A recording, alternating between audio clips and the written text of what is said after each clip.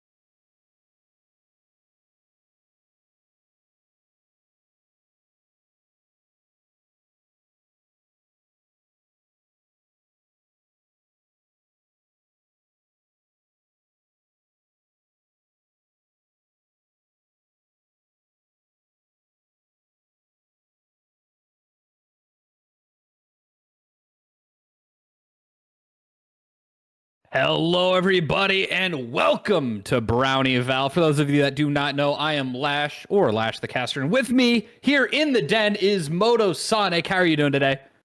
Doing all right. It's been a very hectic day, but it's good to get back onto Brownie Val and cast the semi-finals. Yeah, it's going to be an absolute banger of a match. Once again, it was stated before by our lovely organizer, Browntul, but it is Pink Sheep versus Dinos today.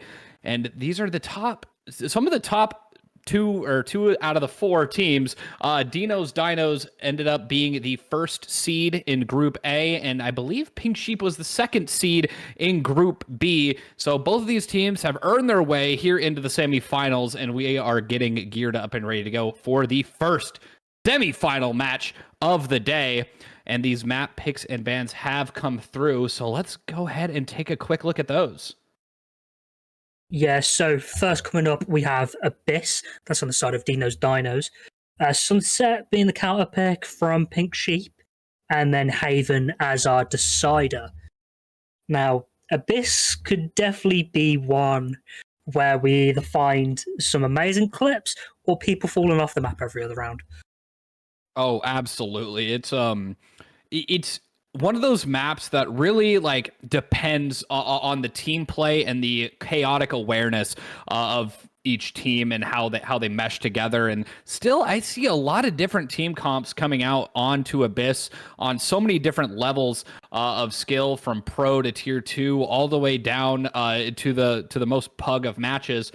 And that's what I love to see on maps like Abyss. It created such an uncertainty and chaos in the community to where there's not that many metas that have really stuck around on Abyss, and things can still switch around.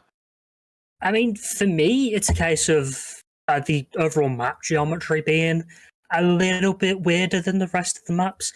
Like, this is the most unique map by far on Valorant. So we're still seeing teams learn like which agents should you absolutely avoid. So like we're probably not going to see a neon, for instance, because there's always that chance of sliding off the map where you really don't want to.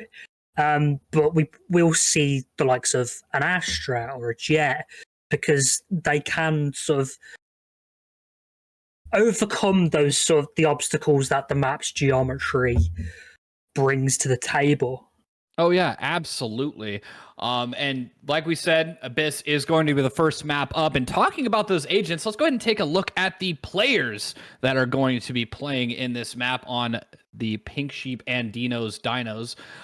We have in the lobby, we've got Wolfrax, Chidori, Jahesh, and sorry, I gotta make sure I get this right. Dino, as well as Dr. Noel heading this up. It is going to be a very, very good match. And for the Pink Sheep, we have Blue, Justin, Mumu, Jay, and JDK. I've seen a decent bit of these players in a couple different tournaments, and they all have very, very unique ways of playing, very unique play styles and ways that they play their individual agents. A lot of them do not play the traditional role of either support or on a duelist, sometimes swapping around and playing different roles on different agents. So it's very, very interesting to see.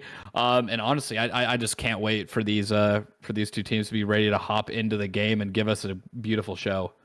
No, I can't wait either. It's going to be an entertaining one. I was in sort of like the vein of not expecting things. We could see the fabled 5 duelist comp. It's unlikely, but we might see it. It'd be fun to see. Oh yeah, but for sure. Sort of the Pink Sheep, Mumu's got that sort of inherent unique advantage of having casted Dinos in this tournament.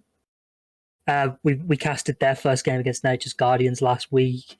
They might have that sort of insight into things that they could provide for Pink Sheep that Dinos might not be able to provide for them.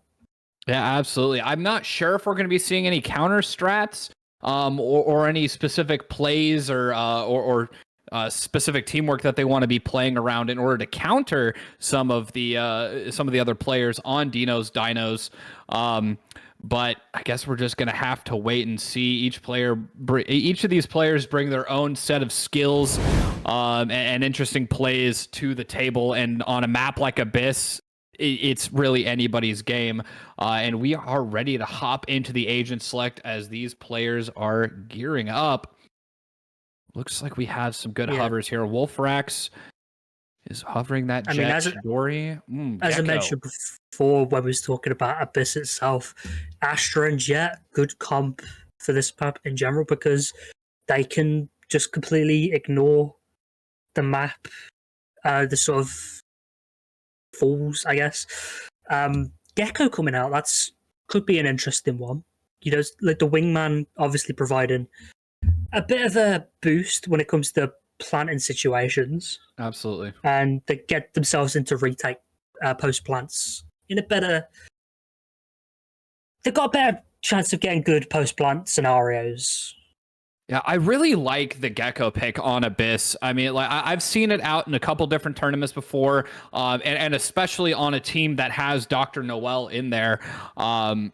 They have this interesting way of being able to work around Gecko because Abyss has those really tough choke points, especially on the B site, where they can break through, throw out wingman, throw down a smoke, get that plant off, and they're able to back up, drop down smokes, and mostly play for spam without that much fear of resistance. And considering that there's the only wall, so to speak, on the side of Pink Sheep is the Cosmic Divide in the hands of Justin. So it's really going to be a tough one if they're going to try and play for retake while Dino's Dinos is playing spam. Yeah, it's going to be interesting to see how they work things. I know Dr. Noel has been an absolute demon on that cipher during this tournament. Like, any time for Impact, Dr. Noel is there. And when they needed the most, that's why Dino's Dinos went 3-0 in that group. The question is the difference of pick with the Sova going to be the one that helps Pink Sheep overcome the 3-0 team and give Dino's Dinos their first defeat in this tournament? I mean, I've seen a lot more of the Sova pick here on Abyss, just because of how wide open a lot of the angles are. But it's kind of a double-edged sword because the wider the angles and the more range and more areas that the dart has visible to ping out players, the more chances that they have of it getting broken immediately and not getting many scans out. But right off the bat, we're seeing Wolfrax and Chidori getting spotted out in mid, and Jay is going to be opening it up very quickly onto Wolfrax, shutting down the duelist for Dino's Dinos. And kind of putting him on the back foot, needing to reassess the situation, try and get an equalizing pick before they can re-engage. It is going to be a tough one. It is just stagnant now here in mid. They need to be working a little bit more of the map and gaining a little bit more information. They know roughly who's on what position there. Good recall smoke there from Dino. It's going to allow for more repositioning and going around back. It looks like A site is going to be the name of the game here on the execute. Dr. Noel heading up the force, spots out Justin in the back, and is just waiting, trying to draw out some of that utility before the rest of the team can go in. And there's the execute going out. And aftershock going out. Justin almost good for 2. Ends up falling. Blue is able to get some, shutting down the push, and Jay follows it up, taking down Noel for their second for the round. And ultimately, the pistol round is going to go to the Pink Sheep. Yeah, really solid work there from Pink Sheep. I feel like the biggest thing there was just figuring out when's the best time to rotate, because Dino's Dinos were really taking their time in finding their spots. And once that execute came in, they'd already allowed enough time for Pink Sheep to rotate, get into the spots necessary to get the kills and prevent any sort of disasters from happening. Oh, and that's why you have to be a little bit more careful. That aggression from Jay is really going to be the end of it. if they're poking out, wanting to take advantage of those closer range fights. With that Sheriff, Jay immediately showing dominance in this match on Jet, having to get that dash away, but ultimately walking away with the player advantage. As the The rest, Sheriff, absolutely beautiful. yeah, as the rest of Dino's Dinos are just trying to work their way up. Aftershock trying to get some value there, and Blue getting spotted out, able to do some damage, but ultimately gets put down by Dr. Noel. Trying to get some more shots in, and Jay's put down to 21 HP before this retake here. Are the better weapons going to give them the advantage that they need in order to get this retake off?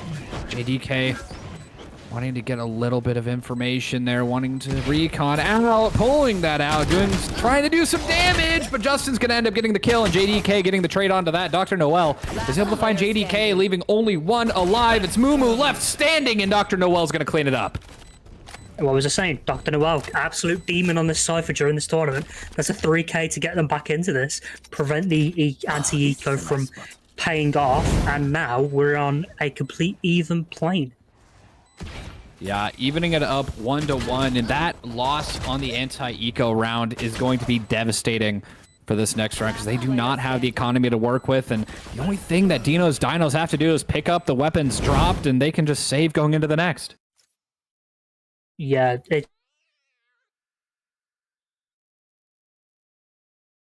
just looking like they've got 4,000 credits to their name. Maybe get a Spectre and some armor. It's not going to be the cleanest of buys from Pink Sheep. Yeah, it's not going to be the best, but JDK does have a Sheriff, and Blue is picking up a Ghost with some light shield. Going to try and do some chip damage. One thing I'm noticing is there's not a lot of shields coming out from Dino's Dinos, so having a little bit low HP is going to be the difference there. Able to get a little bit of those chip damage, and ultimately I think they might have to gamble stack a site and play full retake, because having more pistols on one site, you're able to stop a push right in its tracks, and you got to fight him at a choke point. Does seem like we're having a little bit of a tech pause. Wolves PC seemingly crashing, but we're going to be back into the game shortly. Yeah, these kind of tech issues, they happen. It'll give both teams a little time to reset from the frantic pace of the last round. Yeah, absolutely. Stopping that momentum just a little bit, and it looks like Wolfrax is going to be picking up an Outlaw. It is going to be detrimental to their success this round if they end up rolling with it, but it looks like they're getting the switch out to the Stinger Revealing area right at the end there. Looks like Jay is picking up a Sheriff as well. An absolute demon with those headshots. What are they going to be able to pull out from here? Wolfrax seems to be wanting to go for a fight, pulling the knife out, and it's just too bad luck, lining it up, and Wolfrax is good for 2. Mumu, last one. Yeah. Only one here on site, trying to find something, anything to help him out. Wolfrax is not stopping. It's just W key all the way, finds a third. And Jahesh is able to find Mumu as well. And Wolfrax is just going for more blood, one after another. They've found Justin. They've found the final player. The stun is going to come in. It is going to connect. And now Justin's just stuck in a blender. Epic 3k from Wolfrax. That's exactly what they want to see from one of the team leaders, one of the better players during the group stages. And now it's Dr. Noel, Wolfrax. They're the two players you want with the most impact going into the later rounds of the half. Oh, absolutely. Being able to cycle those ultimates through is going to be absolutely crucial. I mean, Wolfrax being able to cycle through that Blade Storm, basically a free contender to the rifles, and Dr. Noel with the Neural Theft is able to get so much information. Being able to cycle those well is very, very important in these semi-final matches. camera taken out. Looks like we do have an operator getting pulled out here by Jay. How much value is it going to find? Looks like Dino's Dinos are wanting to push up, wanting to find something, and Mumu stands in their way, able to be good for 1, good for 2. On to Jahesh, JDK finding 1 as well, and this light buy might not be the best for their health here, as JDK is able to find a second. On to Dr. Noel, and it's all down to Dino with the Stinger, heavy shield, to try and take some of these weapons away. They need to be targeting that operator and just in the nick of time, but ultimately any kill is good, and JDK is good for 3 for back-to-back flawless rounds there, and Jay holds on to that operator, and the rest of the team holds on to their Vandals. They were just completely unable to remove spot even JDK and Mumu, and that's just provided such a solid B-anchor roles provided for them, and it's, again, complete back and forth game. Good to see the regen shields come out, though, on Mumu. That's always a fan favourite, I guess, from everyone I've spoke to. Regen shields. What's your thoughts on them? Very, very nice, especially going up against rifles. They're able to just regen a little bit of that health after an initial gunfight. Chidori, especially when the team is not willing to double swing into a fight. Like, you could just back off a little bit after a one-on-one engagement, regen shields, and then that just gives you better positioning later on in the round. Absolutely, and Dr. Noel doing what they do best. Just lurking their way up through mid and somehow getting up there completely undetected. And Jay wants to be pushing out, wants to use this operator, and it's just the wrong time. The jump spot is going to be the end of it as the neural theft comes out along with the fault line to try and delay it. And the beautiful shot from Wolfrax is going to be opening up this site and drawing so much attention. So many players are trying to regroup, trying to end the chaos here, and Wolfrax is just going head-to-head with Justin here. Trying to the funniest thing is, it's just Wolfrax on A side. They've executed B. Yeah, holding JDK right there, but is able to find Wolfrax. Taking that down, now down to a 3v4 here in favor of Deenos. Jesh has got such a good one. Here's those footsteps. Is able to be good for 1, not good for 2. JDK is able to find Jahesh's head. Only 30 HP remaining. 2 players alive in a Hunter's Fury in JDK's hands. Is it going to be enough to take this round back? The clock is ticking down. The spike is almost ready to blow. Yeah, smart call to save here, surely. Yeah, smart call to save there. Mumu going to pick up that operator, try and save it for Jay. And maybe try to get an exit frag here onto Dr. Noel. Not going to land the bullets, but JDK is going to end up finding a 3rd. Yeah, JDK good for 3, but not able to get onto the site in time for a retake. They do at least save the op. So there's something they can work with in the next round. But yeah, just Dr. Noel, yet again, I'm not sure how they managed to get through mid so effortlessly, but they've really been the impact player on the side of Dinos in this first map. Yeah, just being able to gain so much map control without the other team even realizing it is just absolutely crucial. Wolfrax is wanting to go full steam ahead into sight here. Everything is smoked off, and Blue just does not know where to put the flash, doesn't know where to put the aftershock, as the entire team of Deenos is on site and ready to engage anybody. And it looks like the classic fallback, smoke it out and play for spam might be the move here for Dinos. I'm not even sure how they approach this site. Wolfrax was not going to have any of it, but Justin shuts that down. They have no vision onto the side. The execute's going to be near impossible. A rough one. Great stars on site. Unbreakable utility there. Wingman coming through. So much is happening. Along with the rolling thunder is going to be delaying so much. Chidori is able to find JDK. So much stunning. So much action. And Dr. Noel is able to be good for 2. Thigh gap. Sorry, Jahesh was able to find Justin and ultimately pushing Jay off a site to find the operator as Chidori and Jahesh end up giving their lives to make that pop off. I admire the call to try at least go for a ninja defuse, but unfortunately not able to pay off as there's just too much utility on the side of Dinos to prevent any such case. And the amount of kills that Dr. Noel provided, Dr. Noel and Jahesh really just stopped them from making that round approachable. Yeah, just this very solid attacking round from the side of Dino's Dinos.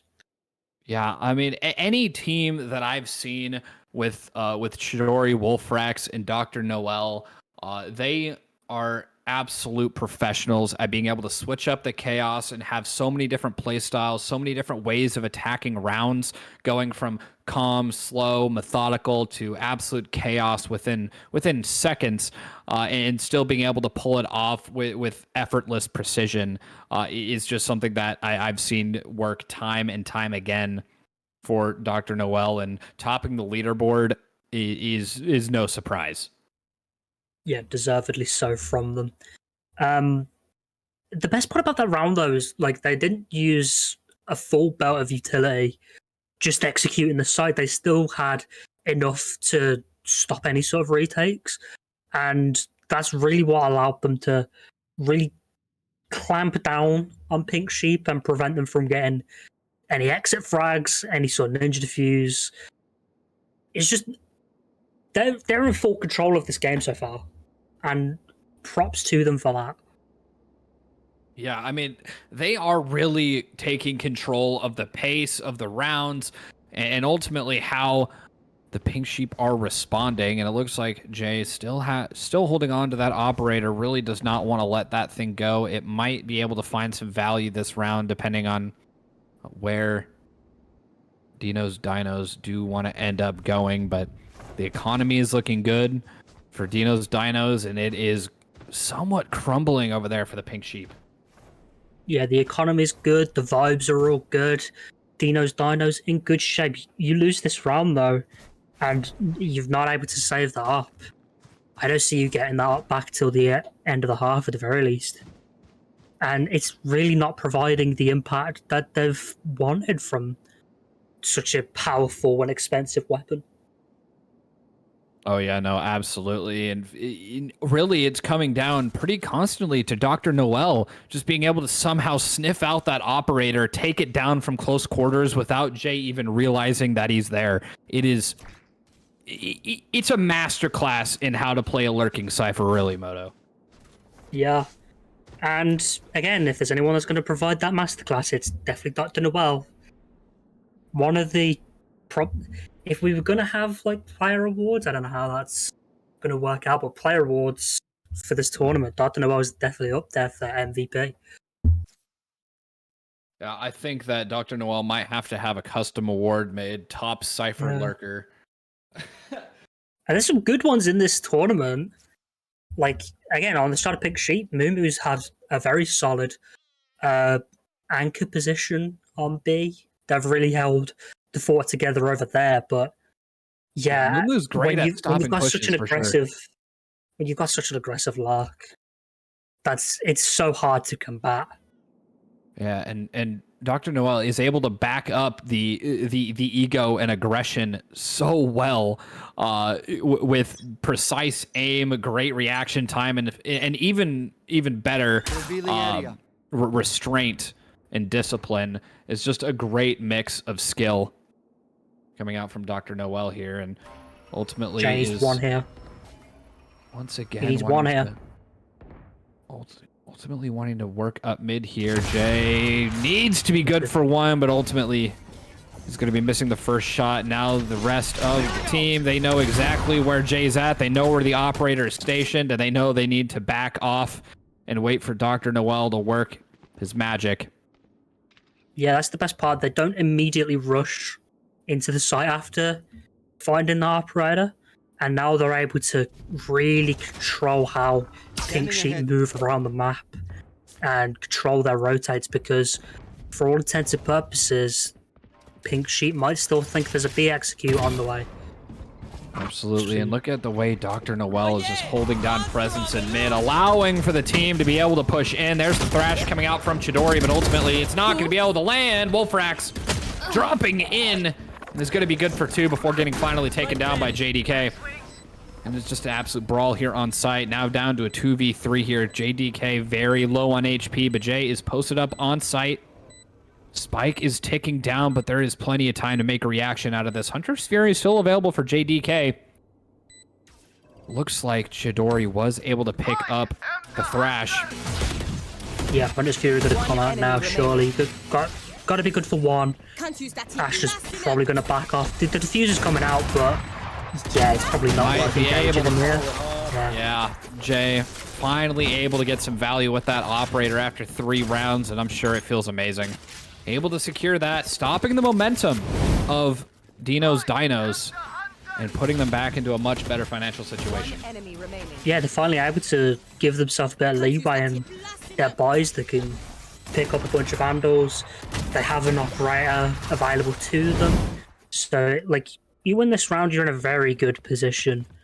And you could even see yourself getting 5 or 6 rounds on the board heading into the half. Absolutely, and looking at the ultimate economy here, the Cosmic Divide for Dino is online, as well as the Blade Storm for Wolfrax, which is popped as a counter, trying to save some of that economy as much as possible, and Noel is just 1 point off that Neural Theft once again. Blue's in a very aggressive position. They're going to cover this mid-luck. I don't think Operator they're going to presence be is too known. aware from it unless they play upper. They're all going to funnel back over to B. Yeah, wait for some something of the smelled utility. fishy to them. They did not want to see what was going on in mid after that aggressive push from Jay with that operator. Wolfrax once again dropping in right off the top as Chidori sending out that wingman, getting that spike plant off. And it's starting to Incredible tick down. read. Yeah, the Cosmic Divide is going to end up falling shortly, but taking out some of those trap wires and taking a lot of the control of the site. Wolfrax only has 2 blades left, is completely stunned out from that Rolling Thunder and is unable to find it. Blue able to get the pick. Find it out. There's so much happening. Is there going to be enough time for them to get the defuse off? Is the ninja going to happen? Jay able to find Jahesh. Are they going to be witnessing? And Noel doing a beautiful job on site. It's just absolute chaos, and it's just down to Chidori and Jay. Jay's got to leave. It looks like Jay's got to leave once again for the operator and is able to walk away with their life. Just about as well. Like, that was a round that surely they should have... You'd have thought with how they managed to retake the site and get the kill onto Jay, like, that should be a round you win there, but nevertheless, Dino's Dinos find a... Good teams find a way to win. No matter what the game, good teams find a way to win. Dino's Dinos found a way to win there in a bad situation. I'm really just impressed with Jay's ability to hold on to this operator for the last 4 rounds without it either changing sides or ending up on the ground at the end of each round. Noel pulling out the signature Guardian, the fallback, the trusty Guardian. Noel. Same positions. Fantastic, yeah. Same Well, he's position, same CT approach. And they find it immediately, Dr. Noel. They knew something was fishy the last round, and they're not going to let the same thing happen again. Good pick with the Guardian. Picked up a great high pen weapon and was able to get great use of it. And now it's just up to the Pink Sheep to scramble and try and fill these gaps in the defense. Look at this rotate coming through. The entirety of Pink Sheep have moved over to B, but it's the complete opposite there. This has been a tactical masterclass. The calling from the side of Dino's Dinos has been top notch. Just impeccable, and they have a complete open site, no utility, no players to stop them, and it's just going to be beautiful. And there goes Dizzy off the side of the map, unable to be used again. But And this is another round where, like, if you want to keep this operator, is it even worth approaching? Because your economy is already a little bit scuffed. You're working with a classic, a Vandal, and an operator, and you're it looks like they made the 5v3. call. Yeah, it looks like they've kind of made the call. They wanted to send JDK in to see if they could do some chip damage or maybe get a pick, and ultimately Wolfrax shuts that down, and Jay and Mumu just choosing to save their rifles. Yeah. This has been a attack inside and it's been the call-in masterclass, because the moment you realize that they've gone with the same lineup, that you've just got complete control of how you want to approach things. And we really need to see more out of Pink Sheep's tactical display because, for all intents and purposes, the firepower's been there. Like they're getting the kills they need to get. It's just it's too late half the time. Yeah, absolutely. And it looks like that timeout coming in just in time for the Pink Sheep. I think this is necessary. I think we might be around maybe 2 a little bit late. But ultimately, they've got 3 on the board. They just need 3 more to tie it up. But this is where they really can't mess up. They really don't want to be going on to the attacking side with a round deficit. I mean, for all intents and purposes, for how this half has gone, even get 1 more round is you'd consider that a little bit of a success because Dino's Niners have kind of had that way with the defending lineups. So you can get 1 more, and you can like make every round expensive. Then, yeah, Pink Sheep may not see this as much of a disaster. Oh, absolutely. And ultimately, Moto, what do you think that they're talking about in this timeout? What do you think they need to change tactically to give them a better chance going into the latter half of the first half? I think it's to stop having Dr. Noel and Wolfrax control the tempo of the game and control where the rotates are happening because they've had complete domain over mid, and that's stopped Pink Sheep from having any sort of healthy rotations.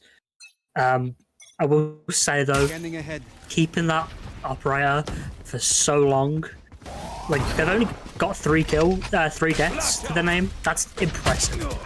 Absolutely, and I think just as you talked about it there, Jay, wanting to get aggressive, wanting to try and control the pace of the game, and Dino getting trade 1 for 1, able to find a second on to Jay. JDK is right there, ready for the picking.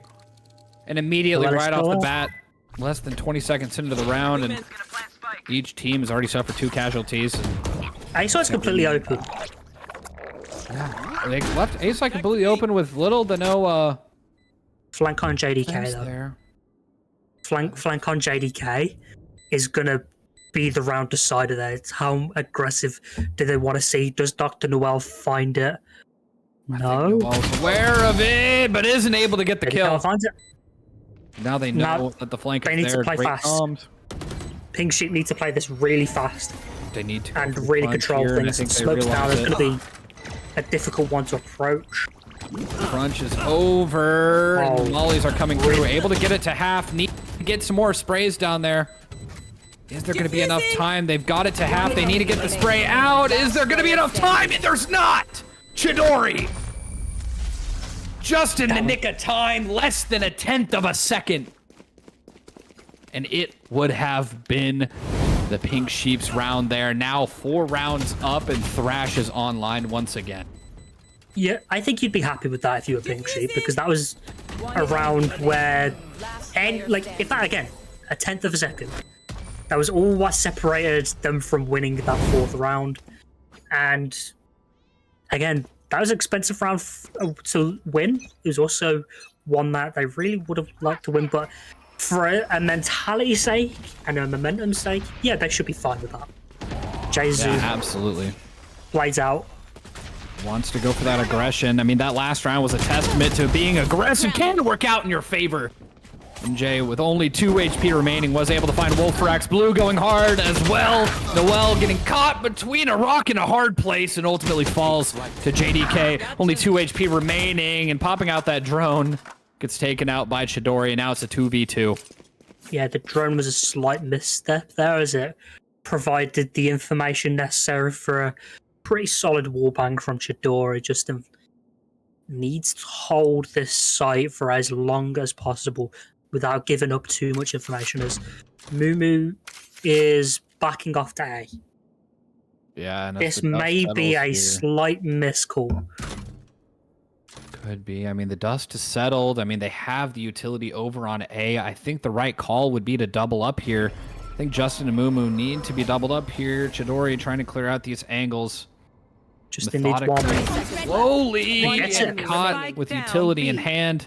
And Justin was able to get the upper hand onto Chidori, taking it down. Now it's just left in the hands of Dino.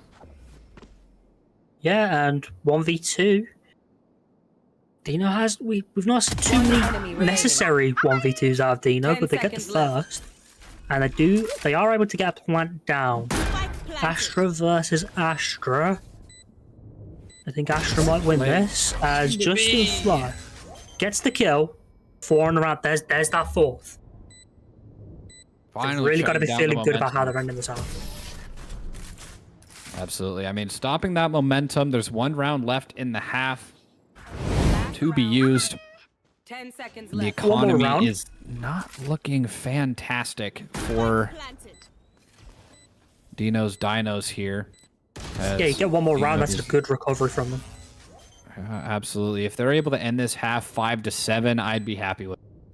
I think they'd be happy with it as well if they're able to end their defending side with 5 rounds on the board, and there's 6 ultimates that can be used this round.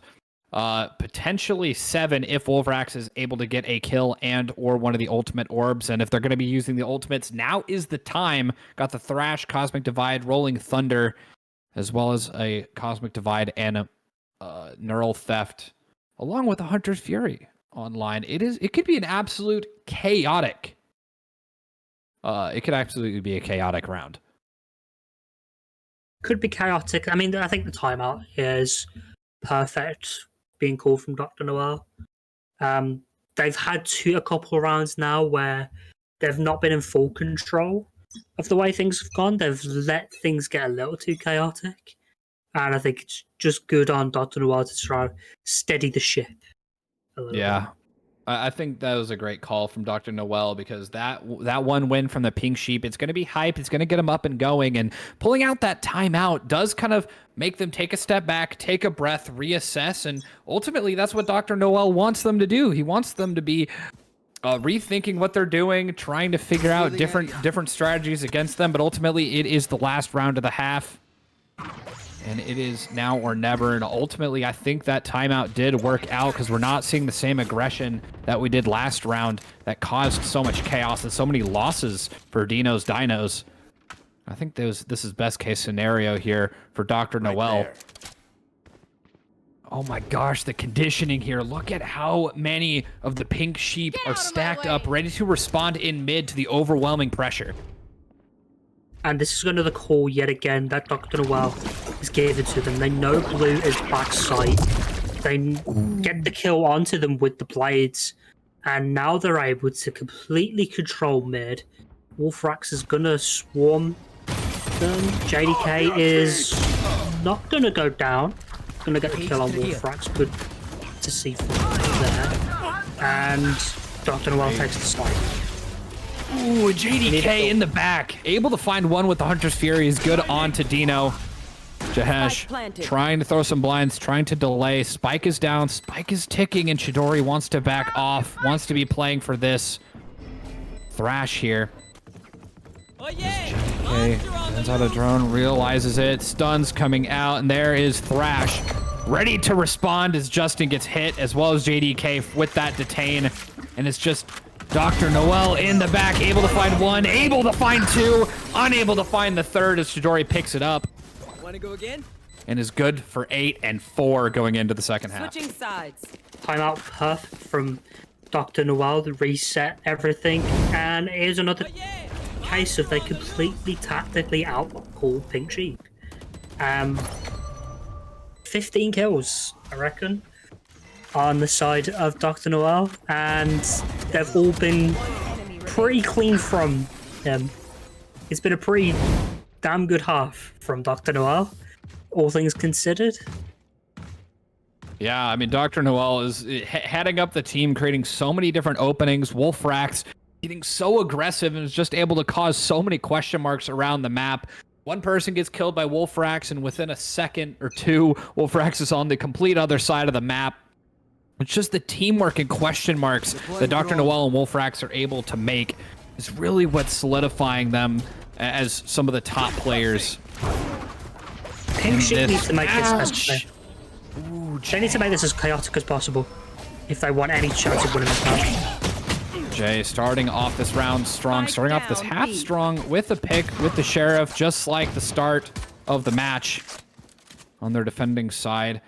Ultimately, that aggression might have been a little bit too much to bear as Dr. Noel and Dino are able to pick it up, leaving only Justin alive to go head-to-head with Dr. Noel and ultimately falls.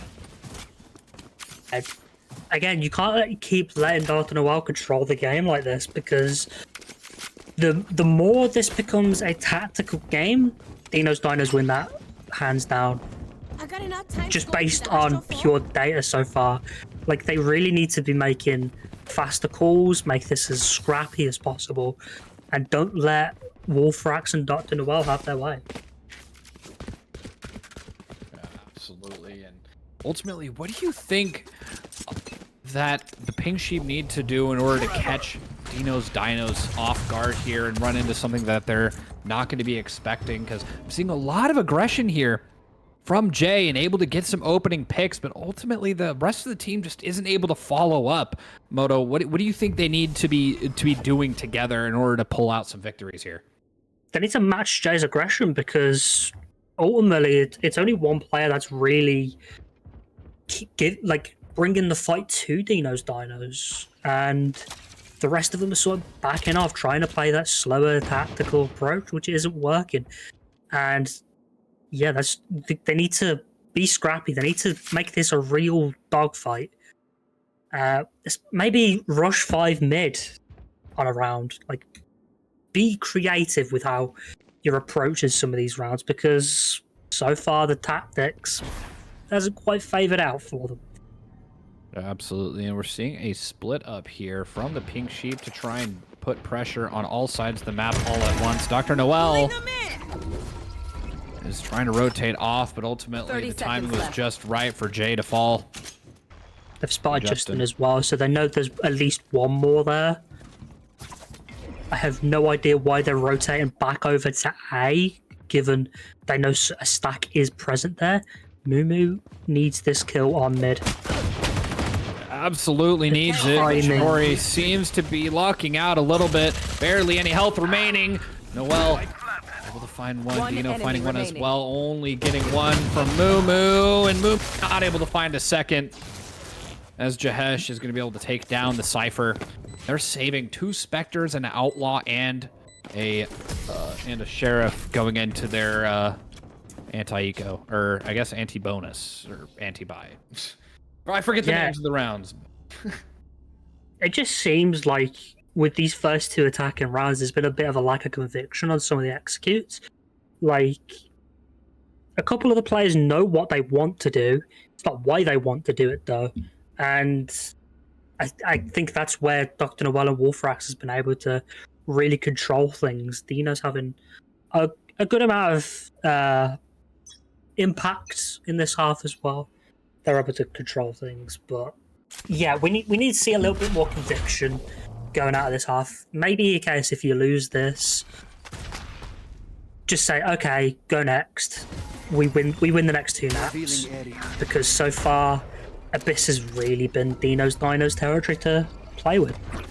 Yeah, absolutely. And I mean, the ability usage, the team chemistry, the rotates are all on point for Dinos. And they are making the full use of it. They're not holding back at all. They're coming out of the gate full force, and Wolfrax trying to go for some no-scope. For some no-scopes there. Ultimately is going to fall in mid, leaving Dr. Noel to hold down mid. The specialty of this Cypher. To try and defend against any pushes here. Justin seems to be calling, saying that they need to be pushing up, and I think the call is going to end up being to end A. Yeah, Justin backs off at kind of the worst moment there, because as the team rotates over, it's given time. Like, if Justin pressures the A site a little bit more, that doesn't allow for such a healthy rotate. Dr. Noel gonna get the kill on Jay, then do get the spike down, but it's quickly a 4v2, and this is a very difficult one to win.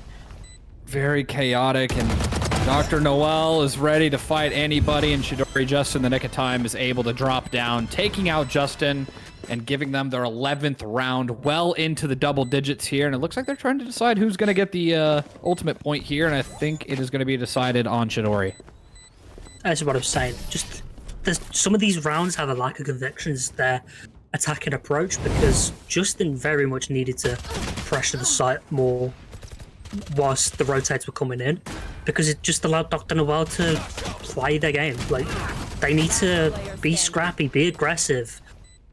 Every team member needs to be doing this, because so far it really is just Jay. Yeah, I'm really not sure what kind of adjustments that need to be made here for the Pink Sheep. I believe their aggression it needs to have a little bit more oomph. They need to be comboing some abilities together, a lot like how Dino's Dinos are, and trying to clear out a lot. It seems like they're just running into complete chaos, and ultimately that is the specialty of Dino's Dinos, and that's what solidified them the top seed in Group A. Just poking and prodding. I like this methodical action here from the Pink Sheep. It's able to take out some utility, back off, and go to work the rest of the map because it creates question marks. Jay has a sniper as well. That could be a valuable tool to have. It is the operator on the side of Wolfrack. So we've got two snipers both sides. Just sees who has the most impact. Dr. Noel, good positioning, but it's how aggressive are they going to push this? Justin's had a real problem with that, and B side is pretty clear. We are seeing calls coming over now. It's, again, whoever gets this first pick really is in good swing for the rest of the round, and it's looking like a B 30 execute seconds left. with only one person on site. It's going to be Wolfrax. Can they hold it off? Dr. Noel gets the first kill, as we've come to expect. Trap comes down, so they're able to get anyone. Spike planted. Trying to get a pick through the Cyber Gauge here. Are they going to be able to find a pick? And they are. Beautiful quick scope onto Moo. Noel following it up onto Justin in mid, and it down to the last two members of the Pink Sheep here. Jahesh trying to get a pick onto Blue is ultimately going to fail. Wolfrax barely missing is going to fall as well. There's the Rolling Thunder coming through. It is going to be an absolute stomp here from Blue holding down the site. 5 HP left Enemy remaining. in the hands of Jay, but Dr. Noel's not giving up just yet. Able to find Jay in the back. Dino trying to wrap around, trying to find the final player, and Dr. Noel's good for 4. Dr. Noel 4K gets them onto map point.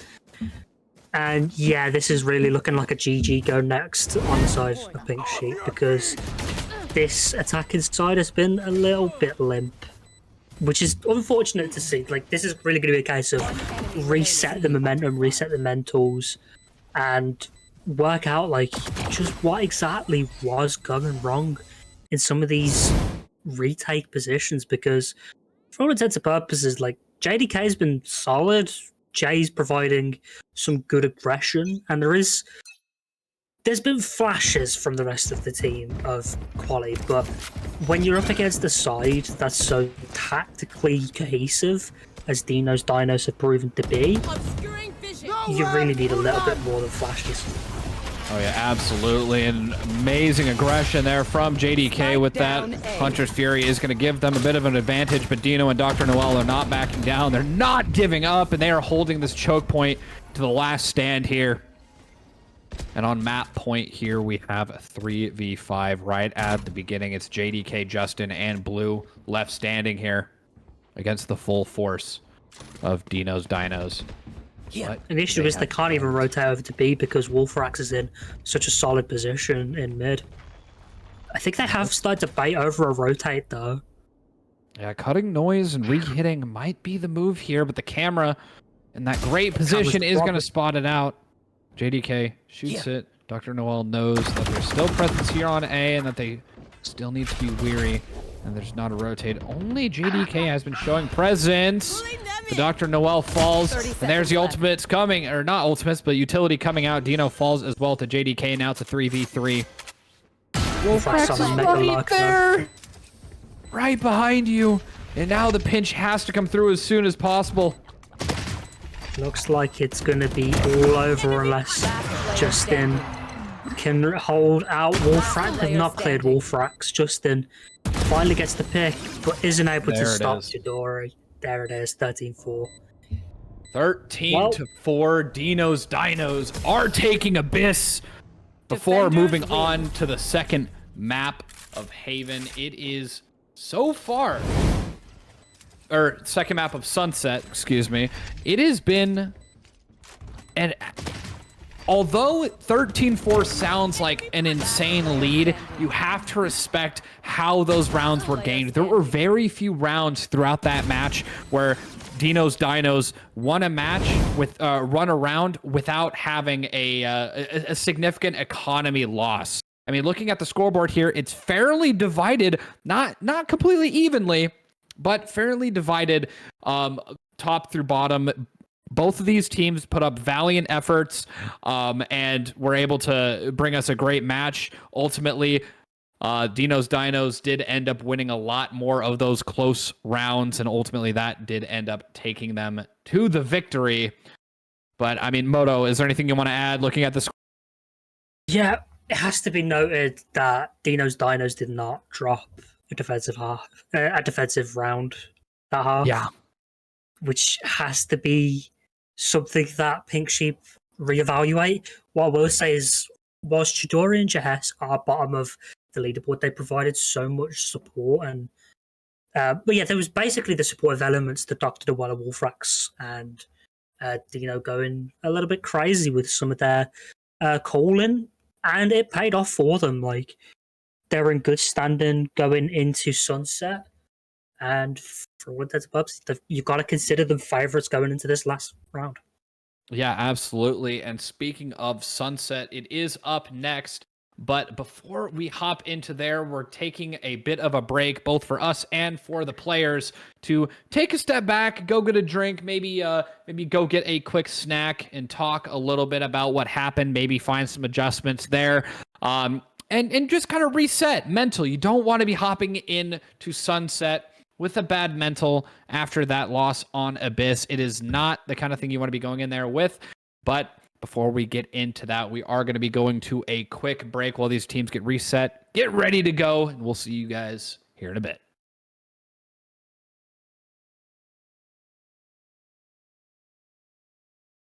We are back. Welcome back to BrowntulStar Impact in support of APAMSA.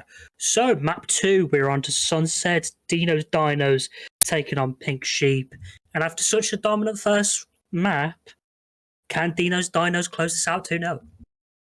Well, only time will tell if that is going to happen with, like you said, such a dominant first map. Ultimately, we are going to be seeing a lot of different plays happening. Ultimately, Sunset is the Pink Sheep's counter pick here for the second map, so they might have a little bit more luck. Dinos picked Ascent, and they showed their absolute dominance on there, winning 9 rounds up on the Pink Sheep. But can the Pink Sheep do the same here on Ascent? I'm not 100% sure. We're only, like I said, only time will tell. But ultimately, what are your opinions on Sunset? I know that there's some metas that have become a little bit more pronounced, and the new, I say new, but semi-new edits to Sunset, particularly on B site, around that area in the center pillars, as well with the change of the area you can plant the spike. How do you think that's going to potentially impact the metas going forward, Moto? It's definitely a map that's a little bit rough around the edges. I know, like, playing it in ranked, not great. But in competitive matches, you definitely see a bit more of a back and forth. What I will say is that Sunset could be a bit of a playground for Cypher and Gecko, and that doesn't bode well given how well Dr. Noel has seemingly turned out today.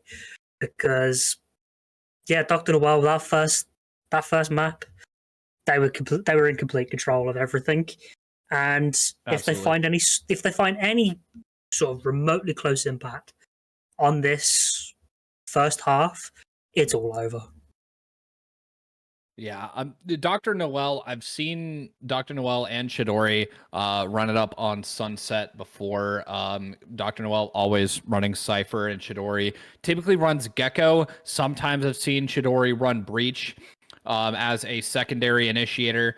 on Sunset, so we might be seeing that kind of action out of them. Wolfrax, I assume, is going to be going for Raze. Again, this is all just me guessing based on past actions. I believe Jay is going to be picking up either Raze or Jet. But I have seen a little bit more of Neon come in, and I think a lot of these Neon players and duelists want to get use of Neon as much as possible before the upcoming nerfs that haven't been confirmed, but have been announced that they're going to be looking at them. There is confirms what they're going to be. The reduce of the slide, and they're raising an ult point. Yeah, absolutely. And I believe they are going to be decreasing the accuracy during the slide as well to mimic running and crouching at the same time, which I think it's a well-needed buff. I think that, or a well-needed nerf. I think that Neon was kind of buffed way above where Neon should have been with the perfect accuracy while sliding, at least for first bullet.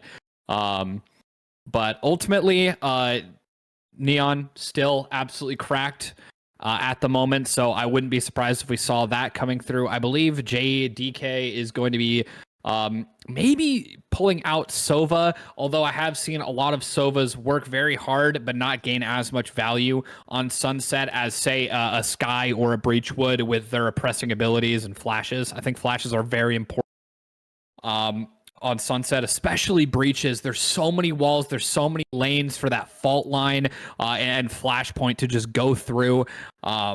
I think it's going to be a toss-up between getting a Sky or a Breach as the main initiator, and probably a Gecko as a secondary, because that wingman, being able to have that default sixth player on the field to get that spike plant down, to get the defuse, it can really be the difference between winning a 1v1 or a 1v2. I really feel like the Gecko's going to be a mandatory pick.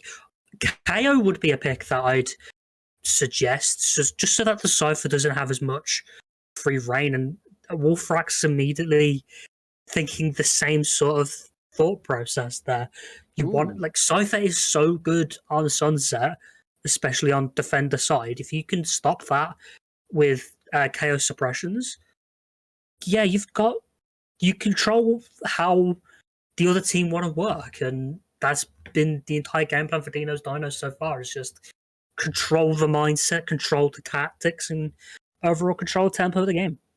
Absolutely. And looking at this pick from Chidori, hovering that Yoru, looks like Dino is going to be picking up that Astra, one of the most versatile controllers on this map, with being able to set up one-ways as well, since the new Omen nerfs that cause the smokes to not be able to one-way near as easily. Wolfrax is going to be picking up KO, and Jahesh is picking up Breach. Beautiful combination there of information and flashes. Having 4 flashes, a concuss, and a suppress in your initiators is going to be absolutely crucial. Blue is picking up Gecko, great pick for information as well as support with that wingman and mosh pit. Jay picking up that Raze. One thing I'm seeing is there is not a traditional dive duelist coming out from Dino's Dinos. Chidori is the only duelist is picking up Yoru. It looks like they went for the full flash team comp there. Moto. Yeah, it looks like it. And again, the insta-locks coming out from Dino and Justin as well. We expected them to be on Astras. It's not necessarily the map you see Astra as much on, but if you know your sightlines with these walls and the smokes, that's going to make the experience very miserable for the opponents, I feel.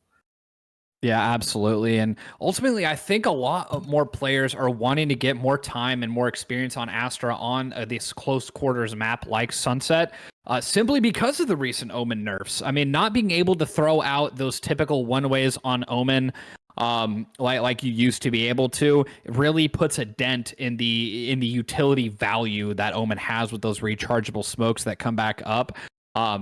And Astra being able to throw down a couple stars and still being able to do those one-ways as well as the recalls, I think has a little bit more value. But there is that weakness of needing to go into that astral form to place down those stars. And ultimately, I think that's what the game changer is going to be for the switch from Omen to Astra. Biggest game changer is going to be a mentality point of things. Like, are they going to let the fact that they didn't, as in pig sheeps, are they going to let the fact that they didn't manage to get an attacking round in the last map affect how they approach the attack on Sunset? Because if they let that get to their heads, Dinos have already won the first round of the game, and that first round of the game being the mentals. If you don't have the mentals on your side, it's so hard to think tactically. At that point, you might as well run down mid with 5 Odins and hope and pray.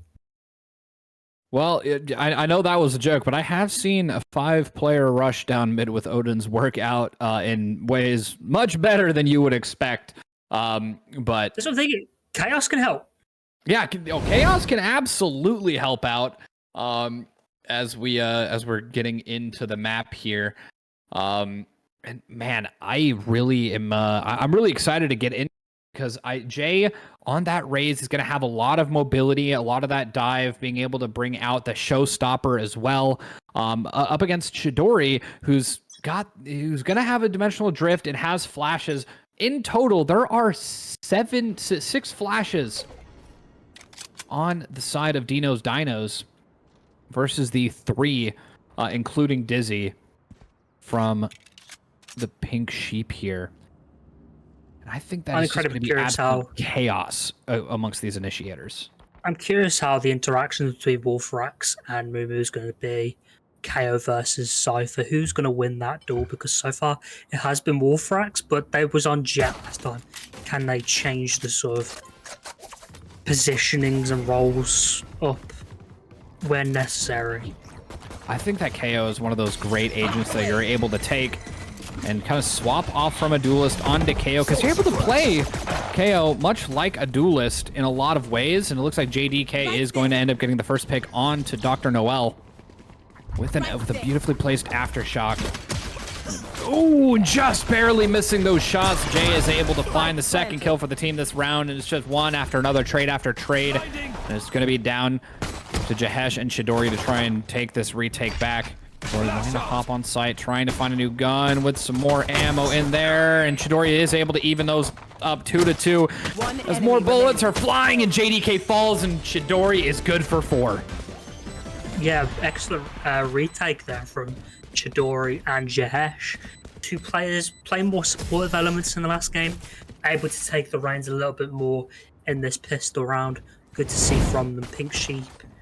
That was a much better sign from them, from an attacking point of things, because they had a clear game plan on how they wanted to approach. It's just, at the end of the day, you can't really stop someone from getting a 4 kill that quickly, I guess. Yeah, ultimately it is coming down to those individual fights. In order to minimize those, you have to make it nigh impossible to take 1v1s and allow the retaking team to take those 1v1s. It all comes down to post plants here for Sunset, because there's so many different angles that can be attacked from. You need to be taking more of those extremities. You cannot just rely on playing spam anymore on very uniquely shaped bomb sites as well, so like you can't necessarily. It's very unique in how like you approach and post plant setups and formations, because of just the way the bomb sites are laid out. Absolutely, and here looks like Pink Sheep are working their way in mid, but ultimately need to be poking and prodding in to the spawn and into the links in order to get value out of that and to cause question marks and rotates to come through to disrupt their defensive holds. Dina's done is more than willing to just wait. Not enough. They're more than willing to wait and try and find a cheap kill. Beautiful gravity well there is pulling Jay away. And Justin is going to end up falling all the same. JDK trying to pick up some trades. Able to find Rex in the back, and Mumu is in their spawn. Are they aware that this might be a possibility? Chidori, Mumu's right behind you. Only a classic though. Trying to wait for the right moment. There it is. The spray is coming through. 26 HP. Gonna get chased down. Is there gonna be enough Spike time? planted.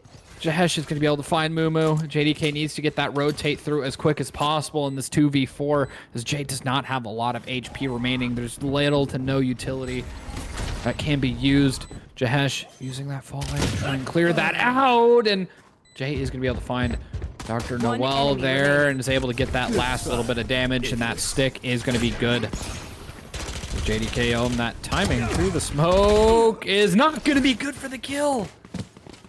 And unfortunately for Mumu there, like, it was just a pure weapon difference. Like, it was such a good plan from them to try and flank through CT Spawn, but at the end of the day, when you're working with just a classic against a anti-eco, not much you can really hope for there, as Dino's done is getting second on the board, yet to lose a defensive round. Yeah, absolutely. And ultimately, the economy now has been bolstered a little bit for the Pink Sheep here. Gate crash coming through. They know that the presence is angling towards A, wanting to pick up those ultimate orbs to try and cycle through that Thrash as quick as possible here. Jahesh is just stuck on site between a rock and a hard place here. Really able to defend so well. The stalling is so great here, but JDK is going to end up getting the pick onto Dr. Noel here. Barely shooting out Dizzy and really slowing down this push. Jahesh! And a textbook execute there, able to combo that utility, and Jay hitting the beautifully, is down to 2 HP, and it's just up to Dino here to try and take some of these guns away. Is going to be good for 133 HP. Wants to try and get more. Wants to try and go for more, but isn't going to be good for another. And Justin, it's down Dino, saving 4 rifles going into the 4th round here, equalizing the guns. It was definitely the cleanest round they've probably played all day, to be perfectly honest. And it was just a bit of a mad rush up through A. They managed to figure out just how much presence was available on the site, used it to their advantage, not overthinking things, crucially. And yeah, that's just very solid work from JDK's team. We see a beautiful 0 point there. Is going to scan out at least 2, maybe 3. Giving away where the push is going to be, and we're already seeing those rotates coming through, and Dr. Null's not going to make the same mistake as last time. Without watching that push through mid, and Jay had a beautiful timing there, along with the boombot, is going to put down Jahesh and putting down a lot of that stalling utility as well. Chidori, Time to jump.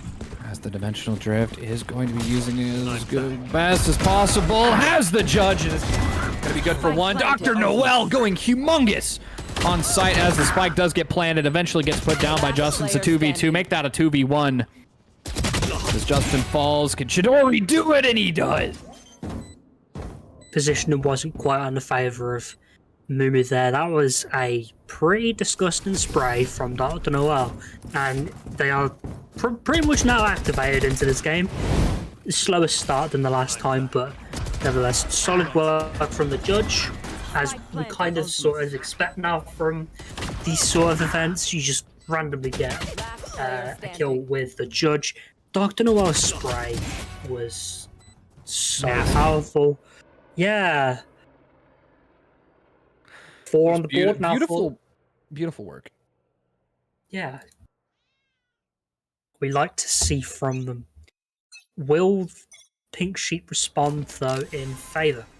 That's the question. They're going back to A yet again. This is aggressive from Jahesh. Wanting to get a little bit of information, perhaps. Has the stinger in hand, so wants to get more into those close range angles. Going to be popping that aftershock, and it's going to be traded in kind. And ultimately has to back off, but they need to be considering that the showstopper, Cosmic Divide, and Thrash are all online there for the Pink Sheep to be used this round to try and get them closer and stop the momentum. Doesn't get baited by the fake as well, and the timing on that teleport. There's that Thrash coming out. It is going to be going out, trying to clear out as much side as possible. And the showstopper is going to be good for one onto Jahesh, but Dr. Noel is in, ready to go. It's going to be good for two with the judge. Immediately switches out for that Vandal. Rolling Thunder coming through as well. Mumu on the back, able to take out Dino. JDK responding in kind, getting a trade of their own. 2v2 now. Chidori and Wolfrax versus JDK and Mumu. Spike is not down. They need to be working their way onto site to try and get this spike down. There's only 25 seconds left. Everything is moving slow. Wolfrax needs to get that rotate in as soon as possible, but the spike is going to go down for Mumu. There's the flash coming in, going to be distracting as Wolfrax is going up. They know exactly where they're going to be. There's one. There's almost the second. Now it's just down to a 1v1 here. 71 HP. Mumu's good for it. I mean, despite the fact that Dr. Noel played that defense like it was a Doom game, Mumu still able to come up with some pretty clutch ankle work at the end of it. And yeah, just impressive work from Pink Sheep. They've, as we was talking about the pre-game, they've not letting the first map woes get to their head. Much closer again. They look much more composed. Maybe it was just first map jitters. It was first map of the day. Yeah, I mean, just getting their warm-up in a little bit, and it seems like they're getting their groove on now. And waiting out that 0 point there, crucial for Mumu to not have that tripwire get broken or get deactivated temporarily. And once again, we're seeing Chidori be going up, inching closer into the spawn of the Pink Sheep. You're going to be noticing that tripwire there is the question. No, they don't, but they gate crash out regardless. Tripwire will go back up. Dr. Noel somehow just spraying directly into blue. I mean, they haven't had the same success going over to the B side as they have A, so maybe just sort of poking and prodding around might cause an over-rotation and allow them to go onto the B side, but it doesn't seem that way so far. Presence detected now. And the KO pick may come in valuable in this round as JDK is in a bit of a tight situation there. Mumu and Yoru just sort of piecing together a little bit of information here and there, trying to see who makes the first misstep. Now we're going to see the flex queue. JDK wanting to inch in, wanting to get that market kill, and is going to be able to find Dino. Mumu getting Jahesh in mid as well. Blue following it up onto Dr. Noel. It's just down to Chidori here with the stinger in hand. What kind of damage can they do against the judge? And it's not going to be a lot. Almost impossible for them to approach that after losing that kill. They did leave a little bit late. It did get a little bit hairy with the timer, but everything else pretty solid work from Pink Sheep. JDK had a strong position in round mid. Just waiting for the misstep, ultimately, and Dino's making a rare error. Absolutely, and going into this next buy phase, I think Dr. Noel and the rest of Dinos are kind of talking. They're saying, okay, we might need to get a little bit aggressive. We might need to be poking and prodding into their area as well. We're staying stagnant. I think they need to be picking up the pace a little bit. They need to start trying to control the pace of the game, much like they did on Abyss. And maybe if they get a little bit more aggressive and they start holding down those chokes and pushing past them, they might have a little bit more success. But they know that Jay has a judge. They don't want to be peeking into those close angles without the proper utility. It's just trading utility back and forth as this round has become stagnant. Worth noting, this is also Pink Sheep's pick as well, so maybe they've been working on strategies last week. Gets the kill. JDK goes down early. Beautiful aftershock there from Jahesh. Mumu is trading out for that Vandal, but gets spotted out by the KO knife. Presence is known, and that is what you want to be seeing if you want the Pink Sheep to win, is poking in, destroying those trap wires, backing up, and just creating a lot of question marks textbook 30 plays seconds here, but there's left. only 30 seconds left in the round. They have to be making a play. They need to make a decision on where they're going to be going, and it looks like Presence is going A. You're hitting a lot of utility there, but Mook was able to find Dr. Well, the stun comes through, and it's Jay. So stunned out, but ultimately doesn't die. There's only 12 seconds left in the round. They need to be pushing up. They need to get this plant off immediately. Jay is going to be good for one onto Jahesh. Spike planted. Chidori trying to get that pick, ran out of ammo, and it looks almost impossible for Dino's Props to Dinos Wingman to as bring well this for the positioning of the bomb. Yeah, Wingman made an amazing choice on that Concealment. positioning. Blue Blue on Dino. Wolfpack are very quiet and they're going to get taken down by Blue Jay there. and yeah, another well, near round. that's Great 3 in a row play. now. Great Pink plays Sheep. there from the Pink Sheep. I mean, going from being able to stomp down and hold down a site with absolute chaos to poking, prodding, methodical, breaking tripwires, trying to get rotates around. That's the kind of adjustments you wanted to see from Pink Sheep. One enemy remaining. They've completely shut down Wolfrax as well. Wolfrax has barely made any sort of impression in this game so far. Bottom of the board 2-7, and only rocking a Sheriff with pretty much no armor, limited util. They do have their ult. That's going to be a key factor to consider. Dino's ult economy pretty decent right now. See a faster B executed looks like.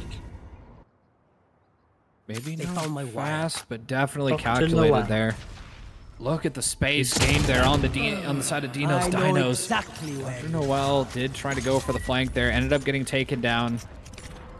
And the rotates are coming through from the Dinos there, trying to go in as quick as possible, able to get that nade off, and it's going to be a good trade for trade there as Jay falls.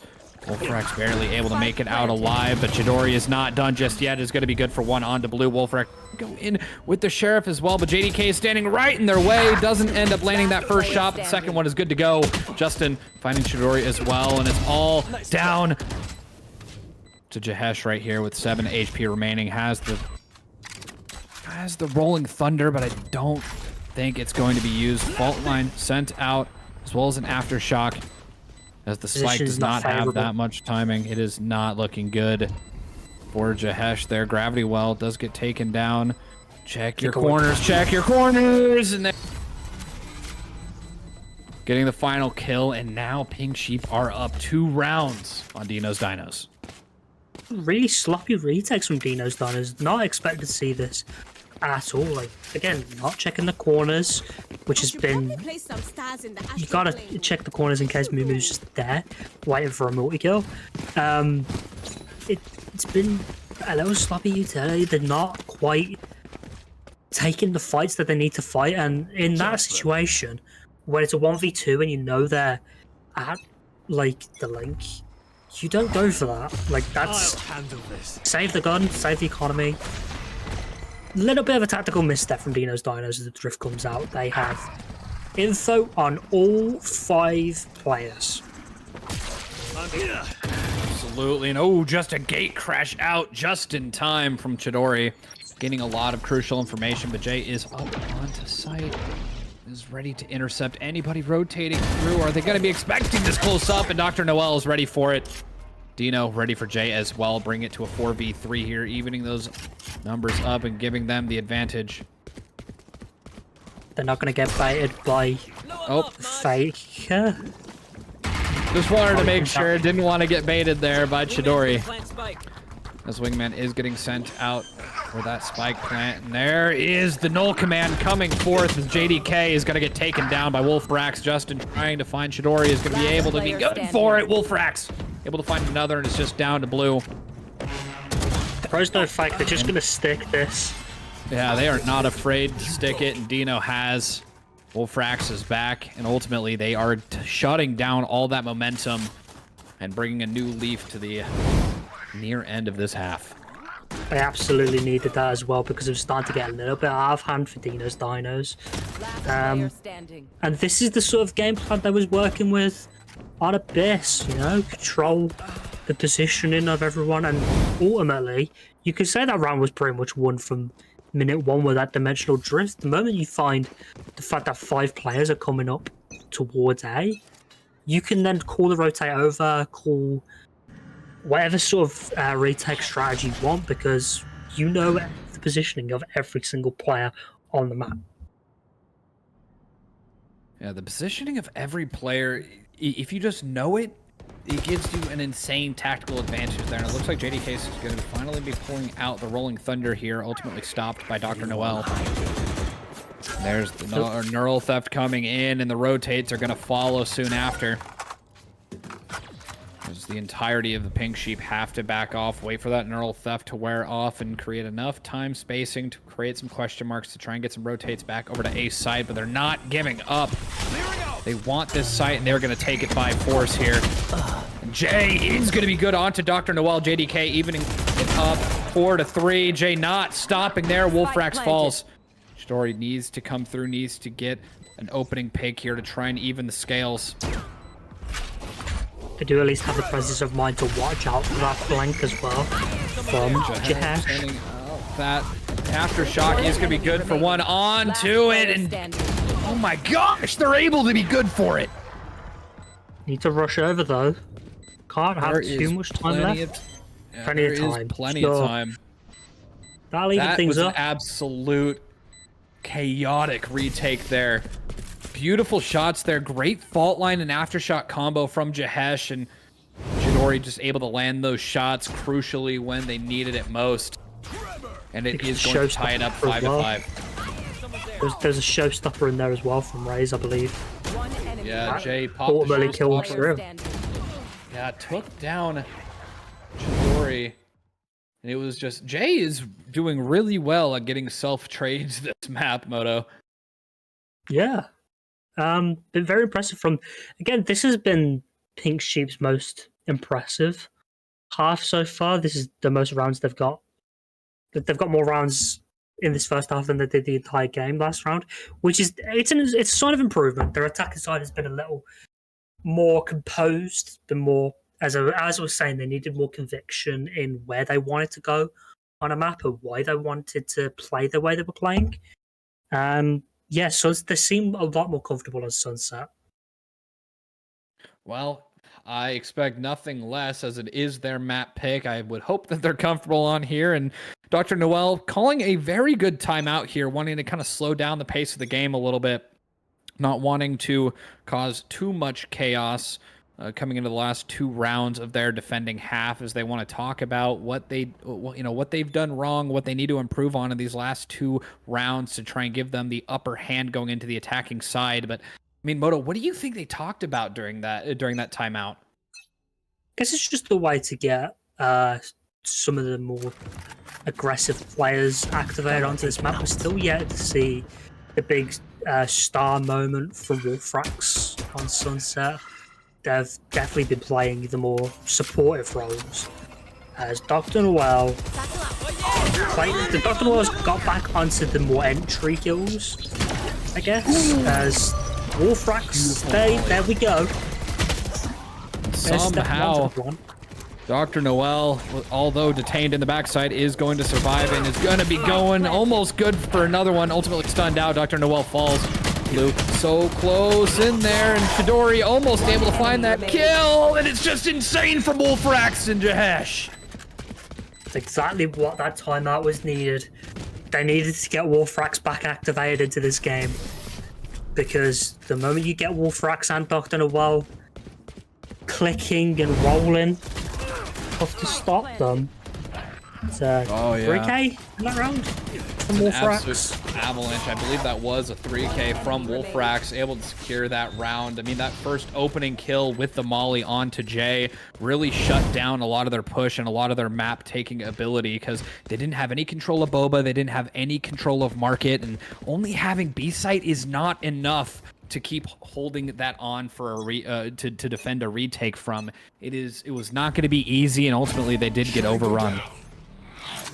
And now you've got to be thinking on the side of Dino's Donors, you get 7th there. That attacking side is looking a lot more fruitful, because they've been very, very solid on the attacking side in this tournament. Yeah, they're on the fly adjustments on their attacking side. Being able to choose and create so many question marks for the defense is absolutely impeccable. And although they're not doing as well on the defense as they did on Abyss on that last map, it does show that they are doing really, really well with comms, communication, and just overall team chemistry, and it is working out in their favor. General mid-round calling's been some of the best we've seen in this entire tournament so far. Wolfrax getting aggressive yet again. They know one's there, so there's a little piece of the puzzle. Can Chidori I think find Chidori a knows. kill on mid?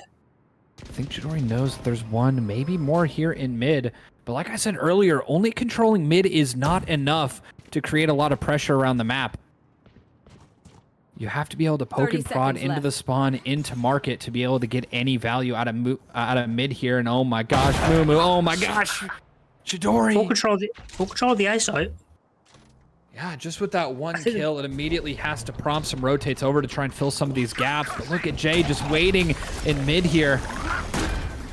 Gonna try and get a rotating pick, but Dr. Noel is ready for it, evening it up 4-4. Cosmic Divide's online, ready to be used for both sides here.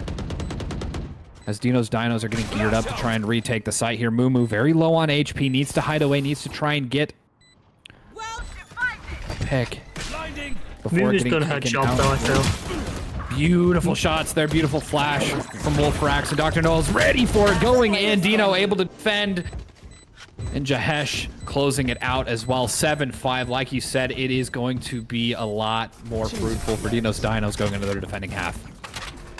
Yeah, Mumu definitely did her job there. There's very good execute onto the A site, getting the early kill.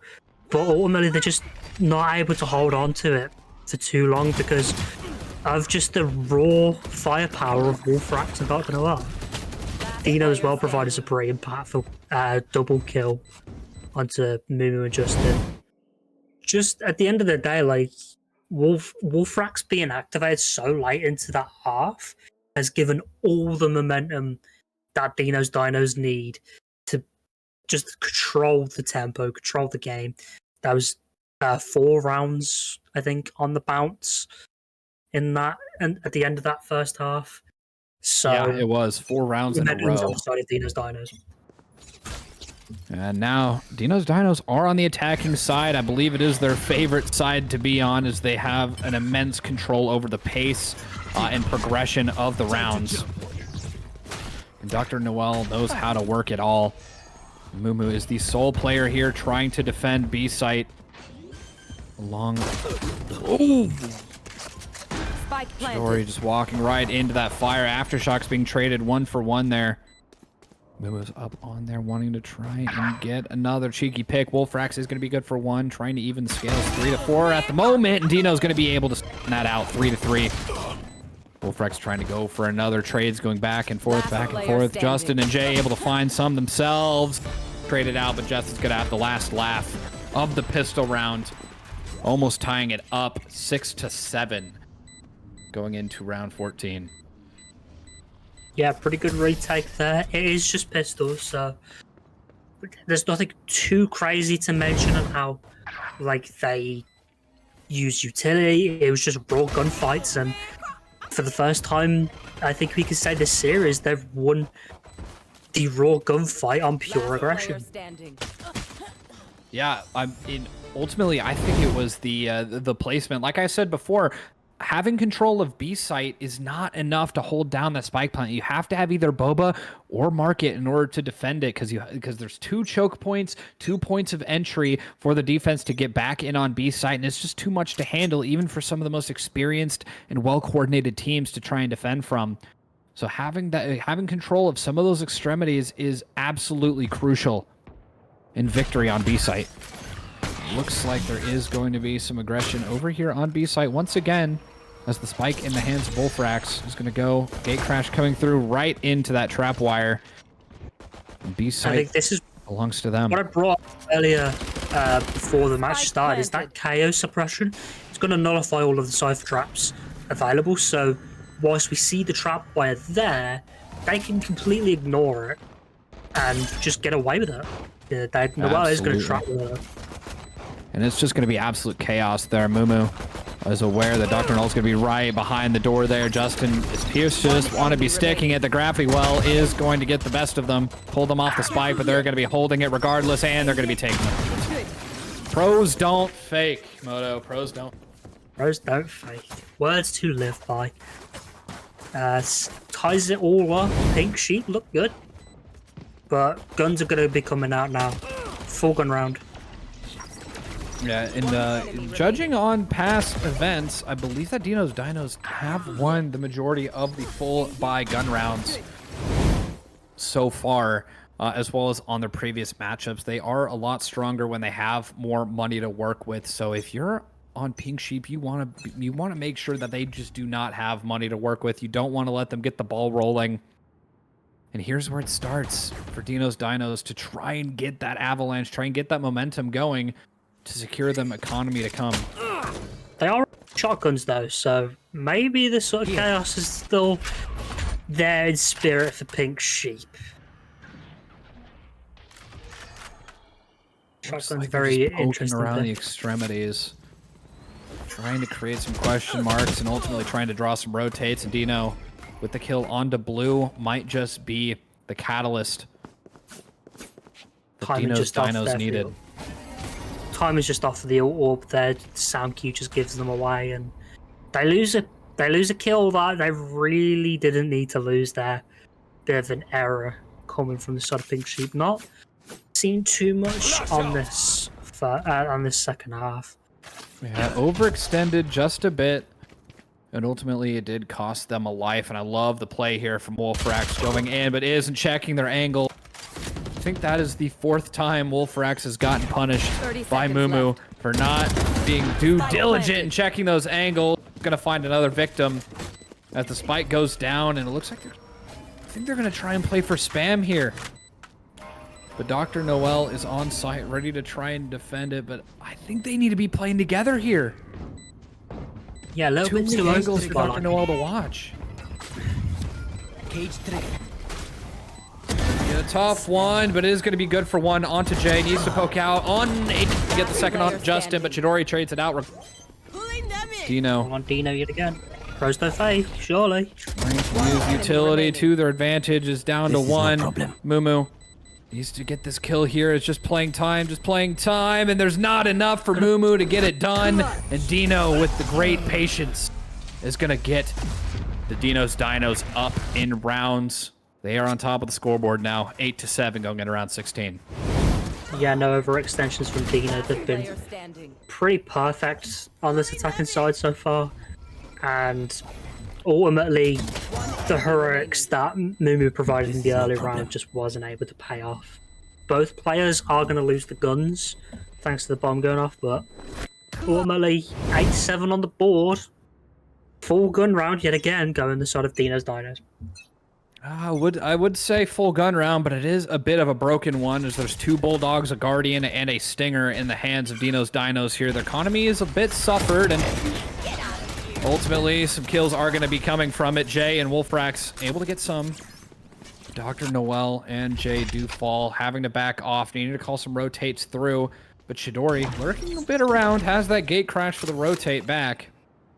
Might want to get a pick on that other side there to try and create some more question marks around the map. Breaking that trip is going to cause a little bit of confusion for the Pink Sheep. How are they going to respond here? Healthy tactical mid rounds from Mumu, not causing any sort of over rotations. You don't want to see them fall into the hands of Jesh, but at the end of the day, they've got to execute this site fast. There's only 39 seconds left to play with, and they're going to be going on to the B side. It's just Mumu, really. And this is a very aggressive angle. They're going to get 1 seconds left. onto Chidori, and that's going to allow them the time to fall back. Spike's going to go down. Giving them a bit of an advantage there. Fault line coming through. It's going to stun out 2 of the players of Dino's Dinos there. Cosmic Divide and Null Command are online to be used. Dinos, should they want it? It looks like the null cannon's gonna come out as Mumu falls. Almost able to find Justin, but ultimately is gonna fall as well. Only 2 players remain that are alive, and Jahesh is gonna be good for Justin trying to go in, and Blue finds the final kill. And Wingman's gonna be running indefinitely into the spike. Team Ace. Thrash and the Cosmic Divide are now online to be used by the Pink Sheep as it's tied up once again. I mean, the moment you know you're a team, as you know, the team comprehension, the team synergy is on point. It's the vibes are back in the Pink Sheep's favor. 8 on the board. There's been a very solid defensive side from them. Oh, absolutely. And I mean, it's been a very solid both sides from both of these teams. It is quite literally just going back and forth, but the economy is not looking good for Dinos here. They're down to just pistols and a stinger to try and pull something out of this round. And ultimately, I think they need to be going for economy damage here, because, I mean, the Pink Sheep, if they lose this round, they are going to be very close to not having much money to work with. I think the best you could hope for really is get the spike down, maybe get 2 or 3 kills here and there.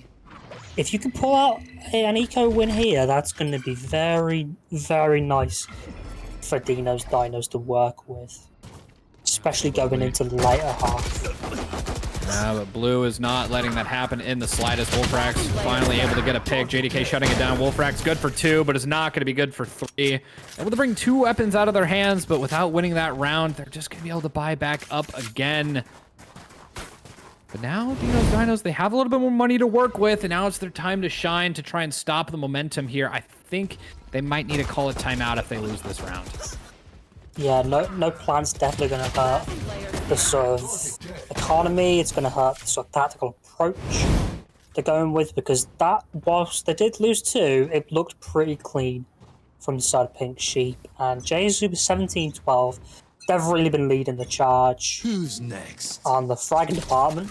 Mumu had a lot of impact on that B side as well. Ooh, just beautiful shot there. I say that, I jinxed them completely. Well, it's called the caster curse for a reason, Moto and Shidori doing what they do best.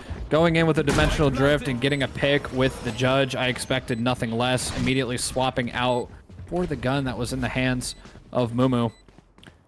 Shidori is right there, ready to make it work, having to get crash out as that headshot did not land, and there's the showstopper coming in to try and get a pick. Not much time left on the rocket fuse, and it's not going to be good for 1. Wingman is on the spike. Wingman's on the spike. They need to get it going, and finally able to shut that down. Shidori trying to eat scales up, and Blue is right there, waiting for someone to come through. And it's just going to be a stick onto the spike. It's just a stick onto the spike. And JDK is good for 4 as the Pink Sheep pry their way into double digits. This is further evidence to prove that you should check your angles, because at no point did they turn around to look at Blue, and that's what allowed Blue to get the 2k on the board and eventually just get the stick, get the defuse. Pink Sheep with 10 now. And they have all the momentum to go forth and carry their way through the end of the game. Very good work from them. Yeah, and I know I sound like I'm stuck on repeat here, but you cannot play for spam on B-side anymore, especially when a Cosmic Divide is on the table for the other team or some kind of wall. I mean, it's just not going to work out in their favor if you don't control Boba or you don't control Market. It looks like a missed stack from the Pink Sheep is going to result in the spike going down near immediately.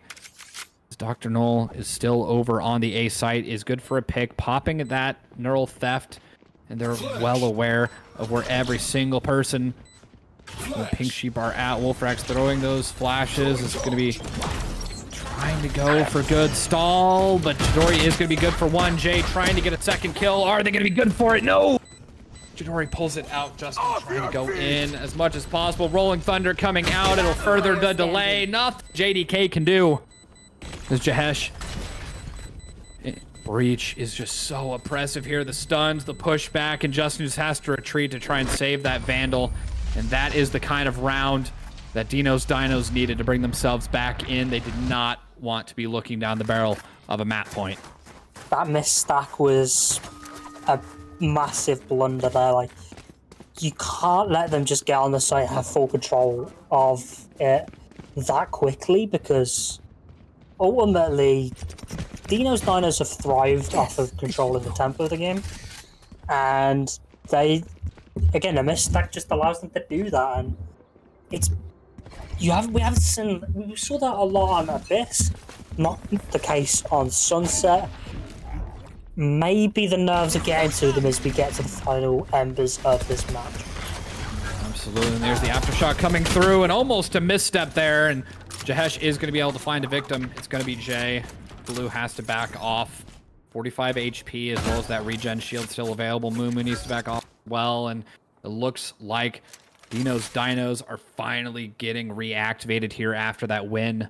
I must wait a moment. On that last round, the confidence is back, but JDK is not wanting them to get a little too comfortable there. And JDK, almost the jump is going to end up falling. Mumu is going to trade that out onto Dr. Noel, though. 3v3 here. You are divided.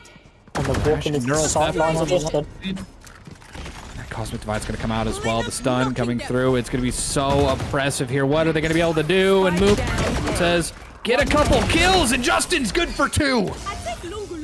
Justin absolutely needed those, at least 1 kill there, just to allow for the defender rotations to come over. And instead of getting the 1, they get the 2. Also get the kill from Mumu as well. Perfect 11th round for Pink She. And you've got to think they can carry this home. We could be seeing a 3rd map on the horizon. Timeout. Yeah, that's absolutely the correct call for a timeout there from Dr. Noel. I'm just wondering, like, what do you think they're talking about, Moto? What do you think they're talking about in this timeout there after the chaos of that last round? I'm not entirely sure, because they've had control of sites, they've had control of mids. I guess it's just a case of don't get too over aggressive in retake scenarios, and don't get, like, start controlling things a little better. Don't let Pink Sheep have their way in terms of post-plant scenarios, because that's really been the killer for Dino's Dyners. They're getting the plants down. They're just not able to control anything after that. Yeah, I think they're losing a little bit of their control over the pace of the game, as the confidence from Pink Sheep is going up quite significantly. And it must be said, like, they might only be on 14 kills, they might be near the lower of the board, but Mumu's had such good impact on this defender side. They're getting the kills where needed. They're allowing for defender rotations and healthy mid-round calling as well from the rest of the team, which wasn't saw on Abyss. This is a completely different Pink Sheep than we saw in that one. Absolutely, and there's a beautiful 0 point coming out, deactivating that Cypher utility for just long enough to get everybody on site and ready to go, and ultimately planted. One as well as Jahesh is trying to stall out, trying to take a little bit more control of Boba in the back here, but Mumu is ready to push back out onto site. Jay following it up as well. Blue wants to try and get that pinch going, but Jahesh doesn't have any of it. And so low health, Jay. It's not going to be good for any spam to come through. Wingman trying to go for that defuse here. They need to be pushing back onto site. They need to be gaining that control once again. Wingman off the spike. Now JDK needs to get that kill, and they're going to be good for it. And Dino putting up valiant effort there as Jay defuses the spike. And Pink Sheep are on to match point. Yeah, map point now for Pink Sheep. Looking like we are going to go to a map 3. And it's been incredibly solid defensive work from the Pink Sheep. Just, they're managing to get the trades when necessary. They've been solid aggression, And enemy remaining. yeah, let's see map 3.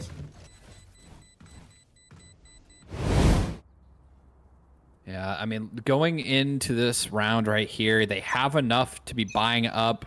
The Deenos have enough to be buying up here for a full buy, but staring down the barrel of a match point is not, it's not the best on the mental. They have to play this perfectly.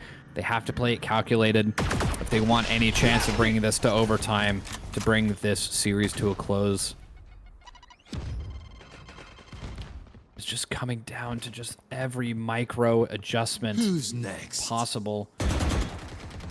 There's the dimensional drift coming back from Chidori there. Wants to go for a blind, has the judge in hand, but Justin's ready for it. Wolfrax able to get the trade. Flashes coming through, and they are going to be getting that plant onto B site, but they need to get these rotates coming in faster. Dino needs to get together with the team, and it looks like they're going to try and play for spam again. And there's the null command coming out as well. It's not enough support from the side of Dino's Dino. Oh, there is not, but a beautiful flash is going to be good for 1, not good for 2 as Justin shuts that down. Dino trying to get one. Wolfrax holding their own. And it's just down to Justin with 23 HP remaining to try and take this map to a close right here and right now. Not a lot of HP, not a lot of bullets. So much spray back and forth, back and forth. It's so uncertain, but Dino's going to save it. Bringing Dino's Dinos to double digits and giving him another chance at success. Dino having a very solid game. I expect they've been one of the few bright spots on the post plant, especially in the link position. But for finally, they find a post plant situation where they can feel a little bit comfortable, and I do kind of feel justified by picking out that KO pick to stop the cipher traps, because it's been paying off for them. As Wolfrax is now 16 and 18, they're back into this game. It is looking a little bit more favorable for Dino's Dinos here, but the economy is so strong for the Pink Sheep, and there's a great 0 point. Needs to be flawless though, because putting out it's that not point. showstopper. There are 4 ultimates online here for the Pink Sheep. The Rolling Thunder, they have the Cosmic Divide, they have the Showstopper, and they have Thrash. 4 very game-changing and round impactful ultimates that can be used to try and take this map to a close. What's important is how they use them, as well as how well Dino's Dinos is going to be able to respond. I think they realize they found one on mid, so they know at least one player's there. It's just a case of how much Dr. Noel going to aggress this. They Peeking out. aren't aware of the Softwood. crossfire. This is a mean crossfire to try and go into, and JDK and Blue are going to find the opening. 5v3, Dino. trap wire. Caught in a trap wire, trying to clear it out. Mumu's ready for it. Is going to be good for 1. And now it's just down to the 2 remaining players, Wolfrax and Jahesh. And Dino's Dinos to try and save this and try and bring them to the 11th round. They have to get the spike down. There's the Rolling Thunder coming through. The delay is going to be good. The Showstopper somehow not finding the kill, but they finish it off with the weapon, and now it's just down to getting the kills, and it's not going to be enough. Too many ultimates, too much utility. And Pink Sheep are going to be taking Sunset 12-10. We will be seeing map 3 of Haven. A very impressive work from Pink Sheep. Didn't let Abyss get to them. Sure, the Showstopper may have missed, but you have the crosshair placement in perfect spot. That was a little bit sort of quieter from Dr. Noel. Only 12 kills there. And finding a little less impact from some of your key players like Dino. Wolfrax took too long to get going in that second map, but nevertheless, you have to give props to JDK for their fragging, to Jay as well, but also to Mumu. They may be bottom of the board, but they found such impact as that supportive element on that B site. Oh, absolutely. And JDK, Jay, and Justin just laying down some heat, all of them dropping 20 or above. And JDK getting 5 first bloods as an initiator and Jay getting 6 as the raise. It's game defining. I mean, being able to have consistent openers. I mean, 11 out of 11. I mean, more than half of the rounds we just watched. 11 out of the 23 rounds were opened in favor of the Pink Sheep, just because of those first bloods alone, not to mention the rest of the team's first bloods. It's absolutely insane. It's absolutely oppressive. And the Dinos, they were able to claw their way to double digits, but weren't able to secure that victory on there. But ultimately, we are going to be seeing a map 3. It's not over just yet. The decider is going to be Haven with, I believe it is going to be the Dinos on the defense of Haven starting out. So we're just going to have to wait and see. But for now, we are going to be rolling into a quick little break before hopping into Haven. So we'll see you all very shortly.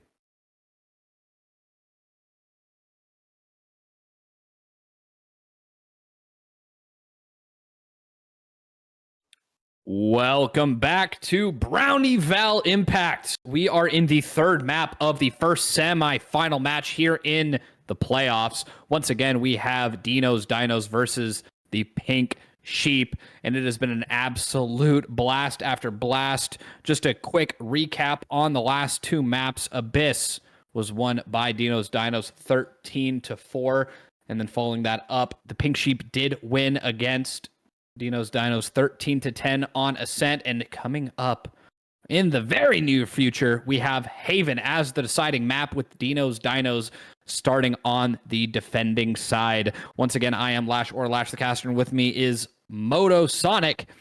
We are getting really ready, and it is going to be real exciting. It is 1-1. This last map really is going to be winner take all, and the winner of this map here on Haven is going to be progressing into the grand finals of Brownie-Val Impact, so you definitely don't want to miss this. Yeah, exciting to see map 3. I'm sure a lot of fans at home, a lot of the players would be wanting as much game time as possible in support of APAMSA after all. Go donate to them using the Tiltify link. But yeah, Haven, it's a map that, again, it's kind of like Ascent, where it's been around forever with very little changes. What we know with changes is that we're expecting agent comps to be a little different this time. No? Yeah, I believe we are a little bit. There's been some talk within the production crews here that Dr. Noel might be hopping on to a different agent than Cypher, as seen from the past tournament, as well as Chidori kind of constantly swapping up what kind of player or what kind of agent they typically like to play depending on each map. So I'm excited to see what kind of team comp they're going to be pulling out and what kind of adjustments. Since Dr. Noel is might be hopping onto a different type of agent who's going to be filling that slot as the Sentinel.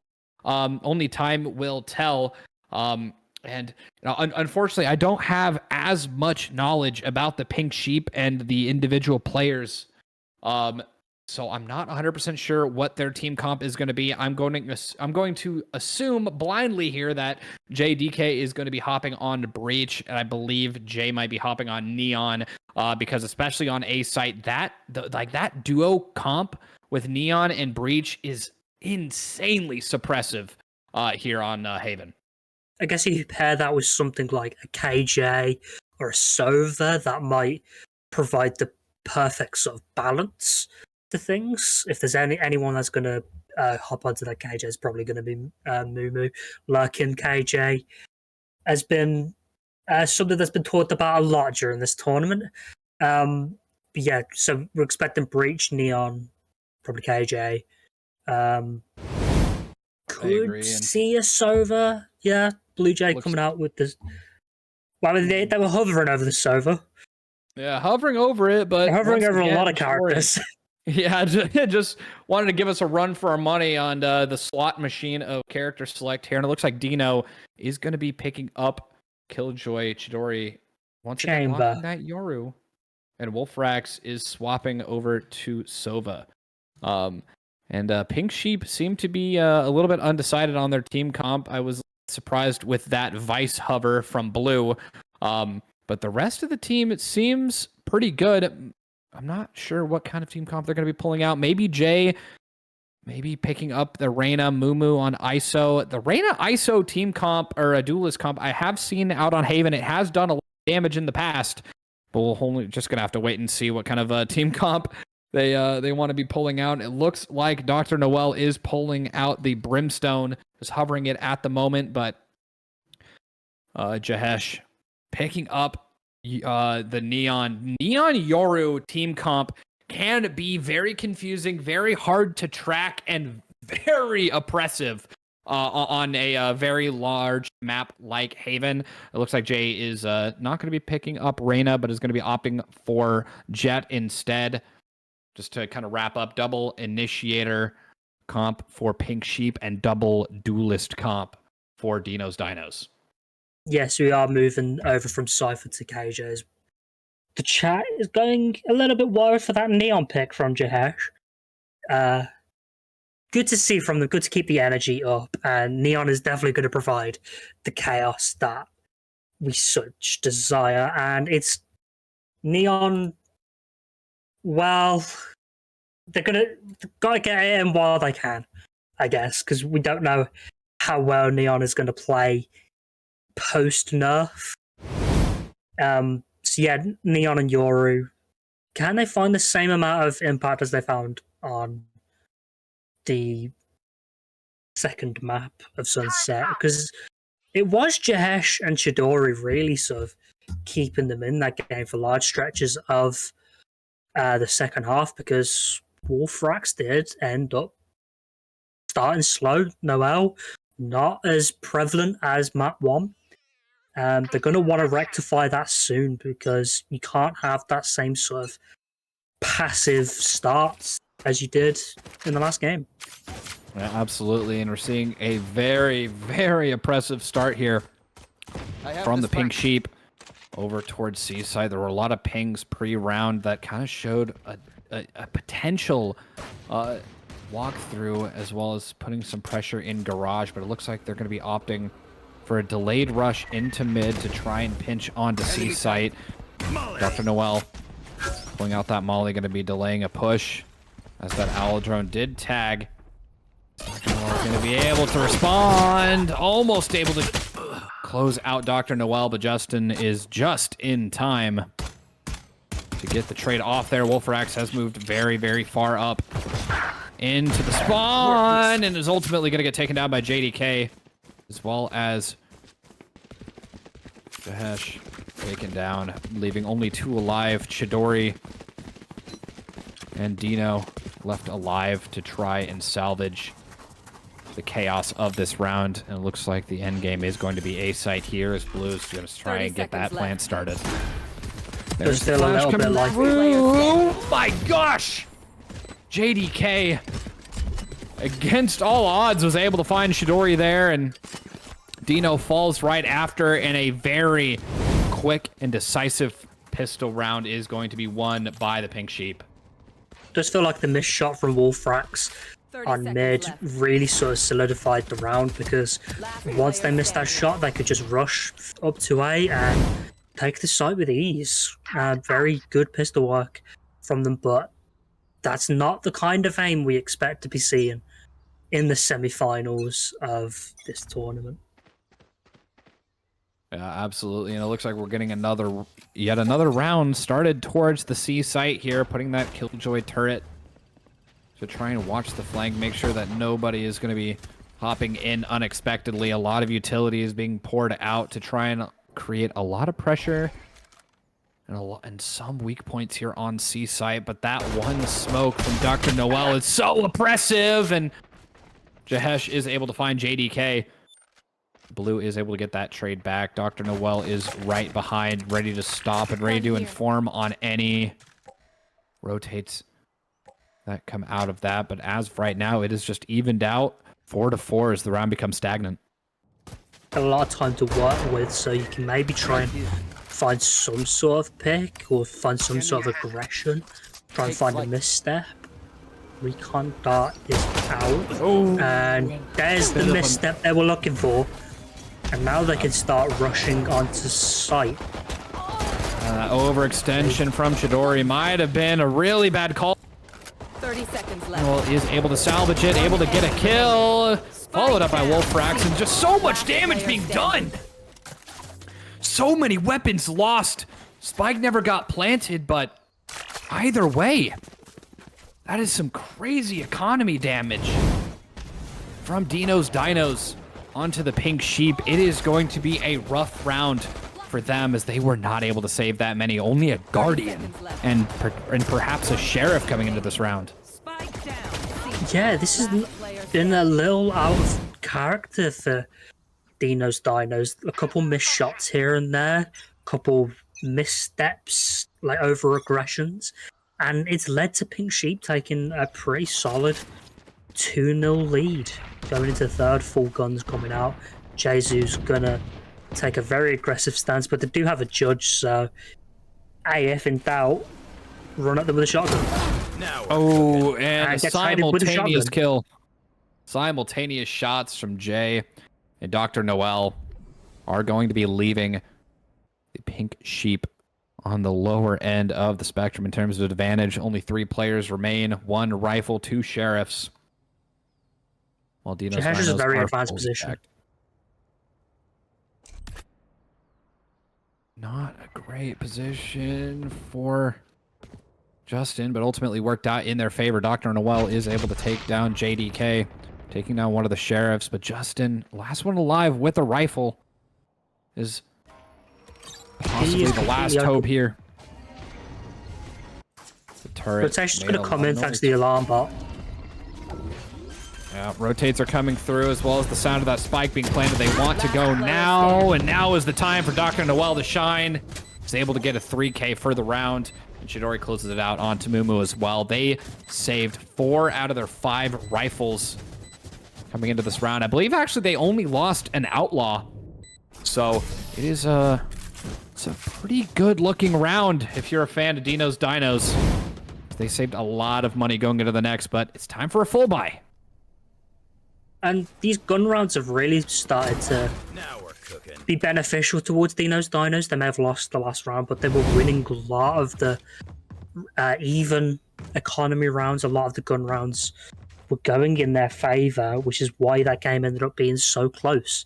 And so, as we get into the meat and potatoes of this first half, could see Dino's Dinos get into it. Dr. Noel starting off hot, 5 kills in 3 rounds. What they were sorely missing from that second map.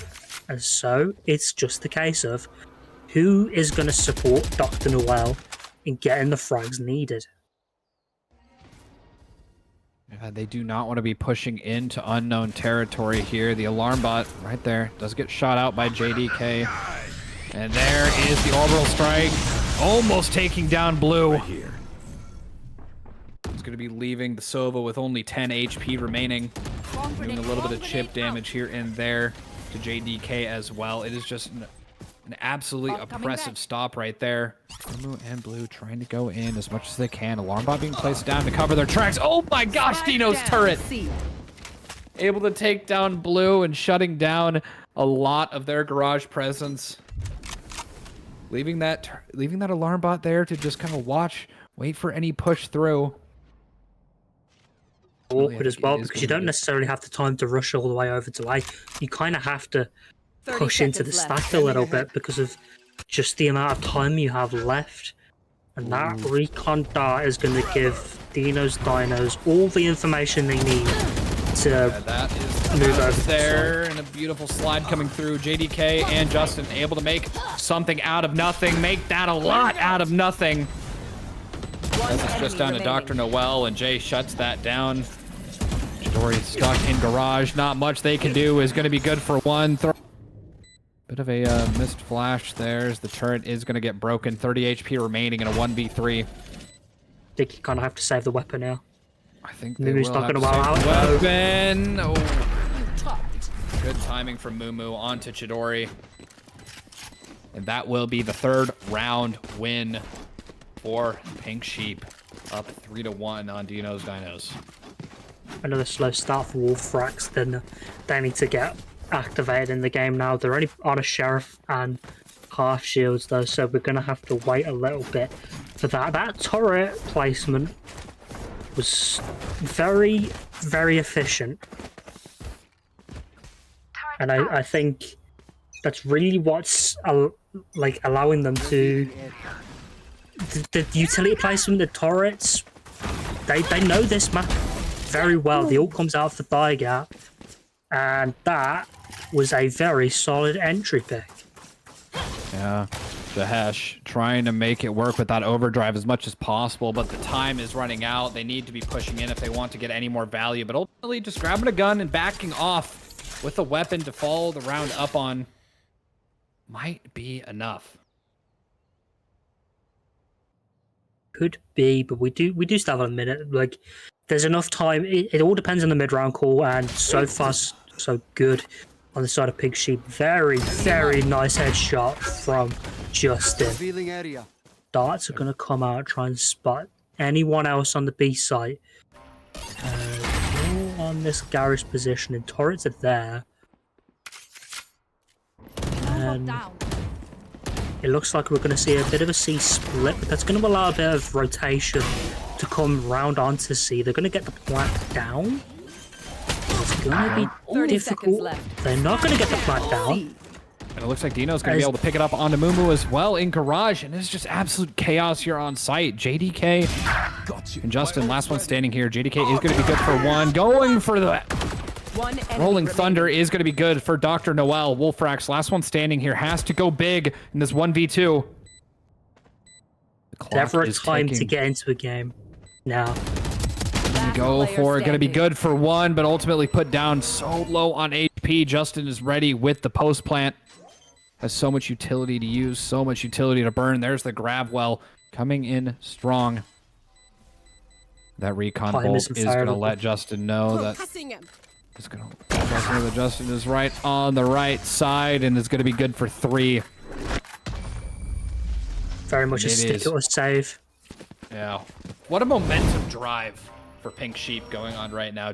Dinos are having such a hard time keeping up with the rotates and just they're just hitting their shots like so well right now, just winning their gunfights, and I think that's really the decider and who's taking right now is being able to win those individual 1v1s. Those individual play styles are ultimately really hard to follow for Dino's Dinos. And it must be said, Justin's really coming alive on the Astra. Pretty much the only character they've played this entire game, and it's coming up clutch for them because topping the leaderboard right now with 8 kills, and they've all been very, very impactful kills. It's not been like multi-frags, it's not been trades, it's been kills that end games. Wolfrax, Hunter's Fury, not finding its mark. Able to delay a bit, but ultimately isn't going to be able to find very much value as Mumu is able to inch up and stab Wolfrax in the back, opening up a lot of question marks around the map as the info gathering is completely taken out for the rest of the round for Dino's Dinos. Going to allow a C push as well, but once the turrets and the alarm bots are there, that really hasn't mattered too much in terms of C executes for Pink Sheep. It's not going to matter too much now. Trying to get some damage off there. 77 HP remaining. There was some chip damage made. There's 1, there's 2, almost 3 made by Jahesh. Quickly cheered out by Jay and Justin, and the timing from JDK is going to be perfect for Chidori. It's just down to Dr. Noel with the judge in hand to try and find some value and try and find some kill there. And I think the noise was made. I think they know exactly where Dr. Noel is, inside a garage. And they're just ready to just stall. try and make their way out. And there's the kills from Dr. Noel, and Jay is going to end up getting the last laugh there. These rounds are getting very close with 1-2 players remaining on both sides, but ultimately Pink Sheep are taking it further. I mean, Dino's Diners are being completely tactically outplayed here. Like, this is baffling to see. Like, from that position when you're in a 1v3 and they know you're there, that's a case of hightail it and run rather than try and push and extend it to, because you know the crossfire's surely going to be there. You know the crossfire's going to eventually just win the round for Pink Sheep. So just try and save that gun, save a bit of economy, and like ultimately that's going to prove disastrous as Jahesh gets domed in the skull. And Dr. Noel is not done just yet. You should run. Taking down Jay and taking down a lot of that space-making ability as the lockdown comes out for Mumu. And is going to create such a pressure point. Looks like Dr. Noel's waiting, ready for it. Is going to be good for 2, good for 3. Spike down Before A. getting detained, trying to pop the ultimate out. Needs to get behind there, but Mumu just barely able to spray through. The box is going to be good for. Line not landing, but Wolfrax is good for the headshot. And that is the kind of win and momentum driving shift that brings Dino's Dinos back into this map. They absolutely needed that 4K. That is the kind of round that you want your star players to be having. And that's the kind of round that sparks momentum. It sparks enthusiasm back into the team. It might even activate some of the players that haven't quite got going on the map. Dino, Chidori, Wolfrax, they're a little bit quiet, but that might be the spark of inspiration that they need. And Jay has the blades, so all gonna be popped now for Pink Sheep. Mumu's right there. That aggression, there we go. Story able to make it happen, and that overdrive is going to get put down by Jay. That was a crucial ultimate. I don't think it was wasted. There was a lot of information gained, but also so much map control was lost at the same time. Still have 2 ultimates online. Dr. Noel does have that orbital strike up once again, as well as a dimensional drift from Chidori. That is so good at getting information, almost like a Sova drone, but faster. And the round has just become stagnant here, Moto. Yeah, it's quieting down a little bit, and it's just been a case of poking and prodding, trying to find any sort of information, find the misstep, and it's JDK trying to find misstep from Dr. Noel, which that's probably not going to happen. 30 seconds you left. can bet your money on that, and check your angles. We learned Common theme of this match, check your angles. Dr. Noel gets a freebie, and Jay does take a lot of damage there, and Blue wants to follow up, wants to try and take some of this map control here. 10 seconds left 10 seconds left. in the round here. They need to get on site. They need to be able to get that plant down, and there's the orbital strike coming through. Is there going to be enough time for them to get it down? I don't think so. Less than a second, and it's not going to happen.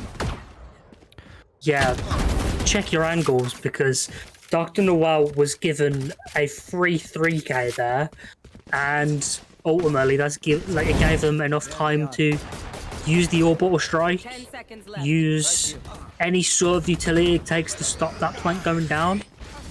Dino's, that's got to be a wasted opportunity there from Pink Sheep to get a 6th round on the board. Yeah, absolutely. He was getting a little bit sloppy. They're getting a little bit more confident. They want to poke and prod, and ultimately, I think that's going to be the downfall of the Pink Sheep going into the next couple of rounds, because their economy, because of their lack of discipline there in those last rounds, just crumbled their economy into complete oblivion there. And Chidori getting so much information, able to gate crash out, and they know that everybody on the Pink Sheep is just sitting in spawn, unsure of where they're going to be going, and most of them just have pistols. A bit of a wonky buy, and they're going up against an operator. They're going against full guns. Can't expect too much of a round win, but if you can make this pricey, if you can make this scrappy, as it's worked before, Pink Sheep might be onto something. Take flight. This position with the judge, it's going to get spotted out by the drone. They're going to get crush away, and now call there. Chidori is to rotate over, Bomb defend grenade out. Killjoy, going to prevent any sort of sealed collection. There's that lockdown coming out. Jay wants to get in behind the action. Chidori trying to slow it down as possible. JDK is going to be able to find Wolfrax, and ultimately Justin is going to get detained inside of that, but 30 seconds Jahesh gets left. taken down by Mumu on the back. So And much just like that, the control. tables have turned into a 2v4 here. Mumu needs to get this kill right there. There's that fault line coming through. Only 5 HP remaining in the Killjoy. Plan's going to come down on A. This is looking like it's unapproachable Spike just planted. because of how much B control they've got. And they're just camped up in CT spawn. This is surely impossible because of this flank There's a flank from as Justin. well. They're gonna get pinched so hard here, and Mumu just needs to back off, needs to try and bide their time because they need to stay alive to apply that pressure. Now Justin's presence has been noted, I think. Not completely, apparently, as Dino falls. And Chidori not long after. That is 6 rounds on the board for Pink Sheep to Dino's Dinos 3. Yeah, very effective work from Pink Sheep. It's a team approach as well. They're waiting for each other's timings, they're waiting for each other's flanks, and we're not seeing the over-aggressions that Dino's Dinos are falling favour to. So, as we see, we're getting to the end of this attacking half. Very impressive attacking half as well, 6 rounds on the board for Pink Sheep when they've kind of struggled a little bit on the attack. Placing sentry. Dino's There's a Dinos, complete shift. yeah, Complete shift of momentum, and I think it's a complete mental shift as well. They're coming off of a pretty good win on Sunset and taking that momentum here and showing it on Haven. Justin picking up an operator. Really wanted to play the long game here on C, but that confidence might have been a little bit too much as they just tried a 5-player rush up on C site and ultimately got halted by a molly and a smoke. Maybe needed to back off, cut noise, create some question marks, and re-hit somewhere else, or maybe even C in garage. trying to force any mistakes using a lot of utility pressure, even bullet spams. But ultimately, Dino's Dinos don't fall for it, and we've got 40 seconds left on the clock. JDK with a pretty nice kill there onto Wolfrax, and now an A site rotation is looking likely. It's only 30 Neon seconds left. to provide any sort of assistance to stop this B, to stop this A split. There's a rolling Stay thunder there. coming. Ooh, it's so powerful, and Dr. Noel does not quite notice Jay in the chaos there as well. Chidori on the back is going to be destroying the spot, but once again, it's just down to Dino and Chidori to try and make something happen out of this 2v4 here. Mumu well aware that Chidori is going to be inching up here into sewers, but how aware is the question? Not quite ready for it, but Jay is going to be able to take down Dino, making it a 1v3, swapping up guns, and is not going to be good for the headshot as Jay picks up a third and secures the 7th round win for the Pink Sheep going in the 11th round. Only 1 round, or only 2 more rounds in this half to try and equalize these points up, and the best that they can hope for is a 5-7 half. I mean, Moto, I think this timeout is a little bit delayed. I think it should have come out a little bit earlier, but what do you think they need to adjust here? They need to. I mean, they're not falling for any sort of pressures early in the rounds. They need better mid-round calling ultimately, because their mid-rounds have been very susceptible to the moment they lose that the first blood. The round feels like it's over because they're flooded onto the site. They're not able to approach a retake in any sort of meaningful way because by the time they're close to the site, the Killjoy utility is there. They've got full information on player locations, and the guns are firing in exactly the way that Pink Sheep want, which is, again, it's unlike the first map, but it's absolutely how they've been wanting to keep that momentum going from that second map win. Oh yeah, absolutely. And starting out here in the double digits of rounds, I mean, there is a clear I mean, there's a clear lead and clear dominance being shown by the pink sheet, but I do believe that Dino's Dinos have the ability and they have the on-the-fly adjustments, especially on those great timeout calls from Dr. Noel, to make magic happen and maybe even bring us into a 7-5 ending half here. And we're immediately seeing Chidori on hyper-aggressive mode here going into mid, waiting for just the smallest peek out to strike. You need someone to match that fragging capabilities of Dr. Noel, because no one really is supporting the kill feed. Jesu gets another first blood. And full control of the A site yet again, so they're going to A split. They do have the sound cue, but the utility is there to prevent any sort of meaningful flank. Yeah, and a beautiful, beautiful gate crash out there by Chidori is going to create a lot of question marks because they heard the alarm bot go off, but they aren't sure where the player could have gone, possibly. And this round feels over again. This round feels over again. Like, they're in such good positions. They've got the mentality there. The utility is still available to them. I don't see a way that Dino's Dinos can approach this retake. It's going to be a rough one, but Chidori is going to be able to take down one of them. But, I mean, once again, we're just down to the dynamic duo here. Chidori and Dino, and ultimately both will fall, leaving 3 alive as we reach the last round of the half. Last round in the half.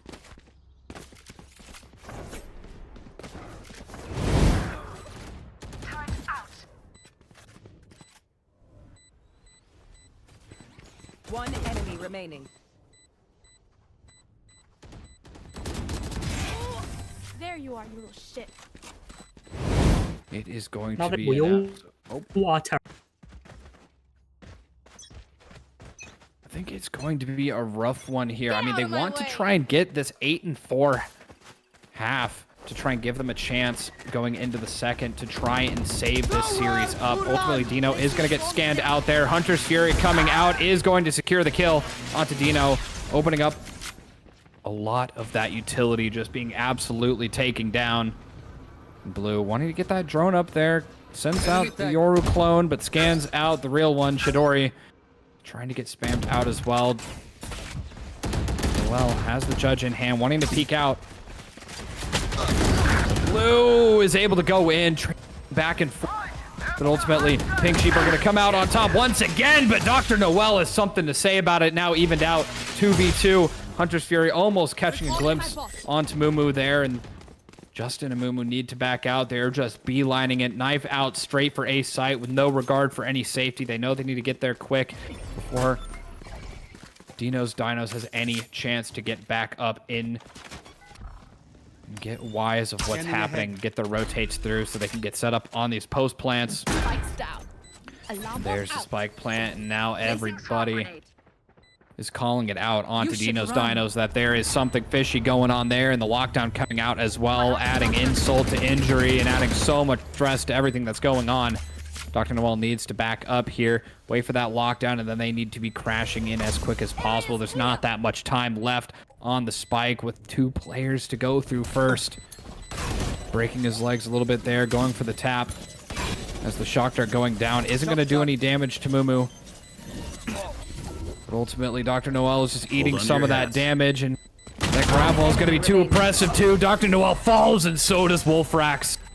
And that is going to be the ending to the first half of Haven. 9-3 in favor of the Pink Sheep. Incredible from Pink Sheep. The turnaround from the early portions of this game is a sight to behold, and this is really what they want to see potentially as they approach grand final status. 9-3. Gotta be careful of the curse. We all know it. But at the end of the day, when you've got your entire team fragging the way they do, and you've got the entire team working in such a cohesive manner, it's hard to deny the chance that they have the chances that they're going to be provided now. Yeah, absolutely. It is. It's going to be a tough one. I mean, the Pink Sheep has such good momentum right now that going to be Almost out. insane mental here to try and overcome that for Deenos, and immediately Jay and JDK are starting out very strong defending this A site. Able to go in as the spike is on the ground, well noted there on long, and just down to the 3 remaining players. The Dinos to try and bring it back, able to trade 1 for 1, but Jay is making it well worth it. Wolfrax, last one standing here, right in the face. JDK and Jay Sue. And Jay is going to end up getting the 3K for the round, securing the double digits for the Pink Sheep. Yeah, they want to close this out pretty quickly now. Only 3 rounds left to go, and winning that pistol, you got to consider that's going to be favorable for them, because all they really need to do is win the conversion, and the game is pretty much theirs. Just because of how strong pistol rounds can be in an MR12 format. Yeah, and especially, like, you do not want to be losing that pistol round. Went down 9-3 at the half, immediately pushing the other team to double digits. Could be the difference between winning and losing, but Jahesh is going to have Chidori's back there, taking down Jay and shutting down a lot of that offensive pressure that comes along with the duelist being taken down. Wanting to move in, going to be upgrading a gun, but they're running right into an anti-eco. JDK has the Bulldog, and that's going to be the end of Chidori. Moo also holding down Garage, very strong against Dino. Now it's a 3v4 as Dr. Noel is trying to inch their way up onto the site. Able to get a kill onto Mumu, shutting down that Killjoy. Right behind, ready to go. It is going to be good for 2. Down, C. Gotta go. Justin has last hit standing, and JDK is going to fight. Job gets a whole lot easier. Justin's really evolved their game in these last 2 maps, because they're providing such good impact on the Astra. Dr. Noel, pretty much the only player on Dinos providing any sort of fight. 11 on the board for Pink Sheep. Spike down. This feels all but over, to be perfectly honest. And I'm is sure so that's impressive. very exciting for them. Yeah, I mean, coming back, I mean, on Abyss, losing 13-4 to winning 13-10 on Sunset, and now you're up 11-3. This is a comeback story if I've ever heard one. Remember, Pink Sheep were the 2nd seed in Group 2, and Dinos were the 1st seed in Group A. They were the underdogs. Blue is taking in a very aggressive stance. It's all going wrong. It is just an absolute battlefield here in mid, and Moon was the last one standing for the Pink Sheep. It was just trade after trade, kill after kill, headshot after headshot. Wolfrax, Chidori, and Jahesh are the last 3 standing in the way of the Pink Sheep. Can isolate her 1v1s though. The round is still doable. It just needs to isolate the 1v1s. Recalling my bot. Ultimately, I do believe that Mumu is at a disadvantage here, as that gate crash is going through, might be able to cause a pinch as well. Ultimately, hearing that, the gate crash comes through. Not sure if Mumu heard it, but is in the back and is going to get taken down by Chidori. That is the 4th round on the board for Dino's Dinos, and giving them another glimpse at some light and maybe gaining some momentum to try and bring this map back into their favor. And there's that first sort of sloppiness that you saw from Pink Sheep, because they happily rushed down B garages, and it didn't pay off for them. They lost 3 to 4 players too early on in that round, and gave Mumu an almost impossible task. Definitely a rough one for sure, but they have some money to back it up. Jay picking up an Outlaw. It's going to be very vulnerable against Dr. Noel as well as Wolfrax with that, just those regen shields. But anybody else should be safe for at least a single shot. Looks like Mumu was getting pretty good damage there through the wall in Garage, which may prove invaluable in the latter half of this round, because it applied so much pressure. Now there's so many question marks. Are they pushed up into Garage? Have they backed up? Have they cut noise and rotated out? They're not 100% sure here. And they need to be playing it very safe, so that Owl Drone doesn't spot anybody in mid, so they're still very weary about Garage. Look at the question marks and look at all that's happening. There's the Seaside Rush coming through, and Jay unable to find it onto Chidori, but takes down Dr. Noel. Chidori's able to be good for 2, make that good for 3 with a great spray transfer there. As the spike will go down, Wolfrax able to get that plant off Blue. Able to find Jahesh, but it's now a 2v3 retake. Blue has not a lot of health to work with here, only 30 remaining. Alarm bot broken. DK was able to shut down a lot of the presence onto site here. Wolfrax with the wraparound might be able to make all the difference here. There's nobody tapped onto site, and there it is. Dino able to find Blue. Can they find Wolfrax in there? They do, but ultimately they need to be pushing up. They need to get that spike diffused. There's not a lot of time left remaining. You gotta go for the defuse. You gotta go for the defuse here. I'm not sure there's gonna be enough time, and I don't think there is. They're going for the save, but I don't know if they're gonna be out in time. No, they are not. And once again, Dino's Dinos have another chance at victory. Yeah, they're holding on for dear life. Their tournament lives on the line, and it's good to see that there is still a spark there, because Chidori used a lot of utility to get them onto the site, and it all paid off in the end as they pick up a 5th. We just need to see if they can keep this up, because money is still not entirely great. They are working against an anti-eco. They're working against an eco round, but things can get a little sloppy sometimes. And Chidori with the shotgun. Yeah, Chidori with a shotgun, not unexpected, and it's an absolute classic there, but ultimately is pinched in Garage, needs to make a decision on where they can go and where they can thrive. Jay is able to get a trade off to try and equalize these numbers, but Wolfrax is not having any of it. Mumu is doubled up here with Blue. Just on the Sheriff with a big. They've got good position in Garage. Dr. Noel does have that orbital strike ready to go to try and delay this plant. Not sure if it's going to be used here on the pistol round. It looks like it will be. And there's the Molly coming through as well to try and delay anything and everything. And it looks like Jahesh is not going to be good for that slide kill, but Wolfrax is going to be good for 2. Last one left alive, it's Blue. Doesn't have enough time, and Wolfrax is good for 4. And it's just time after time hanging on. One round at a time, and that's 3 in a row for Dino's Dinos, keeping Pink Sheep away from that ever so close map at series point. Just when you need him the most, Wolfrax comes up to 4K.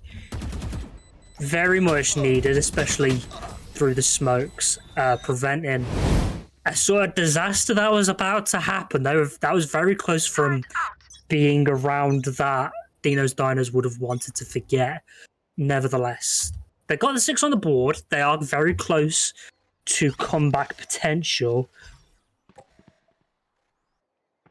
If I'm Pink Sheep here, I'm calling a timeout just to reset the momentum, reset the mentality, because something's clearly gone wrong as Chidori gets yet another first blood. And then immediately Gate crashing out. An absolute Yoru demon in the hands of Chidori. It creates so many question marks, and all of that Killjoy utility is now taken down. They have to commit so much more attention over to C-Site. And look how many rotates it drew around. And now having to backtrack, second guessing. Maybe it was just an opener from Chidori to mislead everything. As well. Yeah, they've faked over to A. They go rushing C now. And the clone over there on A might draw some attention as well. I'm unsure of the complete scenario there, but Spike does get killed there. Blue able to take down Dr. Noel as well as Wolfrax, but Chidori in the back taking down the Hunter's Fury.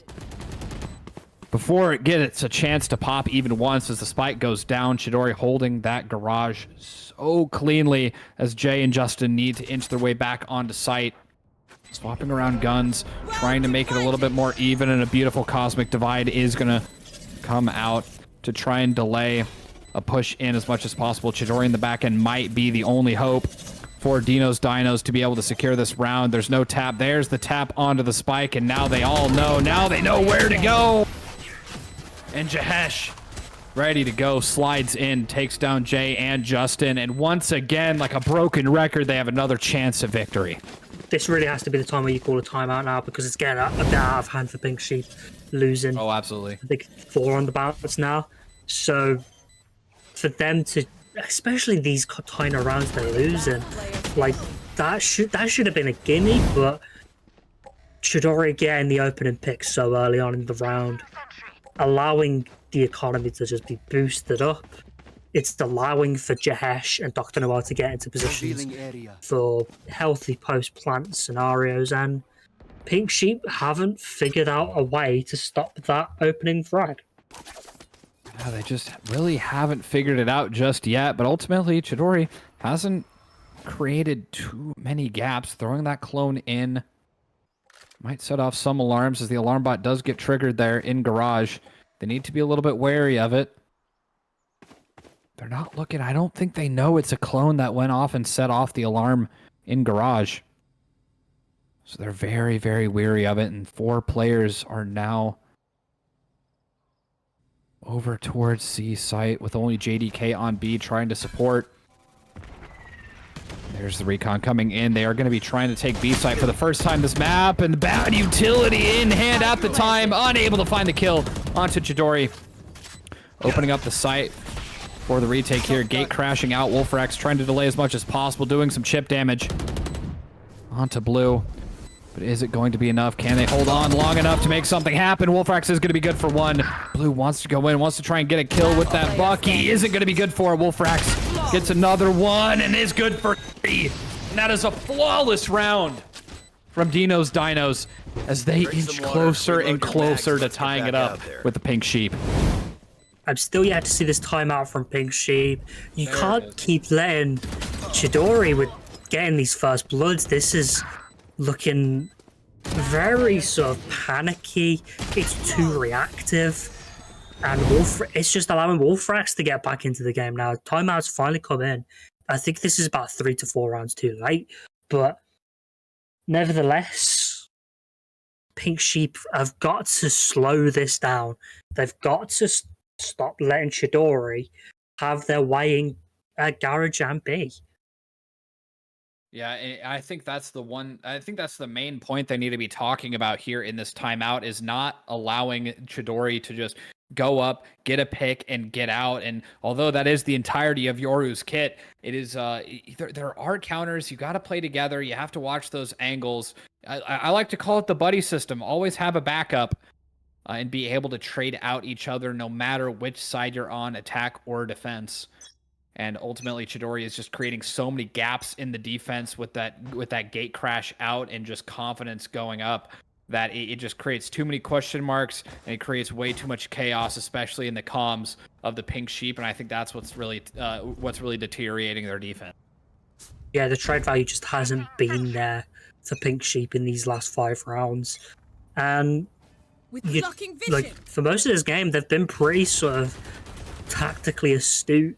Could be a more attacker-favored kind of thing, where, I mean, we are seeing a lot of attacking rounds being won right now. Defense really struggling, and yet another opening pick. The timeout, Chidori. Oh my goodness. I'm not sure what was told, but it didn't work, as Jahesh is just going to run through B now with the ult. They've got the advantage to them. Isn't able to get anything with it, though, as Justin finally gets a headshot. But was able to cause such a distraction that they're just able to take A site with little to no resistance. And Chidori, with the Dimensional Drift, is going to be taking Heaven and shutting down a lot of the retake potential for Pink Sheep. Ultimately needed a gate crash out, knew that it was going to be an absolute flood here, but still creating so many question marks. They know they need to be clearing this out very, very fully, and Chidori is one of those giant question marks that you just really hate to see for the Pink Sheep. Breaking some legs. The tap is preventing any self-use. There's the Molly coming through as well. The Hunter's Fury being used to delay. It's textbook hold there. Dr. Noel able to find Blue, and I think Justin's going to try and get the defuse off, and they're going to be able to find it. Pros don't fake. That has got to hurt for Dino's Dinos. Absolutely. It's And still it is. doable. It is It's still still doable, but doable, it is especially if Chidori keeps entry fragging the way they are. But the problem is that Pink Sheep have 4 map points to work with. Yeah, 4 map points to work with, and Dinos, they were putting up an absolute brawl there, going up against 11 points. They were able to bring it from 11-3 all the way up to 11-8 before finally dropping a round. And ultimately, it is not the round they wanted to drop. I mean, they're staring down the barrel of series point here. The stress level is on, and it's really whoever makes the first mistake is going to be the loser, and there's a lot more wiggle room for Pink Sheep to make some mistakes. Cal pointed out there is a lot of pressure on Pink Sheep to finish this match off. They will be going to grand final if they do. They do get spotted by the drone, so they know that B site is a little bit compromised as they finally get the first blood. It's been a while for Pink Sheep. Jahesh goes down, but the lockdown does provide a little bit of wiggle room for Dinos to approach the site. There was no backup for Jahesh there. Ultimately, that lockdown not going to find that much value as Justin was just able to sit in the backside, able to find Wolfrax. 30 seconds now it's left. just down to a 2v3. On the bottom end here, Dr. Noel is throwing out a molly, wants to try and find an opening here. They're able to crunch in onto Justin here.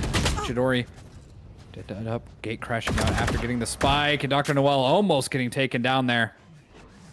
Only 10 seconds left to go. You have to plant. 10 seconds left. They have to go for the plant here. They have to go for the plant, and Jay is on site, ready to go. It's just going to be right around the corner. It doesn't make it work! Defenders win. The plant did not go down! It came down to the wire and ultimately fumble. It's a game of milliseconds at the end of the day, and unfortunately, the milliseconds were not in the favor of Dinos as they lose 13-8. That was so unfortunate, especially for Chidori's second half. It was so good for them in that second half, pulling it back the way they were doing it, because first half were not great. Pink Sheep timeouts came in, they reset momentum a little bit. Yeah, they did stumble, but 13-8, Pink Sheep underdogs going into this game, beating the Group A finalists, and they will now be going to the grand final. So congratulations to them. Yeah, they're going to be going up against the winner of the semifinal match 2. That is going to be coming up later this evening, so make sure you stick around for that. But, I mean, let's just think about the progression here, Moto. I mean, from the first map on Abyss, losing 13-3 or 13-4, and then taking Sunset away 13-10, to now taking Haven 13-8. They had a humongous chance to completely flip the script and bring it to 13-4 or 13-5 here on Haven. But ultimately, Dinos, they put up one heck of a fight. They were able to bring it back up so far with 5 rounds in a row on their attacking side. And it was just absolutely suppressive. And looking at the scoreboard here, Jay, once again, topping some like their team on first bloods there with 5. Chidori in that second half solidifying so many first bloods. Most of their first bloods out of the 6 were definitely in that second half. It was just absolutely crazy work from both of these teams. They both showed that they had the drive and they had the they had the heart to bring it all the way to the end game, and they never once faltered. They never once backed up on themselves. I don't think the mental was shattered at all. They all gave it their all. It was just absolutely crazy. Oh my gosh, Moto, what do you think? All from them, and ultimately Pink Sheep managed to just outlast them. I think Dinos just got a little bit tired near the end of that game because there was some mistakes coming out from some of the lower ranked players, and ultimately Pink Sheeps just had the endurance to drag it out. They had the chance to just sort of solidify, like keep things calm, and ultimately that's what allowed them to get the 13-8 dub, especially in such a manner that they did, because again, it was a case of milliseconds between them and yet another round. And just to close out the first semifinal match, we have an interview presented by Senshigami to help us out here. And in our call, we have Justin from the I believe the Pink Sheep. Yep. To start us out first, Justin, how are you feeling? I'm feeling good. Happy how those games went. I was a little scared on Abyss, but we all just kind of locked in after that. Yeah, I mean that's ultimately what we were just kind of recapping here in the caster's den. I mean, going from losing 13-3 on Abyss to winning 13-10 on Sunset, and then almost getting an insane dominant win on Haven. Ultimately, it did end up being 13-8. Still a pretty good gap in rounds there. It was a complete flip of the script of that series. But like, I kind of wanted to just start with how you guys felt after Abyss. I mean, I'm hoping the mental wasn't completely crashed, but how is your team feeling? We were definitely feeling a bit down, getting 13 forward. It was tough. We called out a lot of what they were doing, and we just kept letting it happen. Like, they got a lot of lurk kills on us just constantly, and we'd even call out, "Hey, there's probably going to be a lurk," and we just lose 4 to the lurk as well. So after that, we really just kind of took a quick 10-minute, locked in, played the next map, and yeah. And just kind of but before I hand it off to Moto for a little bit more in-depth analysis stuff, I just kind of want to ask, how do you think your team has progressed in terms of team chemistry and how y'all work together throughout the tournament? I mean, you guys are about to go on to the grand final match here on Brownie Val Impact. So I know that I'm sure that your entire team is hyped, but how do you think the progression in team chemistry and how well you work together has evolved over the tournament?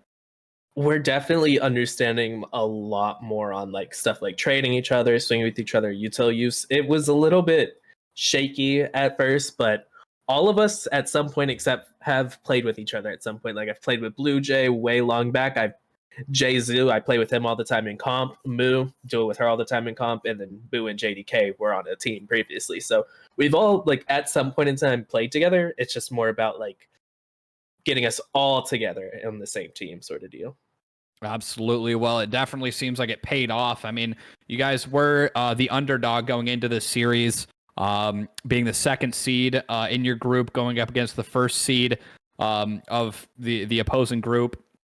I mean, you all did a fantastic job, and you definitely deserve to be moving on to the grand finals. But I'll hand you off to Moto for now.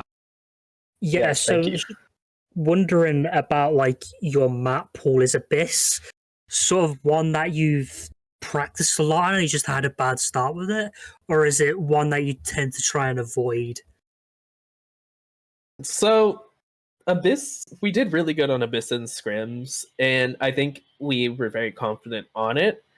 It's just today, I think it was just kind of like the first game blue sort of deal. I feel like if we ran Abyss again, it'd definitely be a lot closer. Our synergy was just not there yet until we really got into Sunset, and that's when we were working a lot more well together. So you think Sunset and Haven are your two sort of solid maps that you want to be aiming to see in the grand final? Potentially, yeah. We lost on Haven last week in a pretty unfortunate style. I think we got 11-13 was the final score line. So ever since that, we've wanted our run back on Haven. We wanted to show that we were better than getting 11-13. Me specifically, I was very, very poor on that map last week. Do you seem so? It was getting very close near the end of that last map where they were starting to get a lot of first bloods. Was that sort of creeping into your mind that they could be coming back into this and we could be seeing an overtime? It definitely creeped into my mind a little bit, but a lot of the times Valorant can be a game of just like getting really big bursts and moving in. But once the other team gets a bunch of ults, it can just switch around. That's really what we were waiting for, having those like big ults like our Breach ult and our KG ult to really clear out those rounds. God, I think the last question for me is going to be, who do you want to see in the grand final? Oh, I think we want the run back against Wanna Get Knifed. We lost to them to be second seed, and it was 11-13. Like I said, we want that run back. Okay, you want the run back. I'm going to guess you want the run back on Haven as well. Yes, yeah, I do. Yeah. Yeah, that's going to be it for me. Thanks for stopping by. Good luck for the rest of the tournament, and congratulations on making it to the grand final. All right, thank you so much. Good luck. And up next, coming in for the for Dino's interview for the non-winners here, we have Frax. That is going to be coming in to get interviewed. But I would agree a lot, and I honestly can't wait to watch that grand final match. And I'm kind of rooting for the run back for the grand finals. I'd be excited to see that, but only time will tell in the upcoming semifinal match after we get done here. But I mean, Moto, it was absolutely nuts while watching that last map of Haven come in and knowing in their minds they were thinking, oh, we might have to go to an overtime. We might, we got to wait for this shift around. We have to get the ultimates online.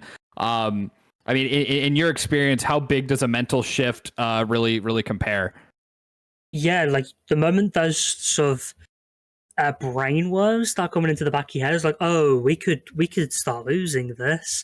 That can eat away at you, and it's good to see that they didn't succumb to the pressure in the end.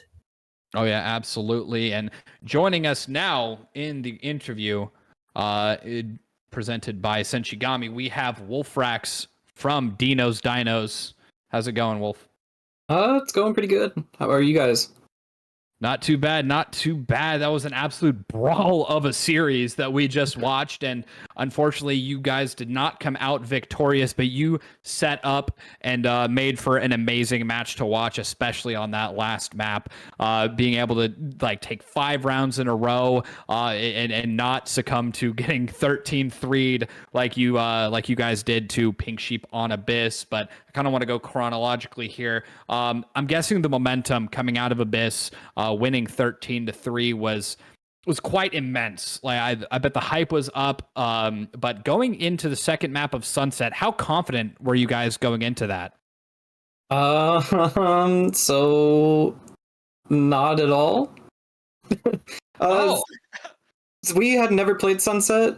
We were hoping never to have to play Sunset, and so when it was picked, we were kind of like, But I mean, the confidence was still high from map 1, obviously, but having to play a map that we had no practice on at all was just kind of like foreign territory for us. Yeah, absolutely. And you guys did put up one heck of a show on Sunset, bringing it all the way to 23 rounds on there.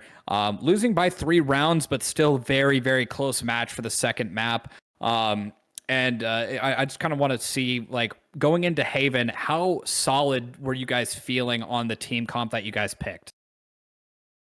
Pretty confident. I think the only other time we really played Haven, we won 13-6 with the same comp. And it's mostly everybody's comfort picks, aside from one person having to play Senti. It was kind of like a last-second switch with Noel and Dino swapping roles. But we were pretty confident, I would say, going into it. We didn't think it would be... We figured it would have been closer than it was, but, can't always go our way. Yeah, it does happen, and unfortunately, now in the tournament year, the reign as the first seed has come to an end, and you won't be going on to the grand finals, at least not in this tournament. But you guys definitely put up one heck of a show. I'm going to go ahead and pass you off to Moto for a little bit more analytical questions, but I just got to say, great job. Thank you. Yeah, so commiserations.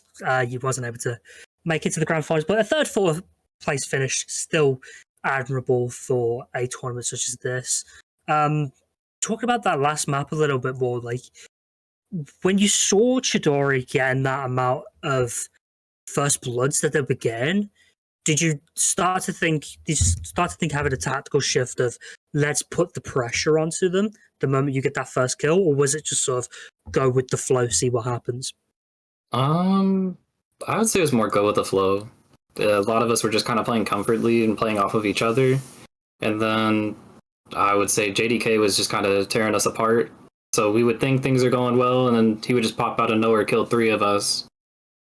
But for the most part, I feel like it was just more go with the flow.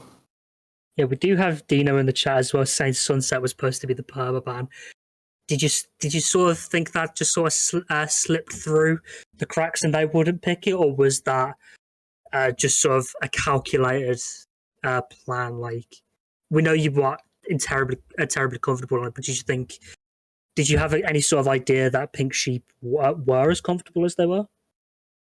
So we watched them play on it before, and they looked pretty confident.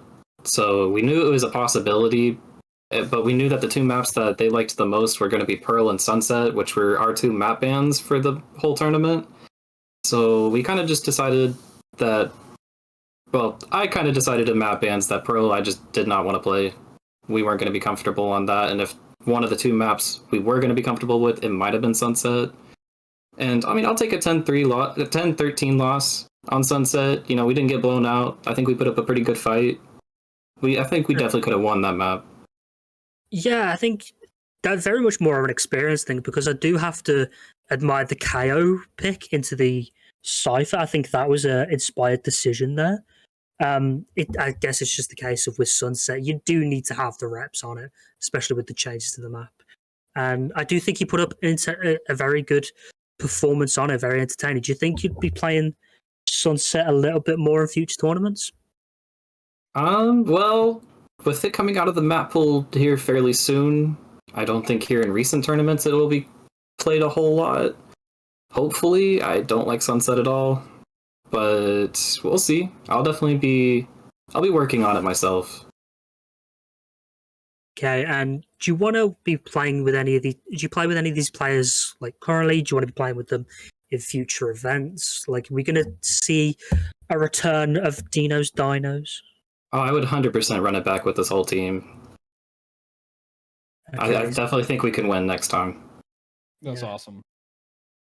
Right, I think that's going to be it from me. Thanks for stopping by. Commiserations, but yeah, congratulations on 3rd, 4th. Thank you so much. Yeah, great job to everyone in your team. And a big thanks. Just want to say a big thanks to everyone in the production team, all of the observers, harmonizers, and everyone making this happen.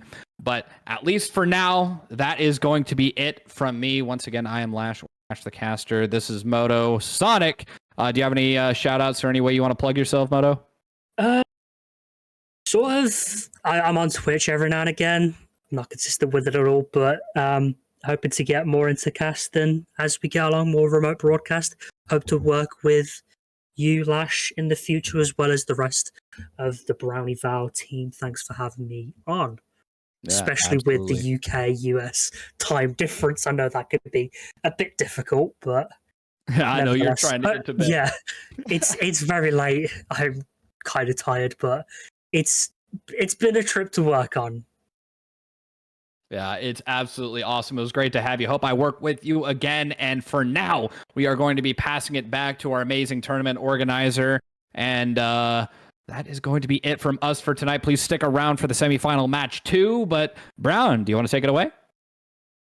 Yes, I will. Thank you so much to Lash and Motosonic, as well as Emery on the cameras for this great semifinal match that we just saw. As a recap, I mean, you saw the results there on the screen. It was quite the banger, and I mean, we got an Abyss map. That was amazing, and the Deenos, they went in fast. They went in strong. They knew what they were doing on that map, and we thought, wow, the Pink Sheep were not able to adjust. I mentioned it last weekend that it really came down to which team is able to make the adjustment in game.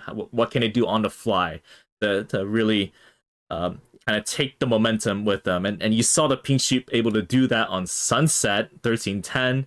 It gave us a banger of a map on Haven, and I actually thought that we were going to see a comeback from Deenos, but sometimes it takes a little bit of luck. And you heard Motosonic mention this. It's about the game of milliseconds.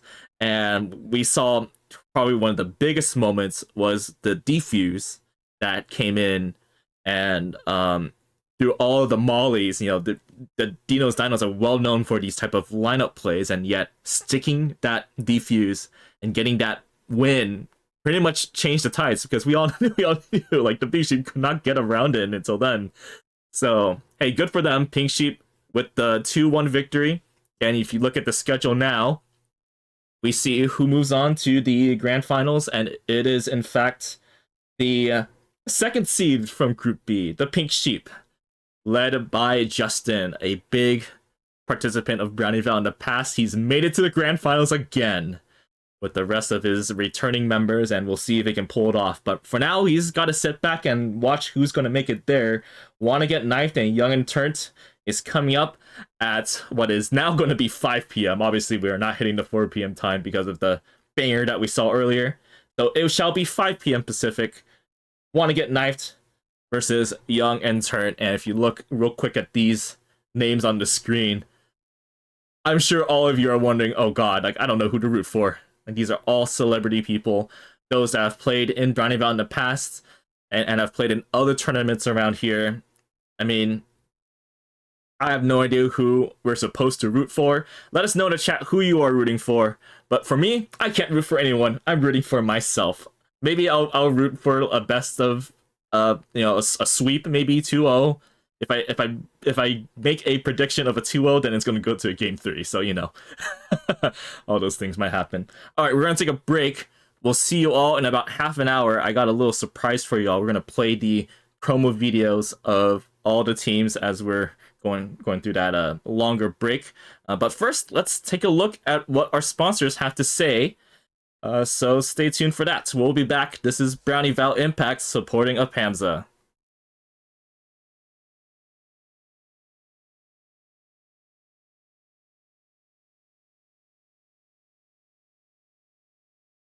Hi everybody, and welcome back to Brownie Val. My name is Browntul, and I'm the host for today's proceedings. And we just finished probably one of the greatest semifinal matches that we've had in the history of Brownie Val. In fact, it was the first best of 3 semifinal in Brownie Val history. And in case you missed the last couple of hours, it was going crazy. Take a look here at our schedule. So I mean, you see it right there, just the full diversity of possibilities that could have happened.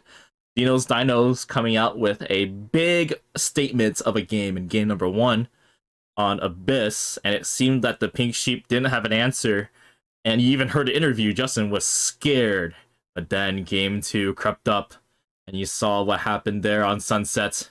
It was so close, ended up being 13-10, and then on Haven, so many plot twists at the end. We thought the comeback was possible, but it was the comeback of Pink Sheep that happened. They go with the wins in Game 2 and Game 3 to make it to the grand finals, where they will await the winner of this next series, Wanna Get Knifed and Young and Turnt. So when we take a look at this, okay, so what is my analysis as the tourney host? So Syria, right? Syria is very excited, obviously, for this whole thing, and Syria actually did play in a lot of the scrims and some of the games, but the whole intention was to play the rest of the roster. Syria believes that she has brought the best group of people for this type of competition. In fact, it's so good that half of these profile pictures are freaking dogs and cats. What's going on with Steve's photo? Steve's got the LeBron dunk on that cat, and then Kiana's got 2 cats with glasses, and then Kechi's got Doggo, and yeah, we got a lot going on in that, but they are feeling excited for sure. But hey, you can't fall asleep on them, because they I think have some of the best aimers on the team, so they can win with the aim. And that's what Wanna Get Knifed has to look out for. Do they have the aim to counter that? I'm sure Vanster believes that he can out-aim everyone. He can probably drop 50 on them. But will it happen? Is there a game plan against them? Hopefully they're ready for that. Maybe they have some knives with them. We got Klaus and Minty, of course. Those are the power duo on the team. Akanabi, Feyre, Paytime, Rickster, and King by Blood. So far, actually, I think they've only really played 5. They haven't pulled in the subs yet. That has also been a wildcard option. Will these teams bring in their subs in midway through this series and be like, uh-oh, I have a surprise for you? All of that is possible. So we'll have to see what happens. So there it is, Young and Turnt and Wanna Get Knifed. Those two are the teams. Those two will be coming up next. But first, the promo videos for Young and Turnt and Wanna Get Knifed.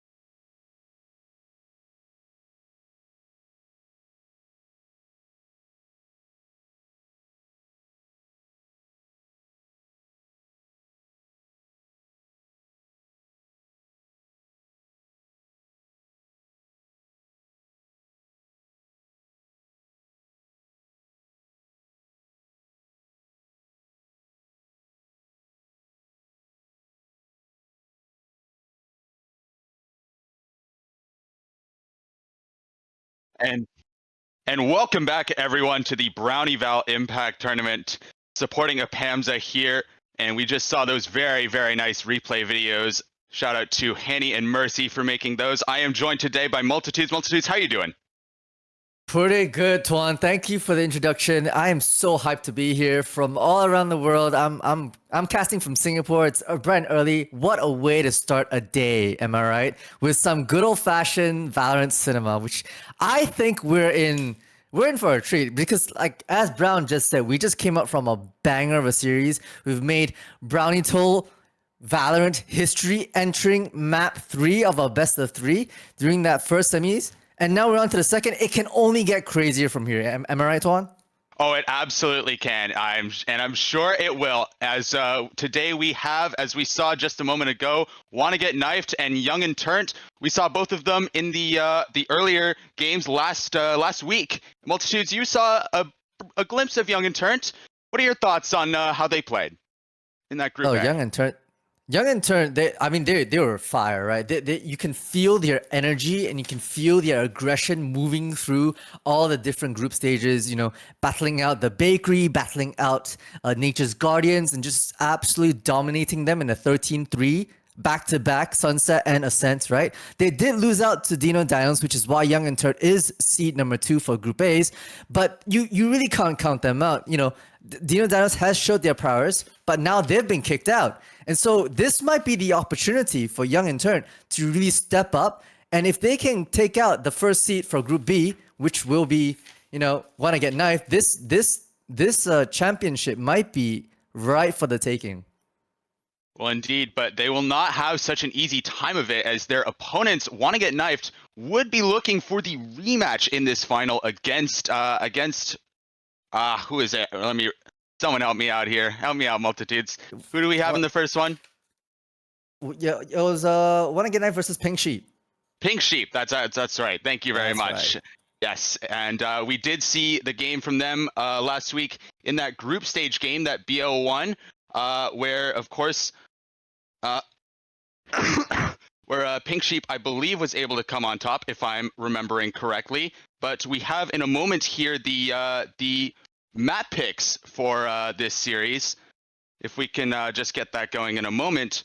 But I believe it is going to be, yes, we have Sunset starting off with Wanna Get Knifed, and then Ascent, and finally, if we need it, in the decider for Split. So talk to me about Sunset. We, of course, saw Young and Turnt play Sunset in the Group A stages. So what did that look like? Yeah, so I mean, Young and Turnt, they won their Sunset pick during that group stage against Nature's Guardians, and they won it in a pretty dominant fashion, yet 13-3, and yet some of the heavy hitters coming out, like, you know, Steve and Teddy, just making waves on that map. But honestly, you really can't discount Wanna Get Knifed. This is actually Wanna Get Knifed's map pick, right? And so they actually did very well during their group stage as well, beating out in the same scoreline, 13-3 against Bloody Mary. And so this will be actually a very important decider to see who gets the leg up early on in this best of 3, who gets the advantage and maybe hold that confidence over their opponent. Yeah, absolutely. And then our second map, Ascent, is really an interesting one. Young and Turnt, we saw them pick it here, but they also played this game, I believe, against Dino's Dinos, or was it? It was in Dino's Dinos in the group stage, and they lost it. Actually, they lost, and that is why they're going to be playing in this game instead of the one we saw earlier. So an interesting pick coming out from them. We did see them win the other game that they played on this map against the Bakery. Can you give a little bit of insight on why you think they picked this one? You know, that's a Tuan.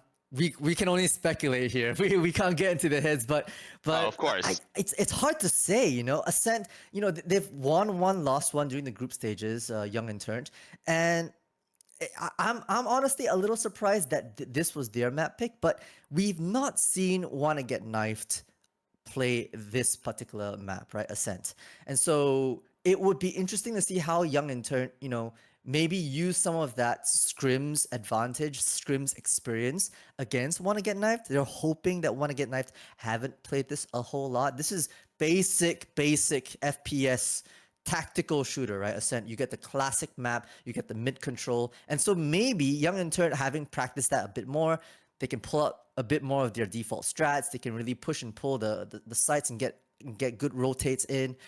That could be maybe what they were thinking when they picked this map, and hopefully they'll clutch it in as well. And maybe even get a map 3, right, Tuan? Yes, indeed. Well, we are going to be starting shortly here. We'll touch on that shortly, but for now we are going to be leading into Sunset. We, of course, have seen both these teams play it. Sunset, you know, they both looked good on it, as we touched on, both 13 threes, right? As for Wanna Get Knifed in that Sunset match, you know, it was a very, very good look from them, very convincing. What was interesting for me is that they opted to run the Jet here. The Jet on Sunset, not necessarily a traditional pick, but we'll see if they're gonna stick with it. They ran the Jet and the Raze, if memory serves. So a bit of a double duelist, very aggressive kind of look from them. And I believe Young and Turnt ran something a bit more unique on this one. Is that right? Yeah, I believe so. Yeah. I don't actually remember the hard composition of Young and Turnt, but you know, they've definitely shown their prowess on this map, having dominated, you know, 10 points above their opponent in previous rounds. So it would definitely be interesting to see how they want to play this. Do you remember? I don't remember the composition for Young and Turnt. I actually am looking at it right now. They had a Deadlock and a Yoru, and a Glow, which were very interesting to me. The Deadlock Yoru. This is kind of definitely a pick with definitely some ideas behind it. You know, you have things like the Yoru utility that is definitely able to spring some traps off of what Deadlock has in her kit. Especially on defense, you're able to go for some more aggressive stuff. So I'm curious to see how they're going to be playing that one. But for now, I do believe we are shortly set to get into the agent select here, and we are indeed. Let's see if they do opt to run that same composition, this unique look. Okay, we have a Gecko early from Vanster. This is consistent with what we saw last time, I believe. Steve's back on the Euro, I believe. I believe that's what you kind of mentioned. Yes, that's right. That's right. Akanabi with the Cypher pick. Okay, so far things look pretty much identical for Wanna Get Knifed. They've swapped off this Jet. Looks like they might be going for the ISO instead. We'll see if they actually opt. No, okay, it's a little bit trolling for us. They, you know, give me a run for my money here. They locked the Jet. Okay, Minty, come on, pick the Harbor. You know, wait, let's get silly here. Look, I'm surprised no one's really locked into Neon. You know, yes, they'll be nerfing Neon soon. I think that's going to be like a few days, maybe a week's time with patch 9.11, I want to say. But up till that point in time, that headshot accuracy on that first bullet coming out with the slides, the double slides as well, that's still in play. So, and Sunset is a great spot to be able to have that, especially when you're attacking onto like that B side, getting the open spacing, and even on A, right, around elbow, clearing all those hard corners. I'm surprised that hasn't been an option for either of these teams. It certainly is interesting that neither of these guys have opted for that Neon. Neon's such a powerful and very thematic agent on this map. But we do see a full lock in here, and we see a Reyna selection here in this one, which is going to be interesting. I believe that is from Aya here on this Reyna. So definitely an interesting one to go into this. We'll see what ideas they've concocted here, as this is not consistent with the comp that they ran last time. So we'll see if they bring any new ideas to the table here on this. Yeah, and you know, I'm just looking at the Young and Turnt composition. It feels very ranked. A little bit, you could say. Yeah, a little ranked. But it's also interesting because like they don't necessarily have they don't have ways to clear some of Cypher's utility on the second half here. So it's typically a must pick on the side of Sunset to be able to have like a Sova or maybe even a Breach, a bit more heavy hitting with those aftershocks, but still to be able to, you know, cause some confusion for Cypher trips put on that B site. Typically chosen. That's not seen here. I don't know if can the Wingman clear those trips? I don't think so, right? I don't believe so, especially not at standard height. But we'll see. Obviously looking to get a lot of value here early on the attack half. So, or on this defense half, I should say, for Young and Turnt. Door broken early. There. You see the deadlock wall actually set up really early on the side of B, and Wanna Get Knifed are just chilling around it. Just not opting to make much noise. Yeah. As the Gonna be spike leading slowly back makes into Aya's position here on the A site. that solo hold on A. Aya's gonna have a lot to take on if that swing comes out. Probably waiting for the Dizzy to spring as well. No, just dry peeking it. Wow. Forced off that angle too. Oh, big contact made in mid there. Spike down Very A. much so, and Klaus managed to get the trade on to Aya, so that's the site with the remaining player Paolo left here in the mosh pit to hold some of this back. No players around, Klaus caught, pulling out that, but finally Freya does swoop in to get a site under the control of Wanna Get Knife right now planted. in the 3v3 retake. Steve makes the first entrance here around this corner. Fully out of Peek off. utility here as well without the clone. Oh, dropped to 2 Nami health. as well, the flash coming due. One enemy Paranoid comes Big out, flash. being swept up by Teddy as well. Akanabi making it worth. Trying to hold things back, 22 HP, cage in hand as enemy well. remaining. Swings out, get the headshots on Steve, and we're getting down to the wire. But the first on the board here goes to Young and Turnt, the second seeder here, as they make their claim onto A site. They run out of fire. Yeah, Teddy with a crucial Always clutch there coming out in that 1v1 to secure that big pistol to lead us off here. This one looks real One tough, enemy especially when remaining. Steve drops himself down to 2 HP, but yeah, Teddy with a great 3k, collects all 3 on this retake.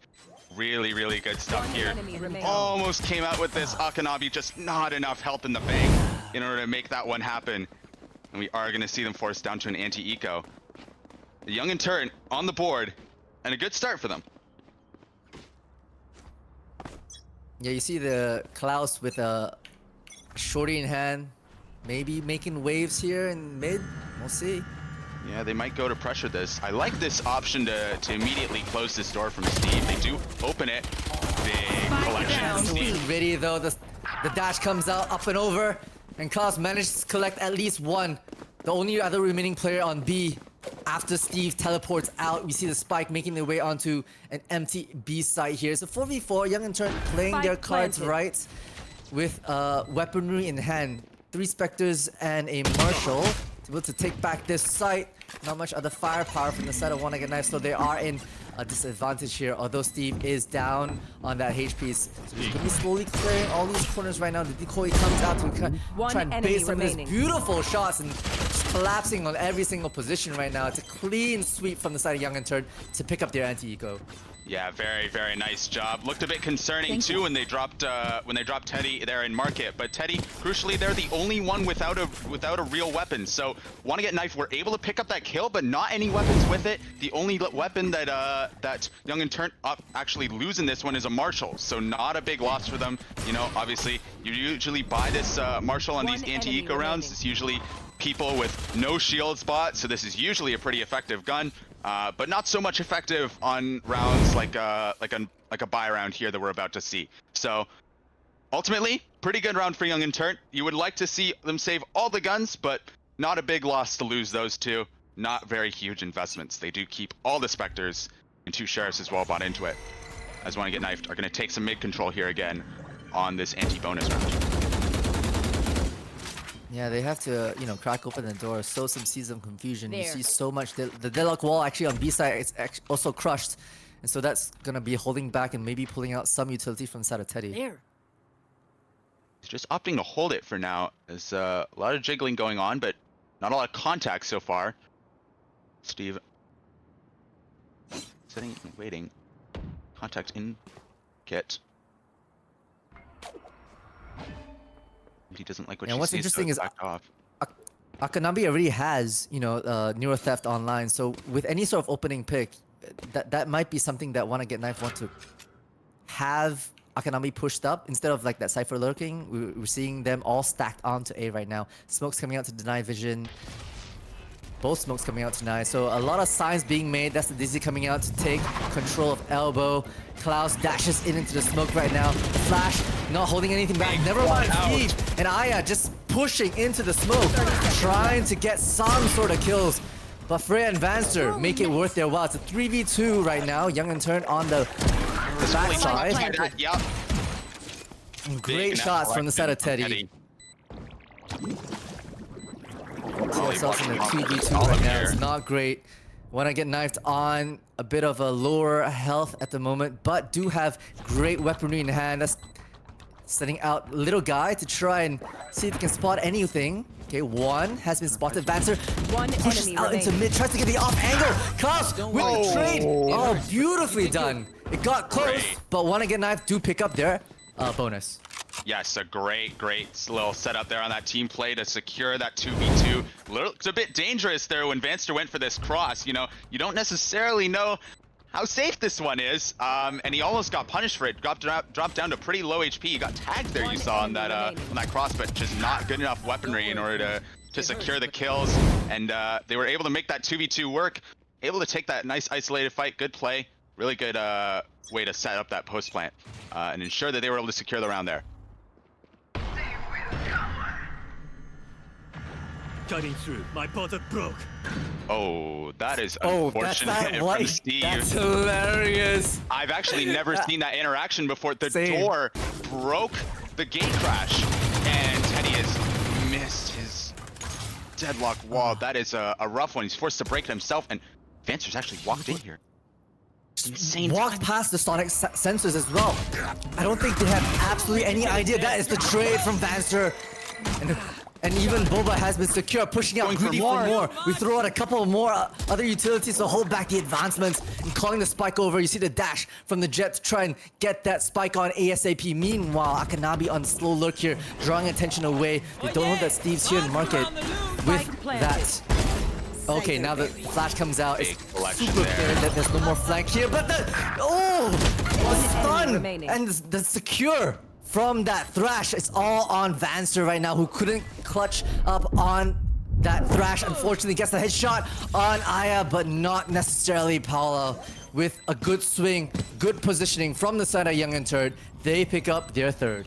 Yeah, crucial round for Young and Turnt to collect there, and really good job to flush out that lurk. First, you had Minty fighting from tiles early in that post plant. And she of course died, and then Akanabi also going for that lurk contact also dies. So then you saw they had to compensate. They had to find some value back in the 2v4. They went for that Thrash. Klaus found the first but needed the second in order to make it worth their while. Not able to get it, and yeah, from there just a very easy collection to secure that one. So a good retake from Young and Turnt. Really nice job to make sure that they flushed out those tiles players. And want to get knifed, I believe, or forced down to an eco on this one. They are, but you know, they have powerful weaponry around this corner. We've seen crazier things in that elbow. It just walks straight into that circle. Now Dimensional Drift is online, and all this information has been secured by Steve. The flash to discombobulate some of these players right now. Just hold them back into spawn, coming back into the same position. Ain't no way do they believe that there is their... They've actually respected Steve's this. hold up in the same corner. They are respecting it right now, and so they're having the fight erupt onto the mid side. Just a spray and pray from Freya. Prayers have been answered indeed. Aya holding the mid chokes. Great headshot from there. Last player standing. Minty. Oh, nice fucking round from Aya there in mid. Way to collect 3 kills, and there's a bit of sting in that one, but really good job to mute it all. Yeah, and they managed to bring over most of their weapons as well. You know, unfortunately, one like a knife. You know, they won their eco. They had one Phantom, I believe, on Vanster, but you know, couldn't strip away much of the economy from the side of the Young and Turnt. So they're kind of, you know, bustling right now in their funds. Yeah, you do really want to see in those eco rounds. It's not necessarily important to get the round wins, Oh, big contact. Oh. I know exactly. Naya gets shut down very quickly. That's the near theft to isolate out the final remaining players here. Now, you know, Paolo's being caught right now in a trap. We've seen them try to hold things back, but not this time. Klaus cleans it up, and the site is there. Steve gets caught out just as the smoke dissipates, getting away with their life right now, holding back for a 3v5 retake. As the paranoia forces them back just a little bit more. Klaus with the shoulder peek, not able to secure it right now. Right, you see Kiana just perfectly peeking out from the side. So being very disciplined, breaking that cipher cam to deny any sort of information from the shadows being used to maybe reposition and get a backstab. So this is causing agency on the side of Teddy. We're trying to push it in, and now Asia is online. One is captured indeed, and so it's all left on the final player, Akanabi, on that late lurk, who gets shut down by Steve. And what a display in a 3v5 retake from the side of Young and Turn. Wow, I mean, it looked like it was going all wrong for Young and Turnt there. An early fight into A main solo, and then Paolo also trapped on the bomb site, just solo fights. But it looked all over for them, but what was this? Klaus with the solo fight into CT dies, the annihilation comes through with the goods. Pharaoh went for the ult into CT, couldn't get value there either. Just looked like a lot of solo fights that went so wrong for Wanna Get Knifed. And such a big advantage. So it looks like they're opting for a much faster move right now. Wanna Get Knifed stepped on the pedal, but not able to get their first pick right now. Aya drops Vanser, one of the harder hitting players here on the side of Wanna Get Knifed. The mosh pit holding the rest of these players here. Meanwhile, Akanabi gets at least one traded out by Kiana in mid. So the fight's still erupting here. A lot of 1v1s. Nice. Double swing here on Klaus, who gets two, and Minty is there to receive a second as well. Things have turned on their heads, but Wanna Get Knifed are still on the back foot. It's left with Klaus, solo, Vandal in hand. Peeking out, sees a couple of shoulders. It's gonna be a very tall order right now. Doesn't have knives, I believe. I think has consumed them all 9 HP and a bit of a dream right now. Just waiting now. And caught by the clone, they know exactly where they are. They're grouping up. The teleport comes out. Oh, but fights are isolated. So we get that first pick, 1v1. 30 seconds Young and left. Turn know and hear the sounds of the rotate. Worry about the reaggress. You see Kiana with the ultimate from. I'm sorry, I forgot the name of this ultimate, but it's the Cosmic Divide. Yes. I promise I'm a professional. Cosmic Divide indeed. 10 seconds left. Cosmic Divide could go big here in this retake, which is gonna have to come out for Kiana. 9 health only onto Klaus. I think that was the garage door being broken as well. So that's sowing seeds of confusion. Klaus is actually playing the 5-hit moon. The 5-hit moon, thinking maybe they had enough time to right through to a garage, but looks like opting to go for the safe one is not planted in a very great spot either. So Kiana stepping out, tap. 9 HP on Klaus. Might I remind everyone, there's only 9 HP. The dash out, the fake. No! Sticking! It's sticking all the way through! Kiana just gets it and the kill right at the end. Klaus tries to bait with a bit of a fake jump. A fake pump right there, but Kiana just holds their cool. Holy! I mean, that is incredible nerves to just stick that the whole way. The updraft, I thought Klaus was gonna land on top of Kiana there, but no, fully fakes it. And just the confidence to stick that through. Wow. Big round from Young and Turnt to win 6-1. This lead is mounting for them, and this is getting rougher by the minute for Wanna Get Knifed. It really is. Desperate times, calls for desperate measures, and in this case, looks like a thrash all going into that A side. And Young and Turnt are ready for it in the sense that they're just giving up the space. They want to be able to maybe use that Cosmic Divide, maybe use a thrash of their own to retake that space. Meanwhile, unfortunately, Akanabi could not get the lurk, so that is that lurk down. And it's a 4v3 retake right now. Thrash comes out to clear all this space, tags the enemy Gecko. And the will timing. get taken down by IR as well, but the timing right now Player from this in the corner, Klaus gets one, traded out by Paolo. In a 1v3 situation, Minty can do no more but stand and watch as the spike is defused. 7-1. Wow, I mean, a great retake from Young and Turn. There we see some of the ideas of the deadlock come through. You saw that net catch onto Venster in the default spot, and then the thrash come through on top of it. I mean, absolutely bullied in this spot. Look at this, caught by the net, so you can't escape it. Finally gets out of the net just the last moment, but not enough time to escape it. Klaus tried to catch this timing, but could only get one, and I mean, not enough. Not It's enough. just been the story for Wanna Get Knifed here, as they now have a Brazil deficit to climb, 1-7. And Young and Turn, I mean, look at the finances of Young and Turn. They're big. They're Wall Street right now. Steve is an oiler, rich. in fact, some might say. There's an oil baron present in the lobby, and Wanna Get Knifed do not have the same luxury. It's Simply a bit speaking. unfortunate. They are looking to opt into this B split early, though. My ult's ready. But Steve's ready for a gift. Oh. With shots drilled straight into those foreheads. That shuts down that market real quick. And Akanabi loses that camera functionality as well. A quick and easy one, and look where the spike is, in a terrible position, guarded not just by two players, but also a sonic sensor in that corner. This is gonna be a tall one to pull out, Tuan. Yeah, I mean, that's devastating. Just perfectly dodges the flash. And I mean, you see really right now, that's just the issue of not having the second initiator there.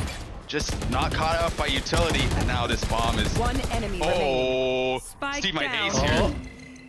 Right, hungry for it, looking for the final player, swings out. Ah, Ferret denies it. But still in a 1v3 situation. Okay, making it interesting. Very, very good. 30 We see seconds ourselves in a 1v2 situation. Can pick up the spike. Very available to it. The luck is out of the question. So free and easy to be able to make this their worth. But we have Kiana and the double swing from Paolo. Just shuts down that final player. So Young and Turnt are just steamrolling right now. Yeah, I alluded to it earlier, but the lack of a second initiator is really hurting them. Steve just not caught by that utility. They have only the Gecko Flash to get into that space, and it's just not enough. I mean, perfectly plays that cover, tucks from the flash, able to collect both of them. And I mean, Farah put up a good effort, but with both two smokes and two teleports, opted for that dry fight. And I mean, found herself in a 1 versus 2 there. And that went about as you'd expect it to. Indeed, indeed. Wanna Get Knife being put on a huge back foot right now. They're all with Stingers and Sheriffs and Classics being forced back. Paolo actually saw at least 2 players, I want to say. So a lot of information being gained. Let's pull some of the rotates, but Wanna Get Knife a bit of ahead of the game right now. Yeah, you see this rotation over to B now as everyone is grouped into top mid. This B site is totally empty. And this deadlock wall, I believe, is going to expire, yeah, right as they're arriving. So 40-second timer matches perfectly for them, and they are going to have this B site gained. Now, can they get this post plant to stick? Spike planted. Free real estate as they take control of this B side. The spams come out. Woo! We see the tuck from Klaus right now, using their Stinger. Close quarter advantage to their advantage. Yeah, really. Teddy coming out with beautiful piece of utility to hold Klaus in position as they clear, but they don't check the left side. Klaus at least gets one. Aya gets a couple in return to get push up forward. Dimensional drift to get all the information of where these final two players are right now. It's just collapse on positions. Vanster holding it back, but could not hold back any longer. Steve with the defuse coming out beautifully on this side.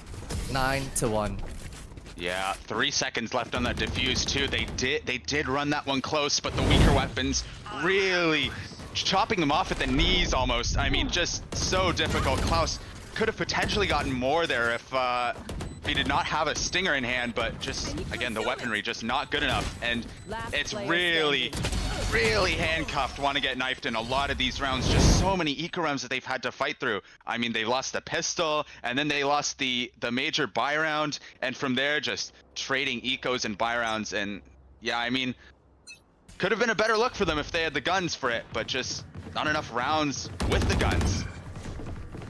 Indeed, and this will be the, this is the penultimate first half. We see the Thrash coming out, gonna make their first way onto this site right now.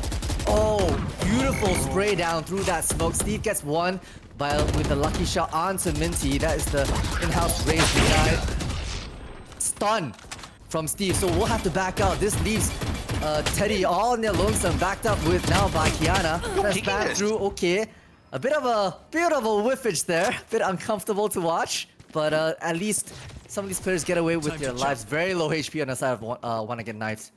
Yeah, and now they are going to be looking to make this rotation here, and Aya, I believe, is going to catch this. A perfect tiles positioning here with the judge. Question is, will they go into it?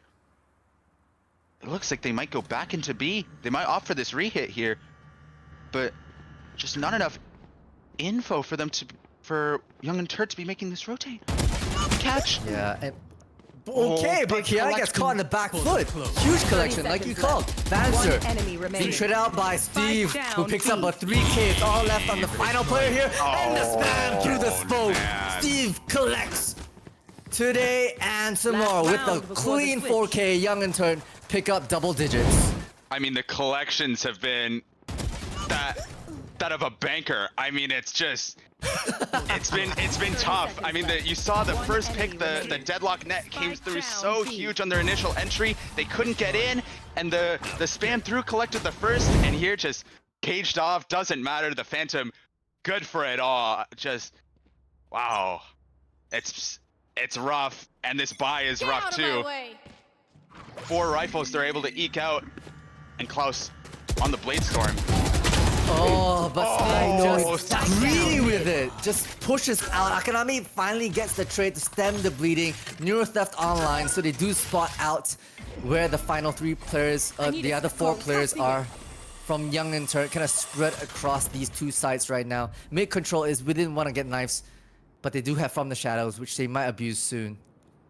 Yeah, well, that mid control was very, very costly. They got it, but at the price of going down numbers here. I mean, they're in a 3v4 now, and you think you have to win a round like this. 10-1, 11-1 seems almost too big a mountain to climb. Not quite the 13 necessary, but it's difficult. Ooh, Aya just spotting your shoulder right there. They do need this round indeed. 10-2 is a lot better than 11-1, and so we'll see if wanna get knifed with these last 3 players making their way on to A. Will be able to do anything of the sort. Cosmic Divide does come out, right? But done at a very interesting time, might I add. Not all the players are there to really capitalize on this timing, so Aya is gonna have to do their best, waiting for the rest of this to come out. Paranoia to hold back some of these movements right now. Swing out from Teddy, and it's all over. The execute from Young and Turnt, fast and furious. Oh. So they pick up 11-1 in this first half. Tuan, this is brutal. Yeah, I mean, you said it, fast and furious. Vin Diesel in this lobby has just made this one. Rough scenes. Farah caught again by this net. I mean, the deadlock utility has been oppressive. It's been oppressive, and Steve's impact has been immeasurable off it as well. This retake on A, they've just been able to execute so consistently. Young and Turnt very, very comfortable to give up that A site because they just have so much utility to retake it and want to get knifed with this composition just not coming up with enough in terms of being able to stall it out. So, I mean, Steve 20-7 here. It's tough. That's it's gnarly. tough. It's been oppressive, to say the least. Indeed. And we were concerned about the potential of Young and Turnt on this attack half, but 11-1 is pretty good to offset it. It is. They have a lot of like double chances and triple chances from their side as Aya make the first. Drops to Vanster. We've seen Klaus and Vanster hold this corner exactly. And that's the spike caught out in A, but do they know that Steve's kind of already lurking around that ramp location? Teddy trying to get the drop onto Akanami. Spots his shoulder. Doesn't get. Just gets away. Okay. Bit of a fun round here. Has to reload. Akanami. Dropping Steve right there. And it's all left on Teddy. Who has the honor of picking up the spike as well as securing themselves 3 rounds to be able to keep the momentum going. Otherwise, this round is going to want to get knifed. Much better round from them as well. Very, very nice round from Klaus and Vanser on that A elbow hold. And that's kind of the thing that we expect to see, this dynamic duo. Very, very two great players here coming in. And we expect to see that. We didn't get a lot of it in the first half. But this second half, see if they can come up with enough to mount a bit of a comeback here. But it's a tall order down 11-2. And the weaponry for them should get them to an 11-3 scoreline, but the question becomes, how much more can they get after it? Yeah, rounds will have to be near to perfection, Juan, to be able to make it, even move towards either a win or hopefully maybe even overtime. But we'll see as they make their way here. Young and Turnt breaking that door, taking along the mid space. Meanwhile, Vanser and Klaus, the dynamic duo, like I've mentioned before in previous games here, just pushing. But wait, Young and Turnt are ready to receive. They push out. Klaus drops Teddy right there. And Kiana hungry for a bit more. Spots out. Vanser just in that corner. So that forces Klaus to fall back. Spectre being picked up as well. Bit of a reprieve from Young and Turnt. Steve lurking in this smoke here. Looks like they're going to come back to him. He get a catch. Not quite. Not quite indeed. Steve gets caught on the back foot. Nades come out from Minty to hold back Kiana. They spot two players there. The Spectre not doing work, and so that stolen Spectre from Kiana shuts Minty down. This is becoming closer than you'd expect. Yeah, and they're going to be able to get another Spectre too off that death. 30 seconds left. Spike down. Time's running out though. 25 seconds. That is the spike down. Kiana has to spot out Akanabi. Shoulder just grazes off that. And a lot of individual fights erupt. But finally, Young and Turnt get shut down on all frontiers and want to get knifed. Pick up their anti-eco with 3 remaining Spectres.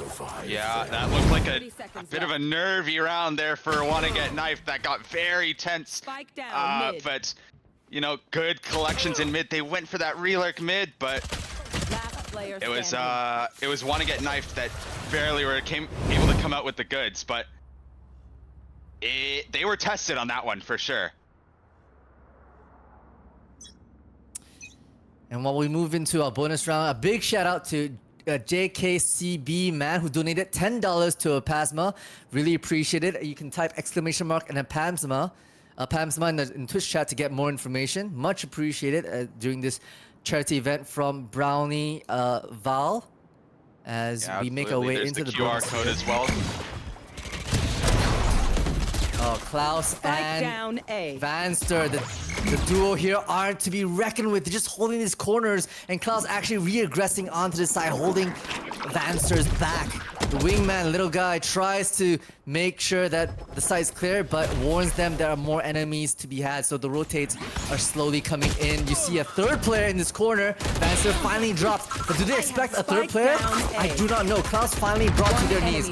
Teddy making good work. Minty there to receive as well. The paranoia is great to connect, and just Teddy unaware, and to Wanna Get Knifed continue the steamroll here, picking up the bonus. Yeah, a crucial bonus round to win. You really do not want them to get on a match point here, and this elbow hold just played to perfection again from Klaus and Vanster. I mean, they are eating so far off this hold, and they are eating very nicely. Great round from them to secure this bonus with the weaker weapons. They found the closer range fights to,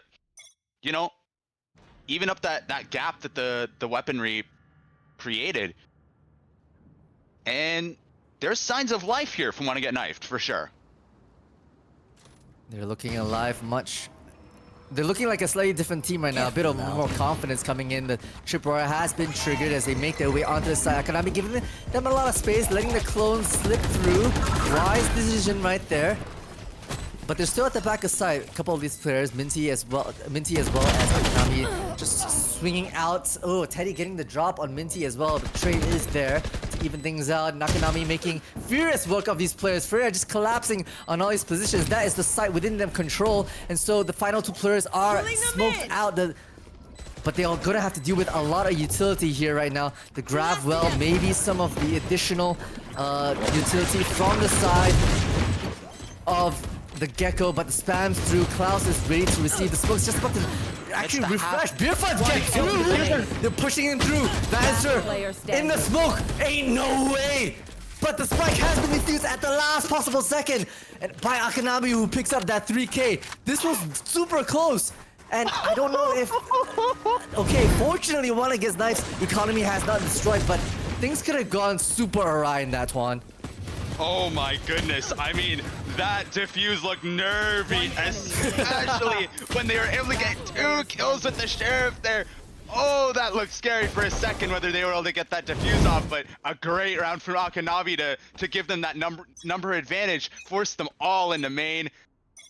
Oh, that was close, but that was close. Good collections. Thrash now Thrash the setup. Yeah, the setup is there now. Annihilation has been popped. Teddy's actually opted to push all the way deep and then grabbing Akanami, who's facing the wrong way. No one expects a running deadlock. And meanwhile, Young and Turnt have the site secured. Plus a bit more. All these players, just Teddy making quick work of players left, right, centers, all on Klaus and Minty. And now Minty, unfortunately, a bot frag right now on that leaderboard. Will be caught out. Nope, just in the time, but will be blinded nonetheless. So Teddy is going to be able to pick up that final and make it a flawless plus match point.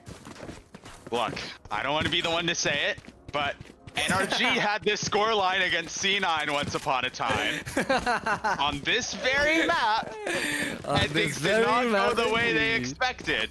So this is not a finished map by any means, but a great round from Young and Turnt there. You saw the Thrash to disrupt the A elbow setup that had been so good for them. Vanster was not able to find value because Klaus was forced off that angle through the Thrash. And first round they were able to get to collect that A site.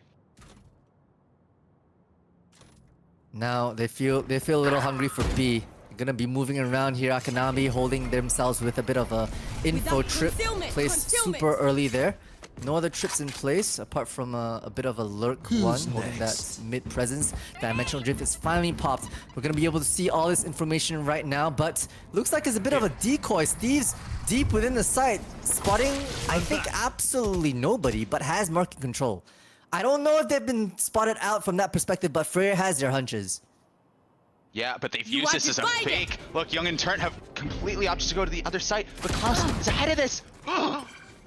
Unfortunately, could not make any quicker work of that. Klaus gets put down. Now relegated to the sidelines.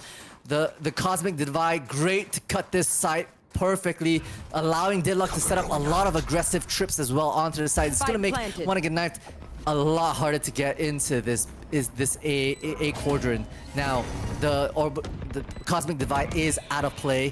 Trying to make onto this work. Empress has been popped but gets shut down very quickly after. Freya does pop there, gets blinded themselves. And that's the trade from Hala. It's a left, right, center.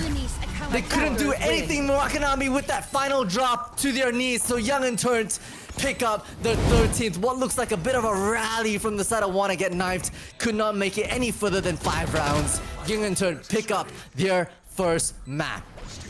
Yeah, a great map from Young and Turnt, and a crucial play on this this last round to find a really nice B fake with that Yoru ultimate coming in, and then they were able to find that completely free A site after Klaus went for a play, needed the value to come out from that, but just couldn't get anything. And what a map! What a first map that we have here from Wanna Get Knifed, or from Young and Turnt, I should say. Indeed, right? You know, we said it earlier. Both these teams had done successfully well, right, on Sunset, beating out their opponents 13-3 in the group stages. But here now, we are seeing Young and Turnt pull away the map pick from Wanna Get Knifed, right? And so this is, like I said earlier, this is going to be monumental. This actually provides Young and Turnt such a confidence boost. You see them actually playing with that confidence. That round when Steve just steps out into mid in that box, that new box corner after the patch notes from Sunset came out, just claims a couple of lives just in that mid presence. The confidence is exuding from Young and Turnt, and they're gonna be able to bring that over to their map pick, which is map 2.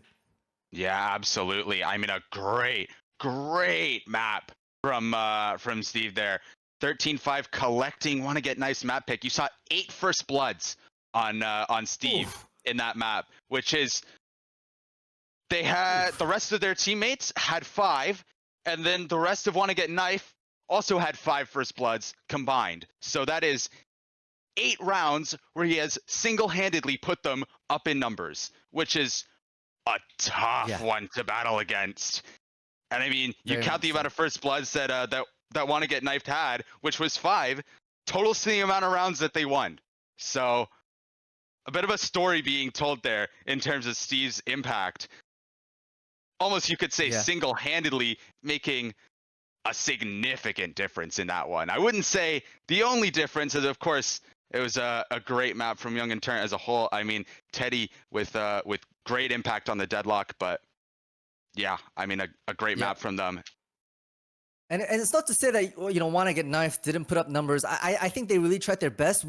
In the past, during group stages against Bloody Mary, they crushed 13-3. That's actually when Klaus and Vanster, they, like you've seen in this particular map, they were just absolutely dominating that A elbow, and they did in the past. Unfortunately, I think they could not rack up enough rounds on the attack side for the defensive side to matter as much.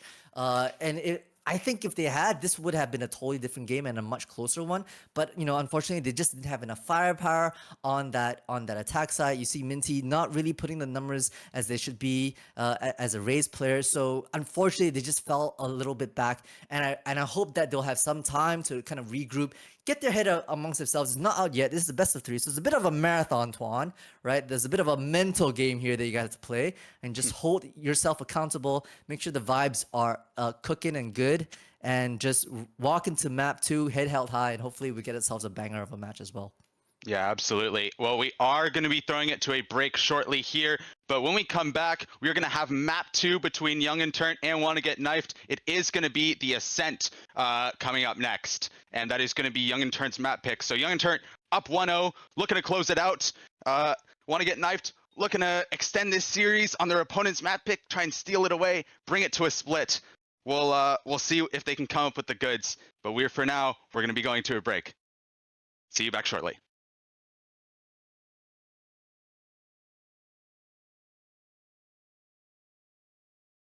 And welcome back, everyone, to the Brownie Val Impact Tournament supporting APAMSA here. Scan the QR code in the top left. We just came back from a great map 1 to kick us off here. It was a bit of a blowout at the start. Want to Get Knifed struggled in that one on Sunset against Young and Turnt here. What are your thoughts? Yeah, I mean, Young and Turnt, they came out really with a very strong statement to say, look, I know we lost to Dino Deenos. I know that we got second seed, but they really picked themselves up in the last week or so, and they showed Want to Get Knife how Sunset is meant to be played, right? With such a dominant showing on their attacking first half, clutching up what I believe 11-1 at the half, and just finishing off that first map, stealing away Want to Get Knife's map pick with a 13-3, and now Want to Get Knifed are the balls in their court. They need to respond with a set, which is now Young and Turnt's map pick. And if we want any of a chance to move towards a third map, which is what the previous semifinals showed us, a great best of 3, they're going to have to pull out their socks on Ascent. Yeah, absolutely. But, you know, I mean, Ascent is one that we have seen from Young and Turnt, I believe, but I don't believe that Want to Get Knifed has actually played this map yet. So there's a bit of a double-edged sword on that, you know? It's like, on the one hand, you've played the map before live, so you have practice on it, right? You have practice in the group stage against competition that you know is at this level of quality, right? On the other hand, you've shown your hand. You know, to some extent at least, what they're going to bring on this map. Want to get knifed, a total mystery here. So we have no idea, you know, what comp they might play, what strats they might come out with. Young and Turnt, we might have a better idea of. So we'll see if that comes into play here, or if the practice will make perfect. But want to get knifed, you know, it's a tough one to come out of, a scoreline like that, something as dominant as that. But, you know, after a map like that, what you really have to do is kind of reset. It's up to them to see if they can do that and see, you know, okay, well, we had a really rough game, but the slate is completely blank now. This is a totally new map. We are not playing from a scoreline that is, we were down 11-1. It's the same as if we made a 13-11 or a 22-20. It's all the same. They have to come in with that mindset in order to rebound here. But the question is, can they do that, right? Can they come in with a fully refreshed, resetted mindset as we get into our agent select here? I love that. Like the difference between a 5-13 and a 22-20 shouldn't matter, right? It shouldn't matter. They lost. Absolutely. Now it's time to move on and move straight into what agents we want to see on Ascent. Young and Turnt opting for a bit of a more... Okay, no, we still see Minty hovering over that Reyna, so a bit of an aggressive stance there. Yeah, it's looking like we might have mirror comps coming from this one. The Jet, the Sova, KJ, Omen, of course, classic composition picks here. Very standard with the default, but instead of the KO from both sides, it looks like we might have a Reyna on both ends, which will be interesting to see here, yeah, for sure. Definitely. A bit of a substitute in terms of the flashes that are coming out. And so maybe they'll be able to move off, you know, with the darts plus the paranoia coming out. We'll see what kind of strat these two teams cook up. But, you know, Ascent being such a default heavy map, it lends to default composition. I'll tell you a story, Tuan, about PRX, who have run crazy composition on Ascent.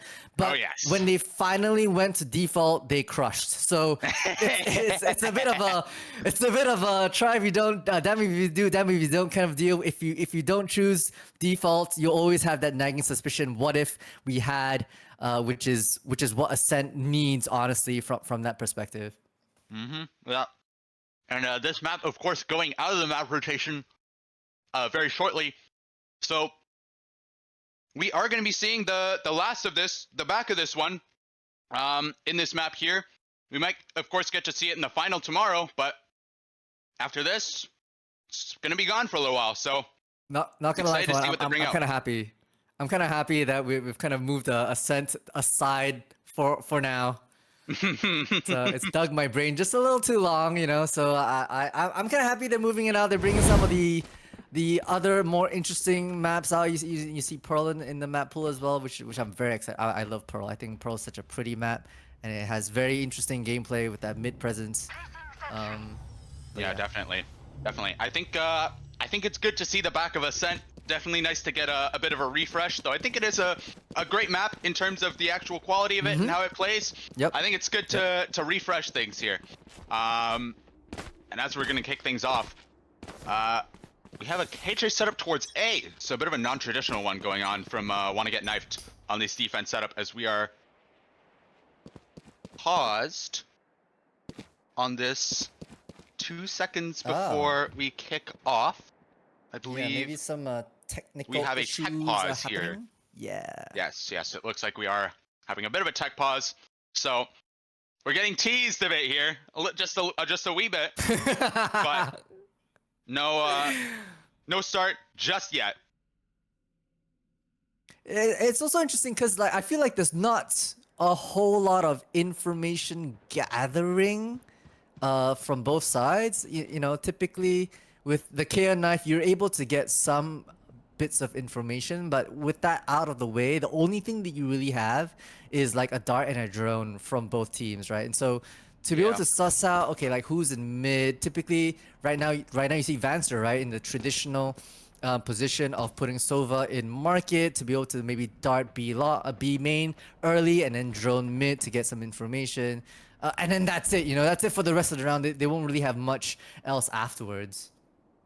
Yeah, I mean, it's going to be tough, definitely, with the lack of a KO knife in terms of getting new information. So the question is going to be how how will they compensate for that, right? But I think what we're gonna see here is a lot more in terms of re-clearing actively with bodies, right? So what happens when you pick a comp that is lacking in terms of information that you get with utility? Well, you get the information by peeking, right? You got to take active peeks. This is something that you see on Bind a lot, right? It's very thematic in that map to take a lot of active information. And a lot of the time you're doing it with your bodies. You know, you're peeking down, you're jiggling something like B-long or showers a lot of the time, right? When you're short of things like a sky flash or a fade eye or a gecko flash to get you that information, right? So I think we're going to see something similar here. You know, I would look definitely towards Minty and Aya to be taking more gunfights just out of pure confidence and see on this defensive half, certainly in terms of getting information to compensate for the fact that, you know, they don't have that KO. They don't have the ability to get information here. So be interesting to see how they'll play this one, as we are still, of course, waiting for this tech pause to be complete here. I believe we do have a disconnect here from Klaus.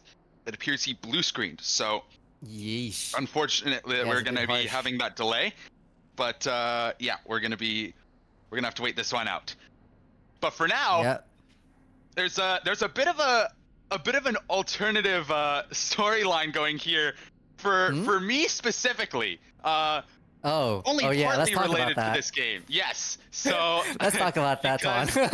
Yes, I was looking at the schedule, the run of show last night, and this morning as well when I was eating ramen, and I was thinking, man, because I have a premier team that I play for, and we are in the West Division, so we play at 8 p.m. Pacific time. It is currently 6:15 p.m. Pacific time.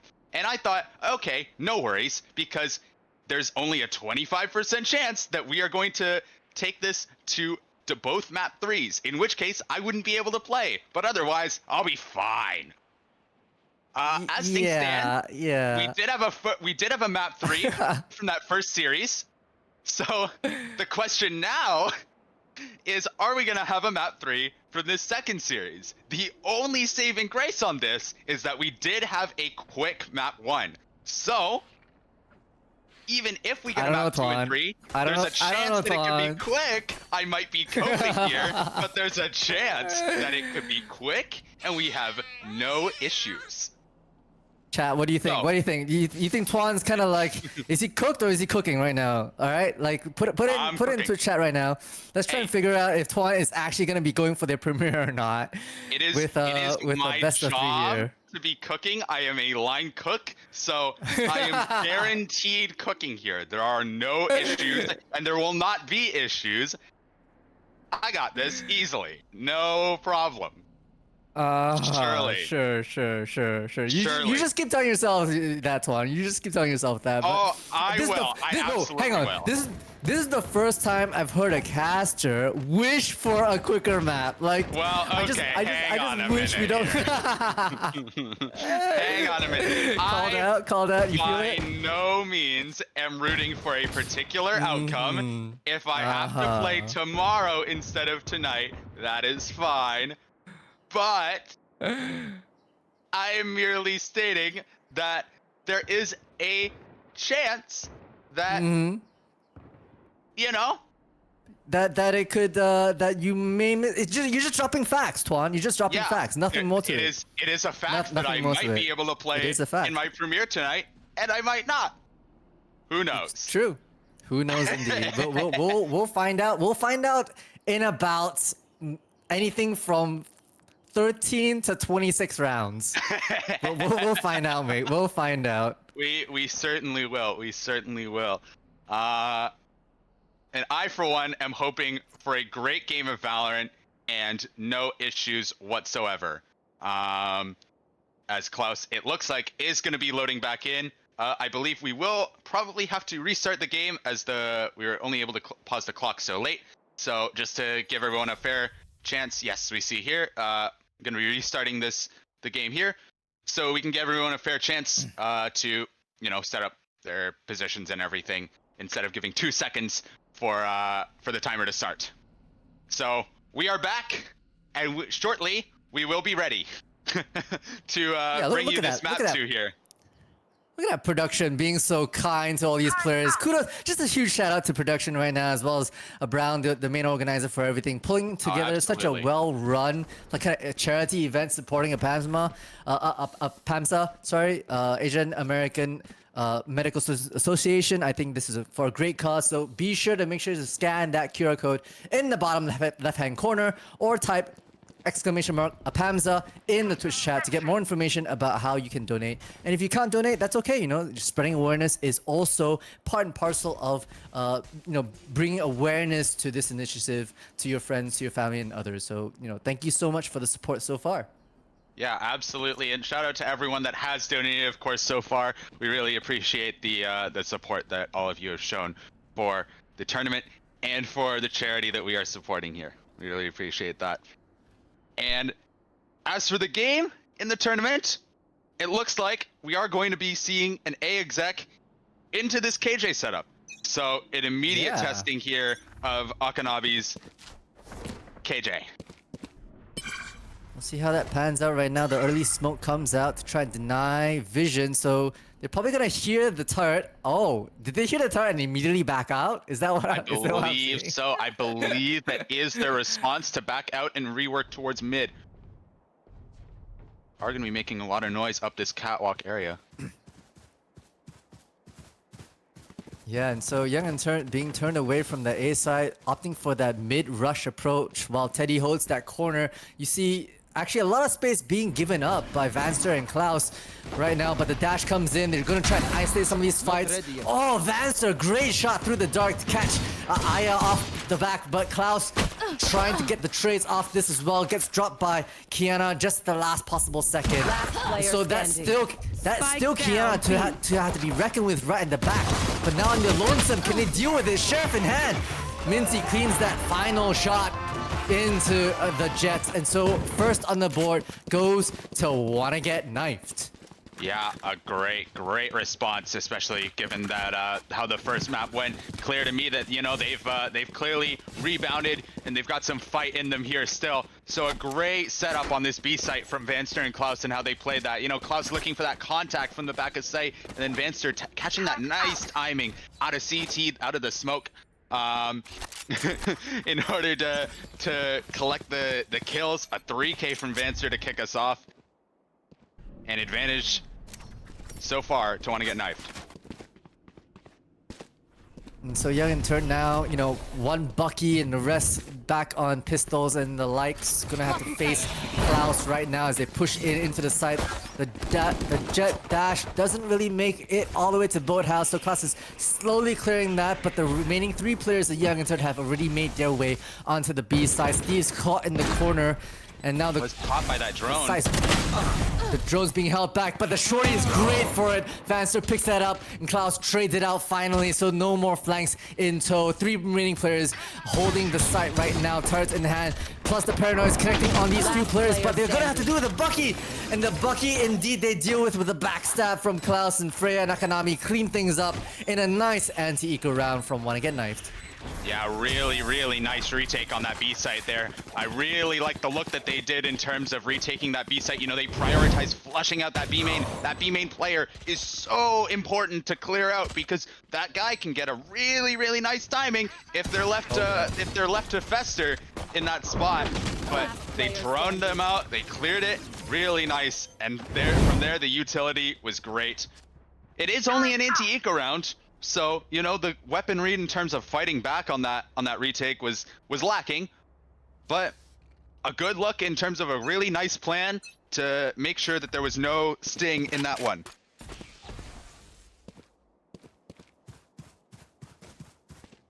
So we're gonna start things off right now with a bit more of a mid hold from Young in turn. The drone does come out. Vanster spots one, but gets denied any future vision. The fight wants to be taken, does not get away with it. Aya with a good trade. That's 2 people noted in mid, and so now they're gonna have to send Minty over to guard that market location. Yeah, it's to pick up the gap now, and that is gonna be seeing a response from Young and Turnt as they're gonna pivot to Cat. Such a big gap. And Freya gets Yeah, Freya gets spotted out by the drone, so that's tree being given up. They're gonna be walking into a lot of utility from the Killjoy at the moment. So we see how Akanabi fares out. Akanabi drops, unfortunately, to Aya just lurking through the cracks there. And so it's gonna be a 3v5 retake. All 5 players from Spike Young and Turnt planted. being held. Steve, once again, in a great lurk position. Freya's worried about it as well. Couple players on the top side. Klaus with the Bulldog gets great shots on these player players right standing. now. But it's all down on that final player, Steve. The teleport does come out, so position is probably noted. Interesting crosshair, Steve, by the way. Want to say quickly for that. And Freya on their lonesome, actually, with the Spectre, tries to flush out, at least get one more weapon out of the hands of Young and Turnt, but that gets denied by the final lurker from Steve. So that is the first on the board from Young and Turnt, unexpected, but good response for their bonus. Planted. Yeah, absolutely. And a really nice call there in terms of manipulating that rotation. You know, Venster very comfortable in taking that almost an ego fight out of market there. Looking for that contact, looking for a fight, had the strongest weapon on the board for them, trying to, you know, maybe give them a number advantage in that weaker buy situation. Wasn't able to find it though. And from there, you saw Vinci rotate over. Just not able to find success with it as they pivoted, you know, back into the gap that left. Okay. Interesting smoke. Very aggressive smoke, actually, from the side of Young and Turnt. And they flush out the turret. Meanwhile, Klaus opting not to buy a weapon. Goes in with a shorty instead. Gets flushed out right there. Right? Spike down B. By Paolo. And so that's a spike down. Oh, on Cat. Aya deep within this side, but Vancer gets the drop on Aya, so securing that A side. Jumps around 5 HP, spots the spike, and now it's in a precarious situation. Oh, the Hunter's Fury. Okay.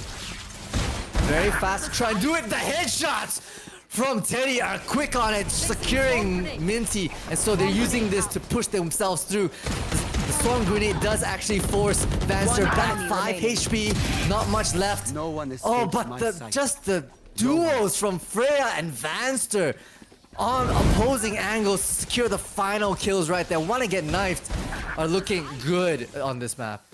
Yeah, really nice setup in that B hold. You know, Klaus not able to find the value that was being looked for with the shorty in B main, but Vanster, what a great round. 3K to clean it up. Farah as well, able to stuff their entry out on that re-hit. Really nice in terms of holding that down. And want to get knifed. Collect that big buy round, so they're up 3-1 now. Klaus gonna bring out the op here into this anti-eco. Ooh, oh, the timing. Timing Just on the, unfortunate right now, and Young and Turnt suspect, right? They walked into Klaus holding a shorty on their buy round, so it's, you know, they realized that Klaus didn't buy anything. I think Young and Turnt are having a really good call that the up is somewhere, and so they need to maybe suss that out a little bit. Yeah, got smoked off there as well, so pushed back. We're gonna be seeing the contact in mids. The patience, the tension is palatable. You could cut it with a butter knife right now. Maybe the contact from Minty is all that's gonna be erupting at the moment. Start Steve. Okay, back off. The smart move. Tries to get a bit of a pairing here. Freya, great with the Nice initiation. Yeah. But I don't think they know that might be the... Meanwhile, Vanster gets a couple on their own. And Teddy could not make anything further. So wanna get knives against a fully saved Young and Turnt. Clean up quickly in a flawless. Yeah, it was definitely a bit of sting in that with 5 sheriffs. You know, you can always get shot in the face with those things. But and they certainly looked for it. You know, they poked and prodded towards A. They took that cat contact, and then they kind of came out on B, and then I believe it was Here. sorry, I've been affected by an ailment here. You're all good, man. You're all good. Kiana as well, peeking out of the A main, looking for the fight to trade the cat players, but just not getting any guns out of it. Nice shot from Klaus. And that's the op sounding out, dropping Aya. Having to force retreat Vanster with the backstab, spotting one, a bit of discipline from their side, and catches both in the head right there. Oh, it's beautiful plays down to the last couple of players. I believe we know that they're all on the side. Paranoia to connect Klaus with a beautiful shot. And even though Young Inter were armed to the teeth, want to get knife pulled out a second for Lawless. Yeah, that's a great round from Vanster. Really nice utility. You see just continuous pings. First, Steve just lit up in logs. You know, Kiana trying to find that giraffe position that is so good in those post plants, but just picked out. Steve went for the trade, but just was lit up by that dart. So full information onto it. Vanster was able to drop both, and then the drone ping as well onto I can't recall who it was on the bomb site, but Klaus off that ping was able to get the op shot through the wall to take that out. So just really a nice round from Vanster in terms of utility to just light everyone up like a Christmas tree. Yeah, it's not looking in terms of good weaponry right now from the side of Young Inter. They're trying to opt their way onto the side. Knives are out for the side of Kina, but gets shut down quickly by Minty. The dart denies any further information, and the smoke denies any further progress onto that site. The spams through, and Klaus are ready to receive that mid as well. Klaus missing this timing a little bit. Oh no! From the side of Klaus, and Klaus picks up a 3K. This person right now is feeling it all the way down to their bones. Steps out, collects two, and one more for the road. Oh, they're looking like fire right now. Want to get knifed. Yeah, they've really come back into this map with a vengeance here. Looking to prove a point. And Klaus has been having some interesting timings with this op, you know, unswinging right before people peek in. But, you know, had it again there, it looked like, but then just with a really nice timing to re-peek out, catches someone not looking at him, and the collat with it too. I mean, it's convincing so far. It is convincing so far, and Klaus, feeling it, manages unfortunately to get away with their lives, tagged down to 57 HP. The drone now comes out to clear some of this space, spots 2 players, I think, with the Killjoy as well, using that opportunity to clear some of this space right now. So that's utility gone from this side, and Klaus just making great headway on this side, holding down that mid response even before the Killjoy trip has been triggered. Very proactive with it. Yeah, really nice peaks. Klaus getting so much value here with this op. It is potent right now.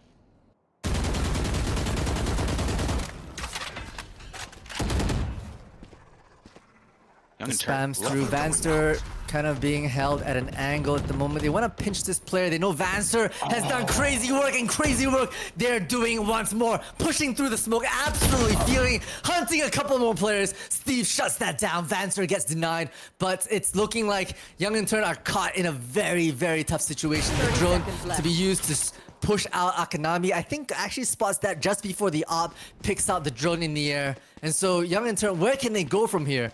It's gonna be a tall order to get any sort of space right now. Yeah, it's looking like they're gonna come out on the B site here, but this op. Okay, might be possible. Steve making it interesting. 8 seconds left. The plot comes down just in the nick of time. We're against 2 more players. One out with the op, one on the late lurk right now. Minty, great with it. Now Klaus opting to swing up with a Sheriff. Gets Steve just on a timing basis. Beautifully done. Paula now left in a solo hold. Gets smoked off in the last possible corner. Catches Klaus. This is terribly possible. Minty catching the final drop and actually making it absolutely worthwhile with a headshot straight through Paul's. And now Minty going back for the up. Beautiful play from that side. We're gonna be picking up a 7-1. I don't know if you have time for this. We don't. We're at the half. We're good. We're good. Okay. That was close though. that was brave as a decision to look for that operator. Think she might still be able to collect it. No, not quite. So the op not saved, but plenty of money here for want to get knifed into this one. And that that got nervy. That got very nervy for Wanna Get Knifed from that 4 versus 2. Yeah. Player standing. Klaus got caught out there as well before that smoke bloomed. Paolo got a great timing on the peak. Not able to get the second one though. And a huge round for Minty to pick up. 7-1 the scoreline, and that is big to deny them any possibility of getting momentum back into this one. And they have 5 ults. Wanna Get Knifed are choked full of money and utility and ults right now. Young and Turnt need to start destroying some elements of this, pulling out ultimates, trying to lure those out, and just basically, it's a huge flip, Tuan, from the side of Sunset onto Ascent right now. Yeah, absolutely. And I think if I had to say, I would say it's just a question of lacking that utility again. I think, you know, we saw Hunter's Fury coming out. Great tag. One Vanster. Couldn't get anything more. Actually, all 3 players are tagged down. Yeah. Oh, we tagged 3 actually with I believe so. Yeah, I think that was Teddy getting tagged as well as Paolo and Steve. Lockdown now from Young and Turnt. Yeah, lockdown used right after the Hunter's Fury was utilized from the side of Vanster, so there's nothing to prevent from the shadows being used from Freya to be able to maybe avoid some of that. I think it's great. It has been spotted out, the site has been compromised, so Freya gets caught in the back. Oh my gosh, what a shot from Teddy! Just picking Klaus from the sky as a good trade. Now the defender Killjoy is being pushed. Kiana is ready to receive, maybe holding this. Vanster is ready to try and push this out. Okay, at least the Killjoy is secure. Gonna be forced back. Aya gonna be forced all the way to the backside right now.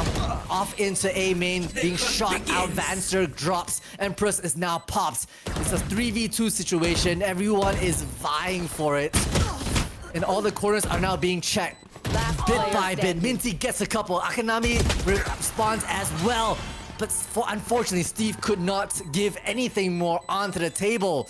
Young and Turtle were looking good with that, but Wanna Get Knifed just with these individual plays secured themselves their 8th round.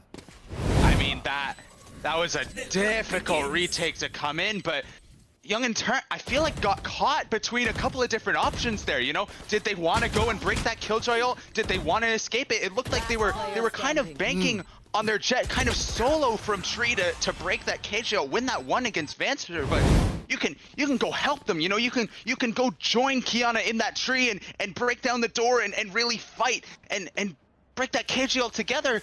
They had 3 on the site, and it was just Kiana alone in trying to break it. And they got punished for it. They all got forced into main, and from there it just collapsed despite the numbers. And the jump peak comes out from the side of Kiana. I think they spot the op, but they're still opting to try and make waves into this. The jet. Oh, what a shot! Klaus, what was that? That. Someone do a VAC check right now, because that was impossible. That shot from Klaus rings through the air. And yes, the trade was there to drop Vanster as well, but that was nasty from their side. Not Aya gonna be able to pick up a Phantom in response. The spike comes down, and so Steve once again holding in that kind of lurk position. I think they're worried for it. They're worried about it. A couple of players in this smoke right now. Can Steve get the drop here? They definitely suspect. Doesn't suspect at all. Okay, and now it's all on the final player here. Paula couldn't make anything more work, unfortunately. Minty just shutting that final player down, and it all started with an insane shot from the operator. Yeah, I mean, it's just so tough on that low buy, but what a shot from Klaus. Just insane reactions onto that updraft dash onto the bomb site. But that still looks like a promising post plant for Young and Turnt. They had great positions in main. You know, it looked like they were going to be able to find a timing to capitalize off it. Akanami's turret also didn't spot out Steve in B main, but just not able to find the timings that they needed with the weaponry. They just weren't able to capitalize on it. And it's 9-1. I mean, we are really seeing this go the other way from the Sunset game. It is a complete inversal from what we saw in that first map. It really is. Young and Turnt, you know, they had some successes on Ascent, but now They gambled and they gambled wrongly. Wanna get knifed are showing that the reverse sweeps are absolutely on the table right now. As Young and Turnt move into this space, Vanster quick on it. Oh, disgusting. I don't think they spotted in one, so Vanster trying to take a second approach here. Okay, finally gets pinched right now. Hungry for more. They actually push CT. Kiara stepping out, gets a couple of their own. And now it's all on Akanabi. This is the first time the Young and Turnt look like they're actually in control right now. Spotting that shoulder, tapping through, actually almost clipping onto Akanabi's head right there. It's a battle of the killjoys right now. Teddy making their way slow and steady. A bit of a whiff pitch, unfortunately, so Akanabi's gonna be able to pick up that headshot, breaking down the door. It's a 1v2 situation. Should not be possible in any regard, but weirder things have happened, Tuan. Weirder things have happened. Low time on this bomb too. It's gonna be so tough to get this. The barrel is spotted, but I don't think it's gonna matter. And the drop has been heard. We're playing around with the walls right now, trying to just deny as much. Yeah, Akanabi knew it's over, but at least we'll be able to bring one player down with the spike there, and Kiana is the final player bringing over the Vandal into the last round of the first half here. Yeah, I mean it's already a better performance than Wanna Get Knifed had in the first half of Sunset, but not by much. It's really not saying a lot when the scoreline is 9-2 at the moment. But Young and Turnt are really gonna need this third round. But what a really great round quietly from Teddy there in Market, just stalling out all the time there that was needed in that 3v1. Oh wow! Okay, that's a nice revenge kill from this side, but Vanster lurking in this corner. No one expects an additional player in that corner, and so wrecking havoc. The up is out of the hands of Wanna Get Knifed, fortunately, but not without some devastation on his side. It's a 3-3 right now in terms of players on the field. Yeah, Teddy was heard grabbing that orb towards A main by Akanabi there.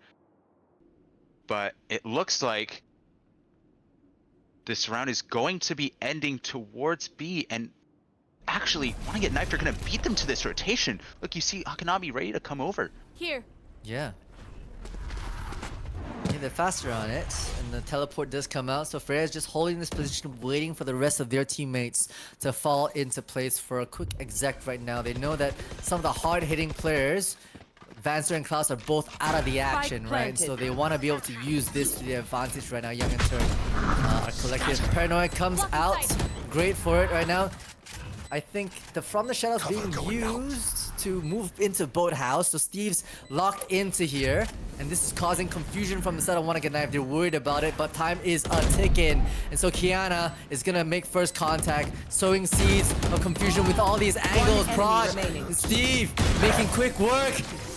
Beautiful play from the side of Young and Turnt with all the angles just collapsing onto Wanna Get Knifed. And we come up with 9-3 at the half. Yeah, a big round for Young and Turnt to collect, to kind of salvage this half from 9-1. You know, makes this a little bit more winnable for them. Less of a mountain to climb, but it's still so tough. Steve with a great round here. Nice 2K to pick up. Very nice shots. And yeah, it's a tough hill to climb, but it's by no means over yet. And Young and Turnt are gonna be favored now, swapping on this defense site. Not in terms of winning the game necessarily, but in terms of performance on this half of Ascent. Of course, a defense-sided half. Mirror comps, it's, you know, it's going to be tough to see whether Wanna Get Knifed can actually prove that much of an advantage on the attack half. Yeah, so a bit of a scrim happening in this mid. Steve just feeling confident, pushing through the smoke, but couldn't get any more than one. Meanwhile, Minty, right, just cleans up shop right now. Ooh, Teddy with a quick flick over, but Freya quickly traced that out, and so it's all left on Paula right now to try and claim another on the board before Wanna Get Knifed put double digits for themselves. This is such a tough round to win. Contact's gonna be made shortly. Yeah, there is the jiggle. Great paranoia from the side of Freya as well to isolate. Now both angles are being held. 1v1s are going to be much tougher to get. Using the dart as a bit of a flash there. Try to deflect folks away from the line of sight, but not to be reckoned with. They clean up shop easy.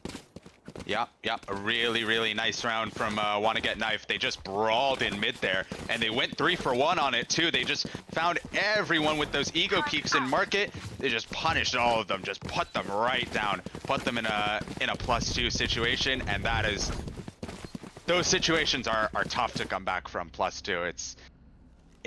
You very rarely see people collect those kinds of rounds back, and Young and Turnt are gonna be required to force into this one, down 10-3.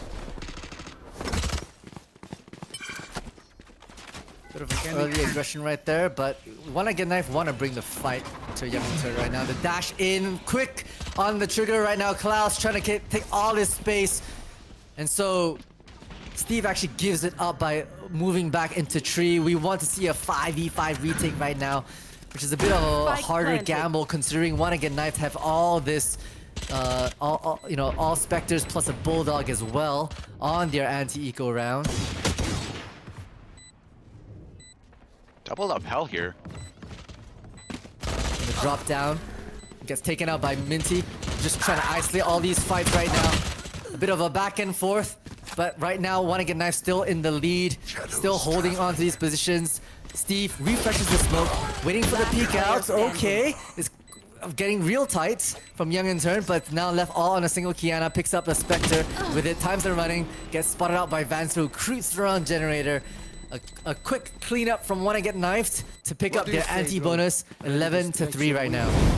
Yeah, really crucial round to kind of take the sails a little bit out of Young and Turnt there, and it's looking like a map 3 at this point. I don't want to get too ahead of myself here, but that double up in hell, a bit of a risk to take in a round like this where your opponent is going to have very close range weapons, but they got rewarded for it. Went 2 for 2, and the time was stalled out successfully, so it's looking tough for Young and Turnt at this point.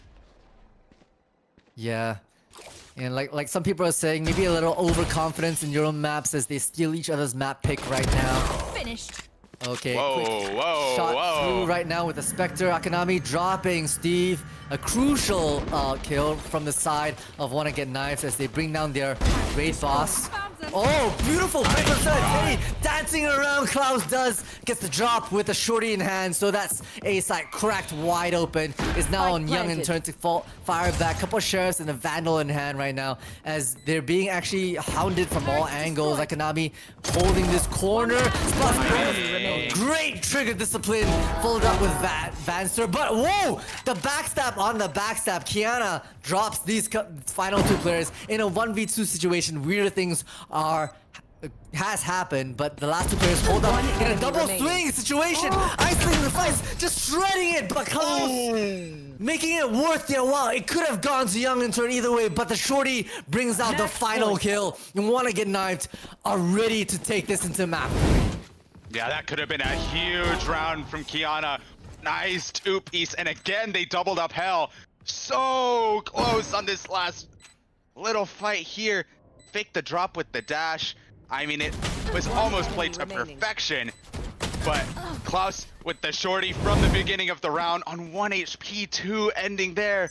Just so close, thin margins between Young and Turnt potentially finding some life in this game, and this being map point. Okay, a proactive kind of hunter spree from the side of Vanster. Does not spot out Teddy, who just shuts down Klaus right there from the corner. That's the entry gone from their side, and now so many players on the side of Young and Turnt holding it from market, peeking out. Vanster gets one, but is quickly traded out, and the players from Wanna Get Knifed are dropping left, right, center, all on that final player Akanami to be able to clutch out in this occasion, but it's not going to be today as Aya keep Young and Turnt in the running here at the edge. Yeah, and a great shutdown on that B execute. Vanster was clearly looking for that dart to get a ping off for the Hunter's Fury, but Hunter's Fury not able to find any value, completely tucked from the dart. Teddy did a good job there to avoid that threat. And yeah, then from there the exec just wasn't able to go through. I mean, completely stuffed out of that B main choke. But still, 8 rounds, 8 chances for Wanna Get Knife to close this one out and bring us to a map 3. And it looks like they might run another B exec here. You should run. Yeah, Akanabi, yep, there has the lockdown, so we'll invest on it very aggressively as well, covering all areas of that B site. No Odin in place from the side of Young and Turnt, but who needs an Odin when you just spam through that smoke, catching Akanabi, waiting for this. No smokes in play, but does get blinded, so Klaus actually does drop, Klaus drops Teddy right there at the edge. The plant does finally go down once the lockdown gets cleared. So we're in a 4v4 retake right now from the side of Wanna Get Turned. Empress has been popped. We want to see that aggression from the side, waiting for Lear to come out. That's a signal from the shadows being used and is cancelled by Klaus in the backside, the boat side. Using that to try and deny some information. Minty comes alive with a couple of great headshots from that side. Now we see Paolo in the shots, but left, right, center, just 3 bodies hit the floor quick and dirty. Young and Turnt keeping things alive, keeping things fresh for the views right now, bringing ourselves to 5 on the board. Yeah, keeping things interesting, really. And we see the C9 scoreline again. But yeah, a great retake, and it comes down to this kill here. So huge for Aya to get on Vanster, because as I alluded to before, that player is so crucial. Vanster has been winning so many ones in this map, but that one just not able to be found to close out the map. Young and Turnt with a great retake, and showing a few signs of life, but they're gonna need a lot more than that to mount a comeback. They are indeed, right? So right now, Wanna Get Knives force on a very severe save round right now. Knives are popped. So you see Klaus with those jumping in, trying to get those knives out. It's a jet v jet dash, but right now, one enemy remaining. Kiana wins that out, and so all other bodies drop. Freya's ghost rings out in the lonesome of the night, gets picked off cleanly in a flawless. Young and Turn pick up an easy 6 as expected. Yeah, and it rang hollow there too, as a really nice eco cleanup from Young and Turn. This was a bit messy towards market, but Kiana able to say the shots on Akanabi. Very nice there on the final bullet to ensure the flawless. And this bot mid take has not quite found the value that Wanna Get Knife is looking for. Not quite yet right now, but once again, Young and Turn have to pull off flawless rounds every round to be able to secure their win into the grand finals here of the Brownie Valve Impact Charity Tournament supporting APAMSA. And right now, Wanna Get Knife opting to do something a little different, a little defaulting, a little 3-2 split, eh? Yeah, I thought they were gonna go for a bit of a fake here, but turns out they still might, as Vanster's rotating through spawn. Wow, it's getting a lot of space here on untested. Going out. Timing just a bit, as a lot of attention is now being drawn away from A main, which is where 3 players are stacked up. But I think maybe they're waiting for the rest of these players, especially the duelists, to reconverge with them, maybe? Yeah. It looks like Minty might hop into a bit of a lurking situation here. Oh, almost able to find the catch. Yeah, and just the wall bang, I believe, so dropping that down to 10 HP. Meanwhile, Klaus on the other side uses that opportunity to move into this space. Now, Minty has been dropped from that late lurk position, but no one expects a lurking Klaus in the smokes right there. So that's going to be one down, but the feet's lighting up green right now as they're going to take control of this site. The final player in the heavens, 4 HP. Klaus in the bottom right now gets paranoid beautifully cooked to perfection right there. And Young and Turn making a bit of a comeback, 4 in a row. Yeah, these retakes are really coming out well on the side of Young and Turnt here. They're finding a lot of success with these as the lockdown is going to be built up for the next round. But, I mean, it feels like a lot of post plants here. And I mean, this one just goes fully in the way of Young and Turnt. Just some great shots and not a lot of successful trades from Wanna Get Knifed back. So, 12-6 the scoreline here, I believe. Or 12-7, sorry. But they're still going to need 5 more rounds to catch up here. The hunt begins. I like it. I like it. Just, you know, just static right now. Everyone's worried, right? One against Knife's worried that things are getting out of hand from Young and Turn. Young and Turn's worried because they need to play every round flawless. But look at this. The spam through. Steve gets a couple. It's lighting up green right now with a great op shot from this side. Vancer swings out and catches the Opera as well. And so they're trying to make it worth their while with a couple of moves into this right now. Vanster picks up the up. No, swings back to the Phantom. Freya's already on site, trying to make headway with the players in heaven as we move into this. Vanster even things out. Okay, last player right now. Vanster, great with it. Can we ace? Secure ourselves it? We couldn't. We're just so close as Paulo swings out, trading their counterpart, leaving the spike in the lurch. Young and Turn continue their massacre. Yeah, and again, it's, I mean, what a round from Steve, finding that catch in a cat. I mean, really great two piece to collect, but Vanster almost went massive here. Ballistic. Almost went massive. I mean, that could have been a hell of a way to end that map, but really nice cleanup and really good job from them to even set up the position where, you know, Vanster needed to make that hero play, just not quite able to. Ooh. Martial shot almost took Steve's head off. Yeah, it got close. Some of these players are wicked sharp with their aim right now. 3-2 approach right now, trying to pinch off a couple of players. Kiana getting the drop onto a spike player, the player holding the spike there, onto the B main. A lot of individual fights erupting over this. Teddy getting the drop as the last three players that want to get knifed hold themselves into the mid. Not a lot of great weaponry on their side either, so they opting to maybe spread themselves and try and get it. Oh, Minty getting a great shot there, but response in kind. Teddy just shuts down everything else, and Steve with the final nail in that coffin. Young and Turn pick up a ninth. It's getting super close to an absolute disruption of this map. Yeah, I mean, and you know, if you want to get knifed, you're starting to get a little nervous about this one. I mean, 12-3 is very comfortable. 12-9, not so much, but still three chances for them. This is it, right? If Young and Turn secure this win, you want to get knifed, they're going to be put in eco again. Then we're going to a 12-11, and then then it's really down to the wire. You're very right, and they have 4 ultimates to do it, including this lockdown. It looks like they're going to be going straight into an A exec. Trying to use it actually before the Killjoy ult right now, just making their way. Klaus using the advantage. Wait, do they not know that the dash was already there?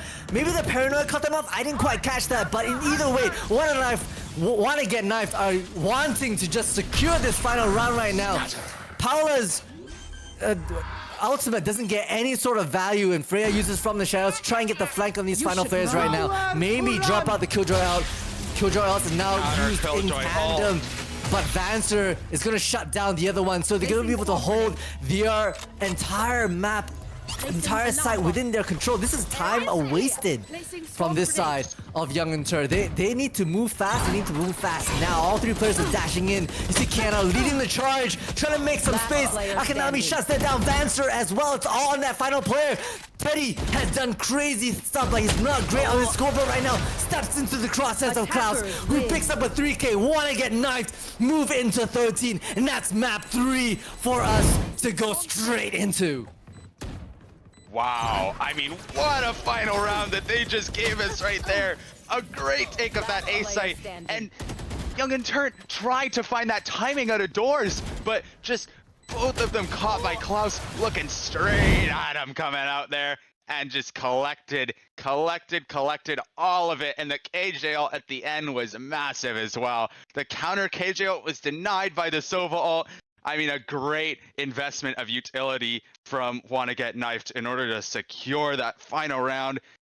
It got a little nervy for them, but they were able to make it happen and get it over the line when they needed to. So a 13-9 scoreline, and they are going to be able to take it to a map 3. Yeah, map 3 indeed, right? We're gonna be moving, these teams, they've banned Bind and Haven, Pearl and Abyss. So the final map on the board here is gonna be Split. I don't think and Split, coming back into the map pool, a lovely play. A lovely map to be able to work around with that mid control. So we'll definitely see how this pans out with these final couple players. This is it, folks. This is it, Tuan. This is the best of 3. They have to make and break it here in order to see Pink Sheep in the finals tomorrow. We couldn't ask for a more banger of a series right now. Yeah, real back and forth going on so far. I mean, two fake comebacks so far, but we'll see if this this third map is gonna have as one-sided of a first half as the past two have been. I personally hope not. I hope for a bit more of a close-sided affair, but we will see as we are gonna go shortly, I believe, into a break. But yeah, really nice performance from Wanna Get Knifed in that one. Indeed, so and we are going to go into a quick break, but folks on Twitch and any on the streams right now, don't go anywhere. Just hop over, get yourself some water, hydrate, maybe get some fuel, some food for yourselves, because we are going into map 3 and we're going to map 3 soon. So don't go anywhere. Stay tuned. We'll be right back. Yes.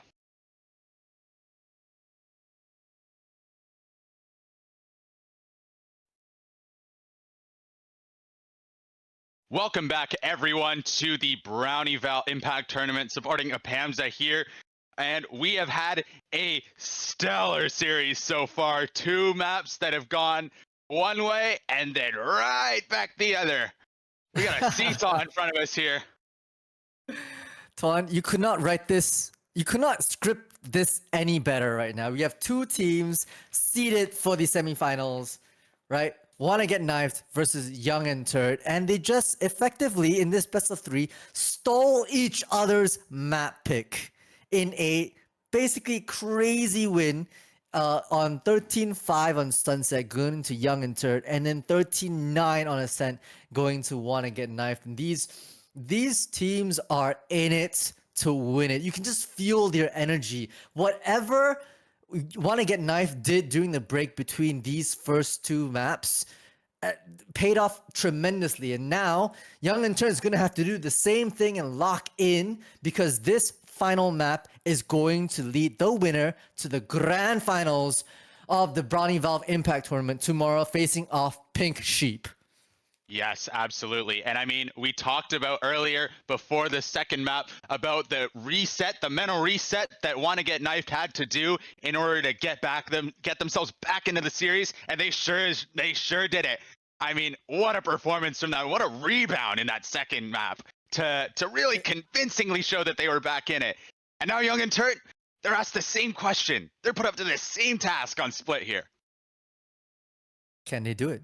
Can they do it? And that's the big question so far that we have right now. It is the decider match, which means that basically no one picked it, no one banned it. Everyone feels they're equally good at it. That'll be up to time to tell. Young and Turnt have, looking at the stats right now, Young and Turnt have actually never played this publicly. Within the BrowntulStar Impact Tournament, right? So we haven't seen how they've done, but Wanna Get Knifed has had at least 1 win on it. 13-10 on Split against Tic Tac Warriors during their Group B first match.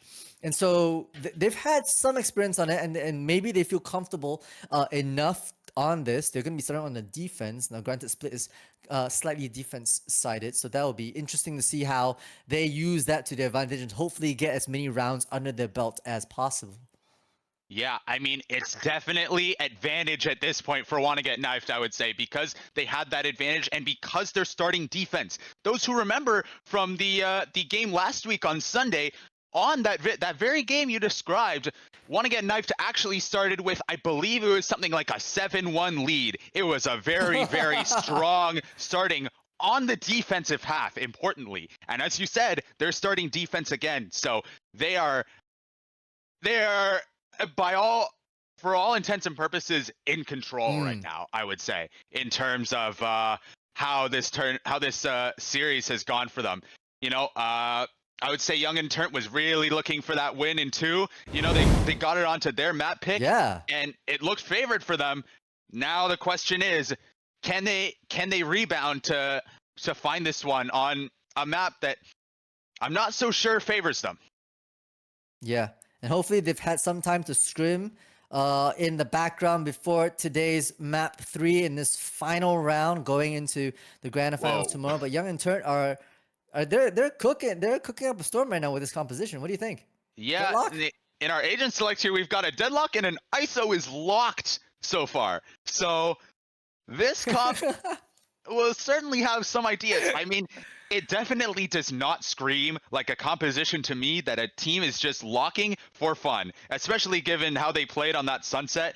I certainly would expect that they would have some ideas behind this and something to back this up. Want to get knifed picking the same composition that they did last week on this map against Tic Tac Warriors. So now the question is, do Young and Turnt understand their game plan?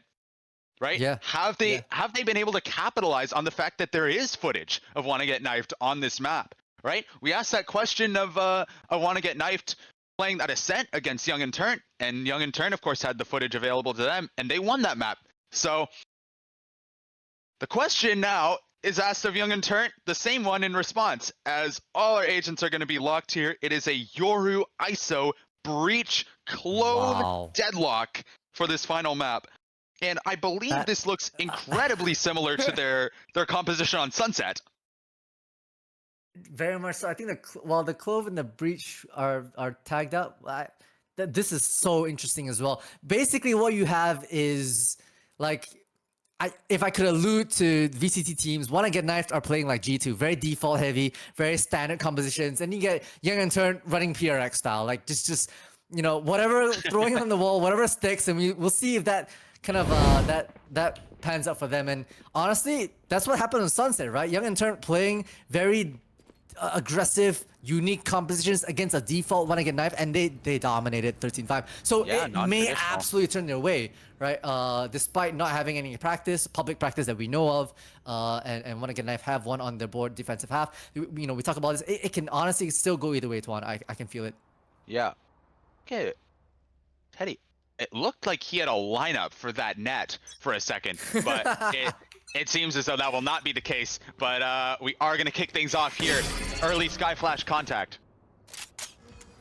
Some information gained, not sure how many though. Wait, Klaus is holding behind pillar. Oh, a great blind as well against one of these players here. Okay, Aya making great work, not spotting Klaus in the back. Gets shot out, especially with that shield, but Steve is there to receive after the dash comes in. A couple of other players right now rotating in. Will Kiana be able to get the drop on Freya? Spots on her shoulder. Has to be clear. The Paranoid comes out to force it back into vents to allow movements of Freya into this. They have to deal with the flank right now, but Kiana is playing time. They know they have that within their scope. Meanwhile, Akanami is toying around with that wall as well. It's not looking great on the side of Want to Get Knifed in this first pistol round. And Kiana's just playing timing like an absolute boss right now. Yeah, this timing has been played to perfection. Fully behind them. One enemy remaining. Gonna move through the cages like an assassin through the smokes right there. Steve gets one. So does Teddy, and so Young and Turnt putting their first marker on the final map of this semifinals. Yeah, ships in the night. They're almost through that cage outside of elbow. Steve just able to get the jump on Akanabi there, who is just unfortunately so low. And yeah, that right click rewarded.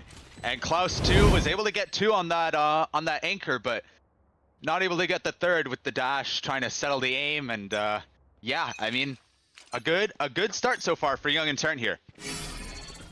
Very much so, and I think Kiana played it so well by the lurk, but he has to do with a bit of a rush factor right now. Just a triple barrage of people, not sure whether it was clone or shield or whatnot. Everyone's just moving in. Meanwhile, Minty with a stray nade moving through elbow, I believe, catching Paolo right in the back. So at least one for their name. It's not going to be on the board right now, but again, once again, the last 2 players, a bit of a whiffage right there. Fortunately, Kiana is going to be able to trade out Freya on the Lonesome South Classic. Looks like Young and Turnt are going to be able to get their 2nd on the board quick and easy here. Yeah. Not without a bit more destruction, but come on, young intern. You can't just give this away, right? You can't just give this away, right? And Alright, Kiana. surely not. Yeah. And a solid round from Young and Turnt. You know, Klaus was caught in a bit of a sticky situation there in the held position, just stuck. You know, you could pick between 3 options. You have an ISO with a shield active, you have a clone, and then you have the real Yoru. Good luck. You have 2 bullets in that shorty. So a tough time for Klaus finding value there, and the anti-eco is dealt with. Going into this anti-bonus now, want to get knifed. Looking to get some value here, but something that's worth noting, the team that has won the pistol has then lost the bonus and then won 9 rounds after on the first 2 maps. So we'll see if that pattern continues. That's a great stat, actually. Steve's brought it all the way to the back right now, and so clearing all these trips from Akanami. Oh, leaving Steve in a great lurk position. I don't know if Akanami knows that someone's there.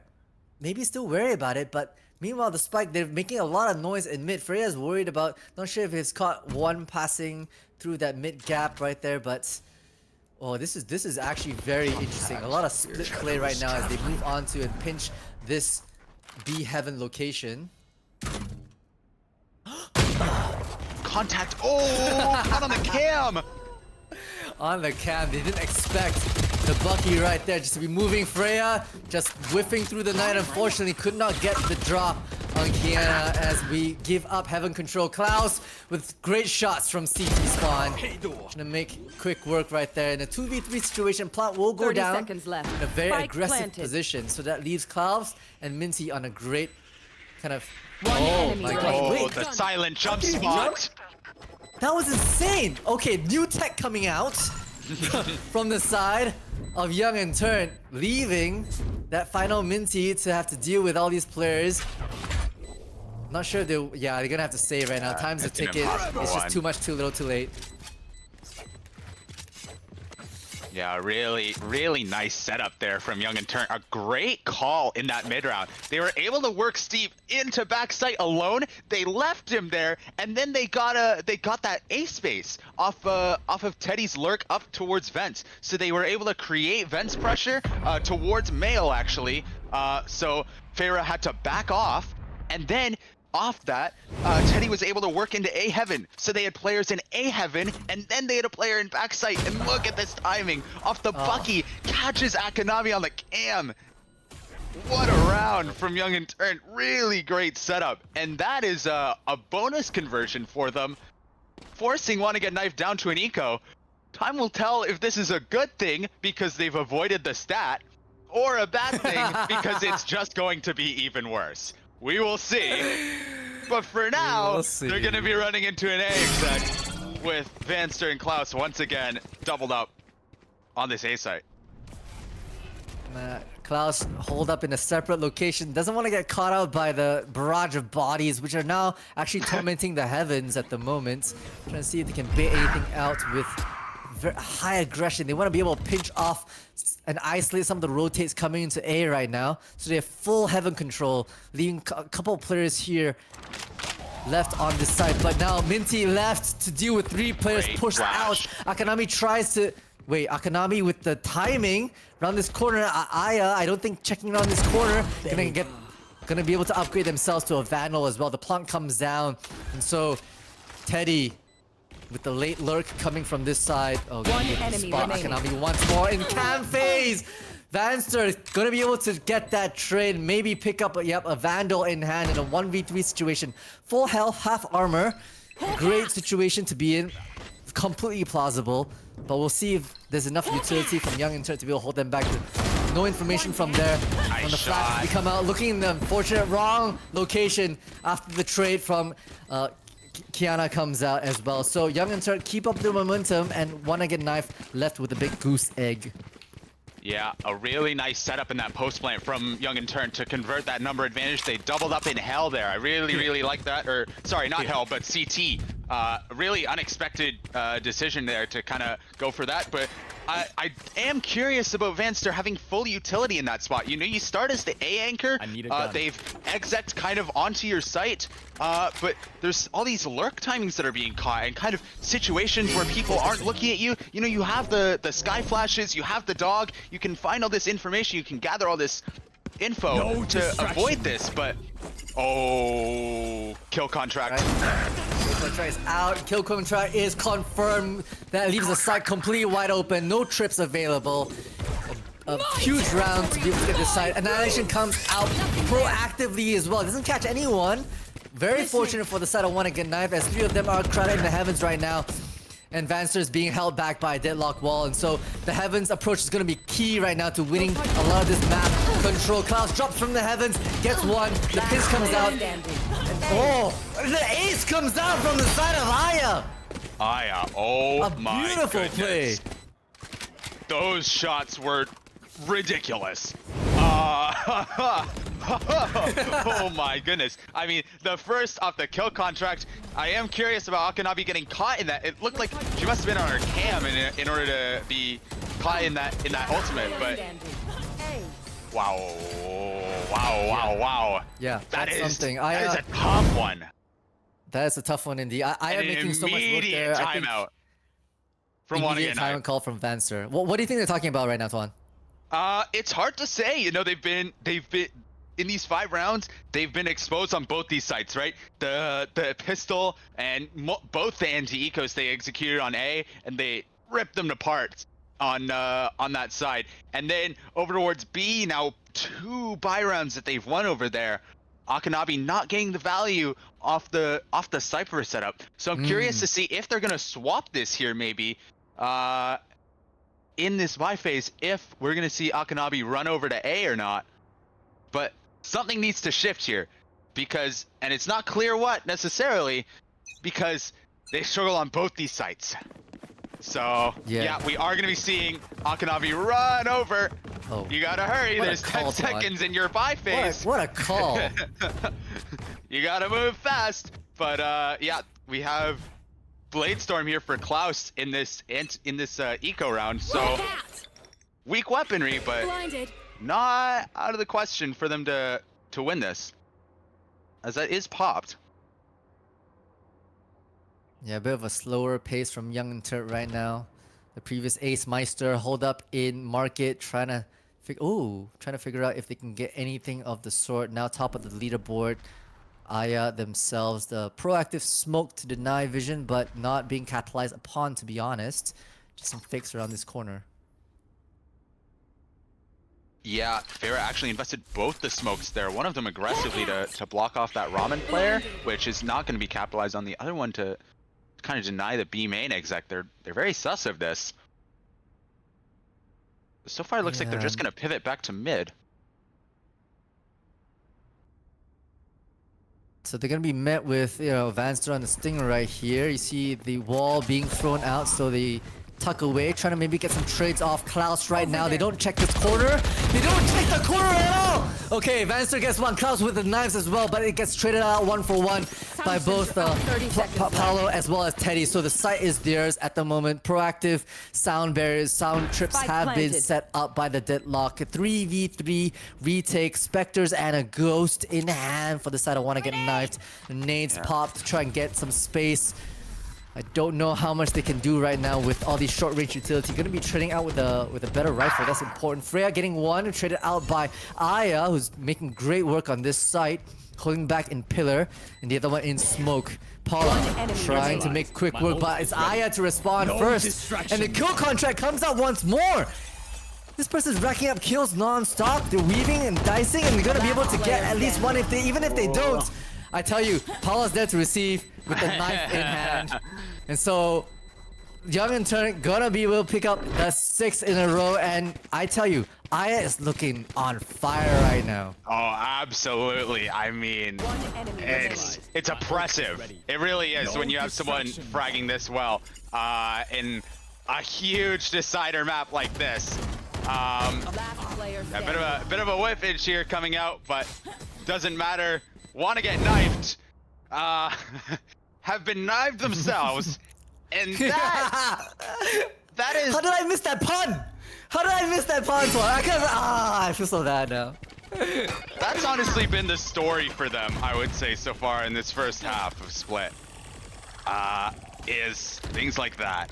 But this is aggressive down mid. Vanster's gonna catch a timing. Oh my goodness. Very aggressive seekers actually from the side of Vanster, so they know all the people are within here.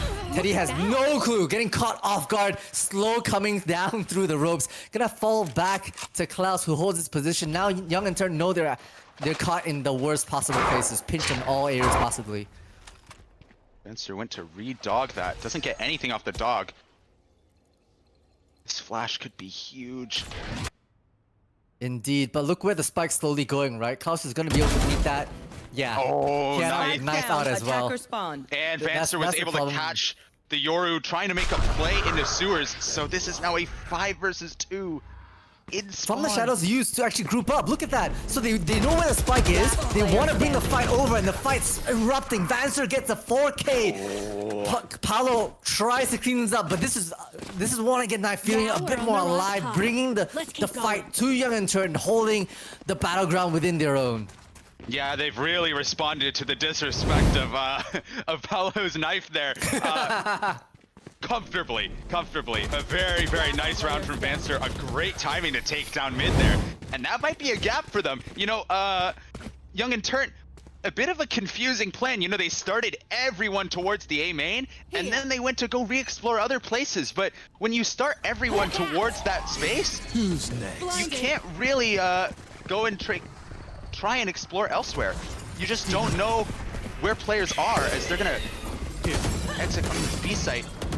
Yeah, dimensional drift is being used so well to get so much information. You see the last two players kind of peeking out, plus the rolling thunder to catch Klaus off. The smoke does pop to try and get to safety, but just so much utility from the side of Kiana to isolate Klaus.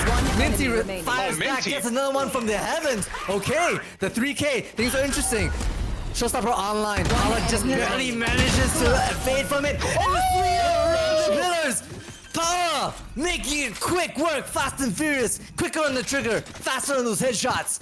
Young in turn, pick up your 7th.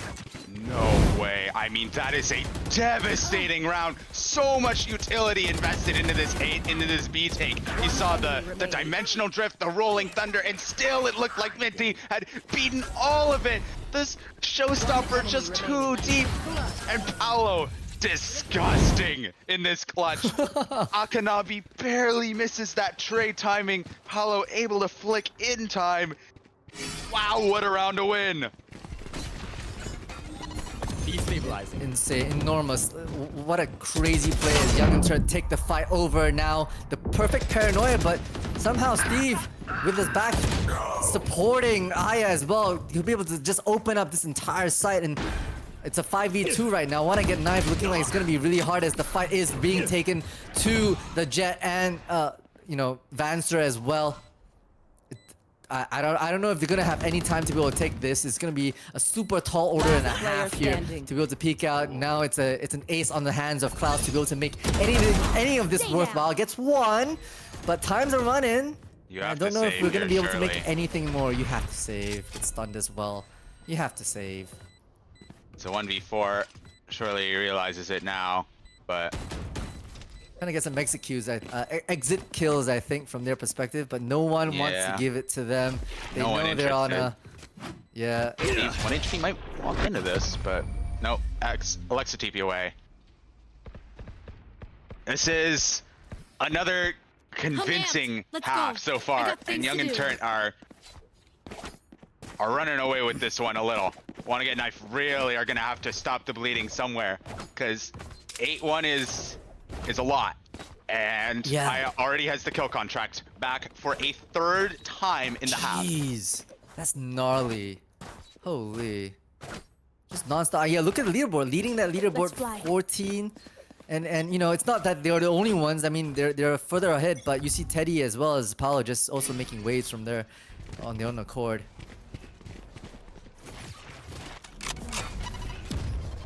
This time, the Cypher has been set up on the A side, so nothing to be worried about here. The spam through the smokes to try and get some corners. very deep Here. smoke placed by the side of Wanna Get Knifed actually. Almost bulging So- there. Yeah.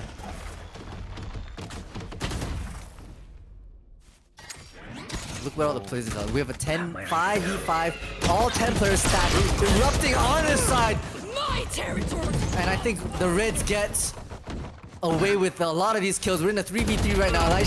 Annihilation goes nowhere, but we swing out. We get the final player on his heaven. Akanami drops, and I believe that's their cue to be able to rotate over to B, as Akanami was nowhere to be seen on that B side. enemy remaining. Aya still bringing the fight to Klaus. They're not letting any of these players escape the site right now. So it's all left on Minty, classic in hand. I don't know how much work they can do here. But Young and Turnt are looking like they're fully in control. Aya is hunting for this last one. You can tell. Yep, and he's gonna get it. Really wanted it, and he's gonna get it. And that is 9-1. Barreled through that A bomb site, and didn't even need to plant there. They planted B. So this one is, like I said, it's convincing so far from Young and Turnt. 9-1. They're gonna have to mount an incredible comeback from here in order to bring themselves back in it. Because so far, we have not seen a comeback mounted successfully yet. Yeah, you know that one round where they won, they were very aggressive with it, and so I'm wondering if they want to be able to play that again, because they've so far been very reactive for a lot of these things. Ooh, great throw from utility from the set of Deadlock right there to be able to secure a couple of players. Good wall. Someone knows their lineups. Okay, Gula comes out, Klaus being caught right there against an Aya who's top fragging right now. Shield gets dropped, and that's Aya drone down to the ground, but will regenerate in the heavens. So that's going to be able to, Teddy's going to be able to trade that out right now in a 4v4. He gets the push from Paula. Not dead yet, is popped to try and get some more space right now, so Akanami gives it to them. But now they're on the hunt, 10 seconds to be able to get a kill or be perished with it. And perish they shall. Akanami will get the trade on Farah. Farah's ready for it, but not ready maybe for that other player right now. It's all left on Teddy. Teddy on a lonesome 30 HP. And Freya will clean shop with that final scruffle. And Wanna Get Knifed are looking a bit more alive here. Yeah, you know, Young and Turnt went for that aggression into CT, and it really did not reward them. Bit of an unusual one to try and go for that play, but you know, Paolo was very comfortable leading the charge into CT with the ultimate, popped it. Didn't get the value that they wanted though. Steve also could not successfully get the TP out of there. And yeah, Teddy, it felt like not quite matching intentions with the rest of them on that post plant. Teddy just stuck solo on the bomb site with the sonic sensors on the bomb site with him. So it felt like a bit of a discoordinated post plant there. Yeah, but Wanna Get Knife, you know, they're feeling it just a little bit, looking alive just a little bit more. The economy is well stacked right now as they back off, giving Mail and Heaven. Klaus at an off angle right now, having to dash away after missing that first shot. So it's gonna be Vanster holding that, just that peek, looking through the shadows right there. The tap on, and Kiana is able to drop that final boss. But Klaus with the Heavens drop, getting a couple knives in before Kiana cleans that up as well. We're in a 2v2 situation. You get the final two players moving around the pillar right now. Kiana, Akanami and Farah watching these corners, getting the drop. Akanami could not secure anything, but Farah gets one.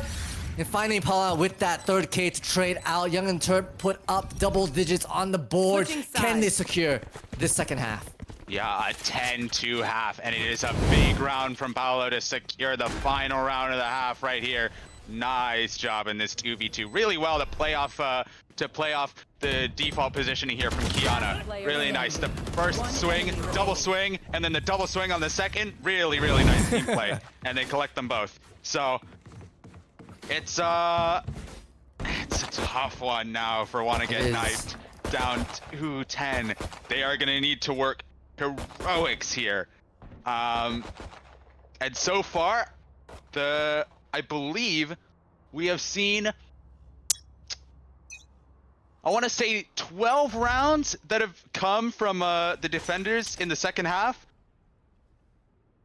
or from second half players from the second half team after going down in the first half.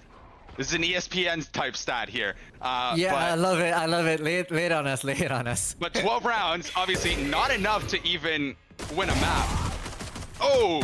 Spike Steve, down. great B. shot through the dark clouds with the response right now. Aya left on a lonesome against Freya, who backs off once the smoke is popped. So that's going to be a kind of a Over there. resurgence now. The spike has been heard to be dropped in mids. Is Teddy ready for Minty? Yes. Just catching the knees, actually, from the side of Minty. It's just like, nope, I don't want to be here. Yeah, they are all going to retreat down mid. And it looks like they're going to go back into a B main execute here. They're not really interested in messing with that deadlock, but they are going to go instead into Aya, who still has the shield available and has been fragging like crazy. They have 30 seconds to get this bomb down. Yeah. And that's going to be coupled with 30 seconds left. Kiana's utility as well. The swing out, the shield's regenerated right now. Kiana's shooting from the heavens, gets one. And that's going to be Aya dropped as well from Minty. But Kiana's hunting for revenge as well. Pushing, respecting the smoke for now. Just trying to get some sort of peek spell. Minty drops that spike. Spike planted. 14 seconds left. Okay. Freya is dropped though, so no more smokes from that side. They're trying to enemy bail remaining. out that final player, but Akanabi is going to be the solo hold. Kiana makes it the final nail in that coffin, and Young and turns picking up their 11th. This is not Sunset, where Wanna Get Knifed started their rampage on their second half. Young and Turn are wanting to secure themselves in the grand finals. Yeah, they want to shut this down fast, and it's a Spike big planted. round from Kiana in order to do it. Big 3K. One enemy remaining. And bang bang, a 4K, excuse me. And that is a really nice job to hold that site down. It's after losing that pistol, I mean, it's, Don't give them ground. I don't want to say it's out of reach, Here. but it's be it's tough. It's gonna be mission impossible, something that Tom Cruise might be happy to see right now. That okay, spam through, so the shields are out of the question right now from Aya. Bit of a bit more risky as they jump peek right there. Destabilizing has been popped right now. We're trying to isolate Kiara from the side. No, Steve drops a couple of themselves, but the spam from Aya is great for it. The reload comes through. It's just a couple of players from this player final. standing. Could not pick up a third. Vancer responds in kind. And so, is this Wanna Get Knife's time to shine? Teddy with the ghost only in hand. Maybe we'll be able to pick up that Spectre as well. The plant comes down. Beautifully One positioned. enemy Known. And gets backstabbed. That Vancer does. The final player Known. Just gonna have to dance around this. In a 2v1 situation, Mike Teddy makes mincemeat of those players. And we are at final match point, series point for the Young Intern. And I am not Well, that is a massive shutdown from Teddy. I mean, oh, that is despairing for Wanna Get Knifed. I mean, Spike planted. it looked One like a enemy remaining. round one for them in this 2v1. Teddy was stuck with a ghost, able to pick up the Spectre and Raptors, and it felt like they played that one a little bit solo. I mean, Yeah. Vanster tried to escape that default position. I don't think you have the room to do that. And then Klaus, not able to follow up, took another peek solo. I mean, And the fast approach right now. Wanna Get Knife had spent, so they're gonna be on much lighter fires right now. And the tracking from Teddy goes out the window. Minty able to respond in kind, so that's very crucial from that side. But Nice Steve shot, trying to make Steve. it worth right now. Great shot from him. Minty trying to hold things back, but drops to their knees. Playing from the sidelines right now. Aya getting dropped as well. Shield not able to get anything, and the trade not coming out from the side of Kiana either. And we're in a 3v2 situation. Wanna Get Knifed with the player advantage. But do they realize that Paul's in player this corner right standing. now? Finally they do. So Akanami drops that final player prod of Steve in The that spike's corner. going 34 towards HP, B. Bucky in hand. And the spike's not even in reach. You're absolutely right. So we're just playing for time right now. Spike planted. Okay? Else ready. We get one, but look at Steve. 8 HP and an absolute dream. Does switch up for a Spectre. Dimensional Drift online. Is them to stand. So the real question is, do we play next round or do we really force it all the way to the end, Tuan? oh, I mean, he's got his full kit. They're high load here, Wait, but wait, this wait. is They're high load. not out of the question. Making full noise though. We come out. It's we he's think convinced it's they're we main. think it's gonna be good, yeah, and which is smart because they're not even paid for it. Oh well, they're not positioned for it. But Klaus swings after a beautiful flash. Steve knew it's over, tries to get to half at the very least, but you know they're gonna be bacon for this upcoming round, able to buy up a lie as well. Yeah, I mean it's you're really trying to shovel out all the water, all the flood with you know, with a tablespoon here. I mean, there's just so much.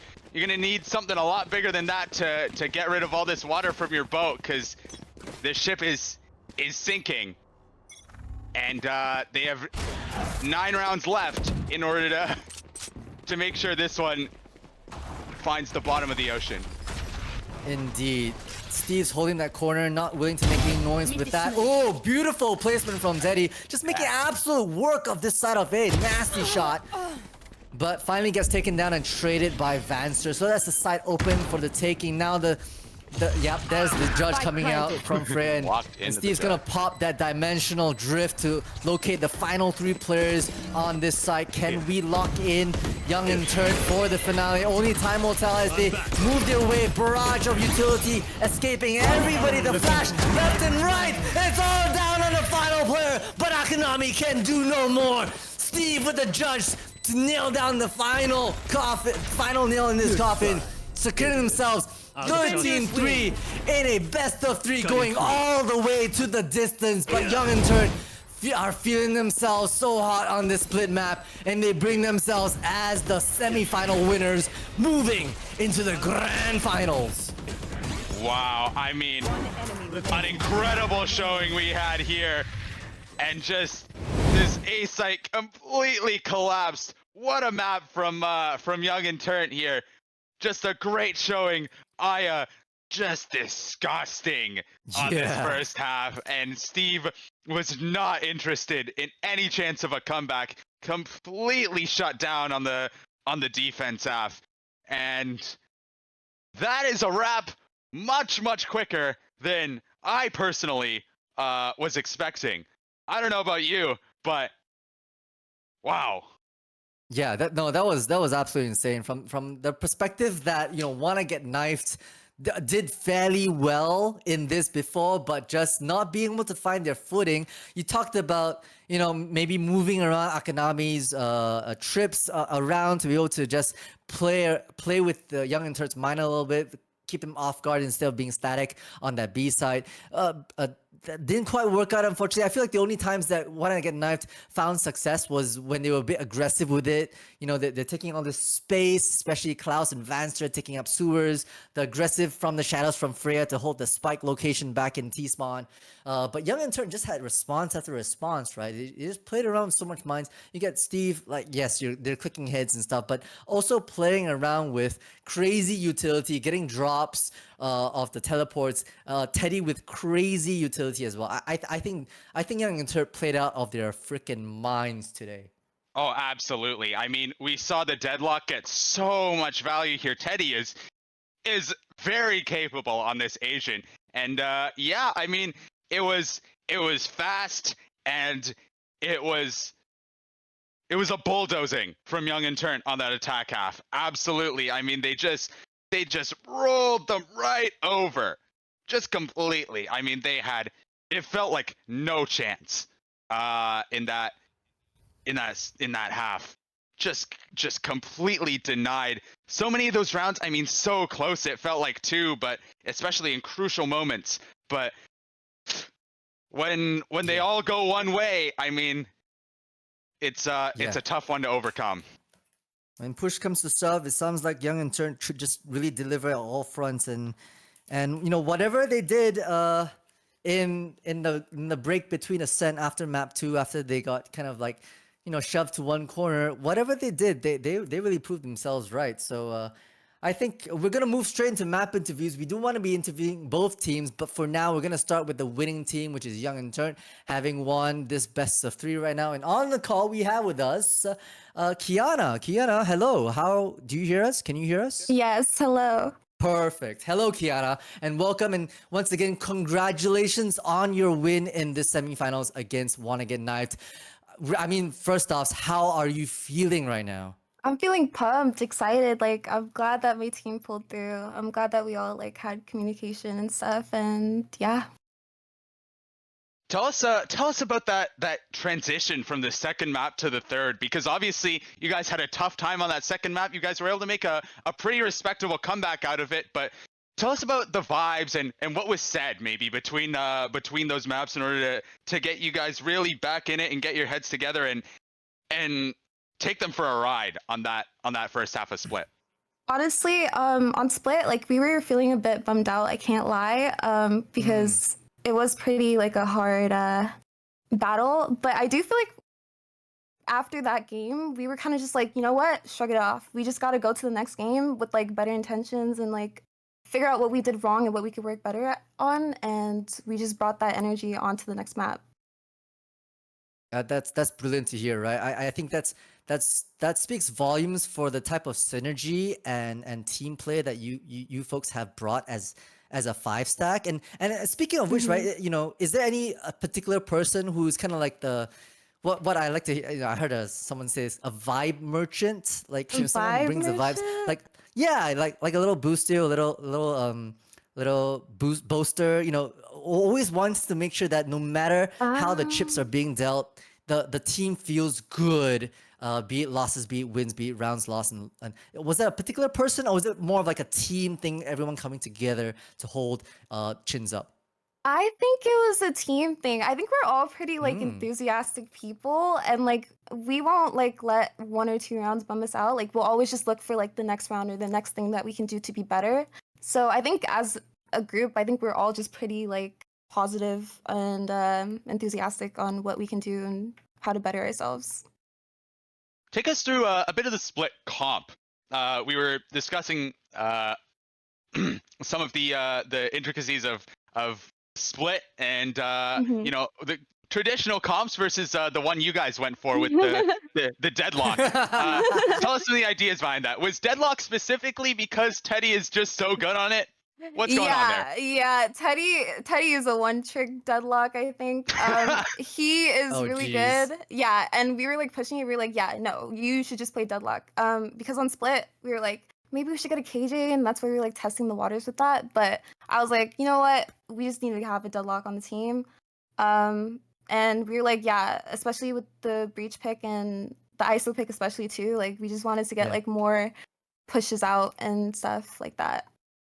No, absolutely, and it's so evident from all 3 maps that just Teddy had like lineups on lineups. The one trick, I honestly really feel like playing agents that you're comfortable with far exceeds team comp needs. And so it sounds like y'all really thought this through and made sure that you could let everyone shine, really, which is really really important from that perspective. That's terrific. I also wanted to ask, in terms of like, you know, going back to Ascent. Ascent was your team's pick, right? Y'all have played it a couple of times. Want to get knifed? They haven't had any public showings, at least on Brownie Valve Impact tournaments. In terms of Ascent, y'all won one, lost one to Dino Deenos. Was there any like sort of strats in terms of why you chose Ascent? You know, you ban Abyss, you ban Haven. Why Ascent? I just don't think we just didn't want to play Abyss and Haven. That was just it. Yeah. No, I feel you. That makes sense. That makes complete sense. Yeah. So. Sorry. Go Multitudes. No. Yeah. So and then moving into, you know, Sunset, Ascent, and then Split. You kind of said that. Sorry. Going back to Ascent. Just running through the score line real quick for Young and Turnt. You know, eventually y'all came to a loss, which was 9-13. But you started at the half. It was 3-9. You came to 3-12.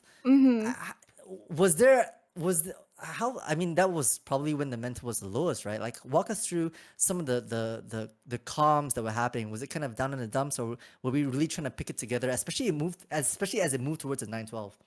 I can't lie, like, it wasn't like, yeah, we're gonna be like, oh man, I wish we could have won that round. But I don't know, for the most part, we were just like, this is still winnable. Like, even it was like, I think it was like maybe 3-12. I'm not too sure, but I think we were like we could still win. Like we could still win. So I think the vibes were all like up, regardless, no matter what. I love it. I love it. And I think honestly, it really shows that if you have the right vibes and letting people play comfortably, you can really pull off a lot. Now, now that Wanna Get Knifed is out of the way, you've clinched your win in the semifinals best of threes. We are going to be moving into the grand finals tomorrow against Pink Sheep. How do you feel about that? Is there anything that you're worried about, or you're gonna have to be training specific? Like, run me through your thoughts now against Pink Sheep. I'm just excited. Like me Mm. myself personally, and I think us as a team, we like to play together and play competitively. So I feel like we're just more excited than like nervous. I think we're just excited to play and like run shots that we have practiced. Yeah. Pink Sheep is a good team, so I guess we do have to look out for them. But I think we got it. I think we can Yeah. definitely beat them. No shade, but yeah. I like it. The confidence exuding, yeah. And it's great because, both you, Pink Sheep, and Young Intern, both of you were second seeds from this Group A. So first seeds have all been shafted out from this tournament. And I personally cannot wait for the showdown that's about to happen tomorrow. Before we conclude today, this interview with you, Kiana, do you want to have a shout out for anyone right now? I want to shout out Saria because she has always been supporting us, and I don't know. I guess I just want to shout out like everyone. Like I don't know, everyone's just been like really positive, like our friends and stuff. And yeah, I think that's it. I love it. I love it. Thank you so much, Kiana. And once again, congratulations on Young and Turnt's, win. We'll let you go now, but you definitely 100% deserve the rest and, celebrations with your team. So thank you so much for putting on a show for us to watch today. Yay! Thank you. Perfect, Tuan. That was, so good to hear that even though that, they were actually down in terms of score lines through Ascent, that they still really held their vibes together, Yeah, absolutely. I mean, it's definitely tough to deal with that. But to hold your mental, to hold yourself together through all of that is great. I mean, it's a great sign for tomorrow.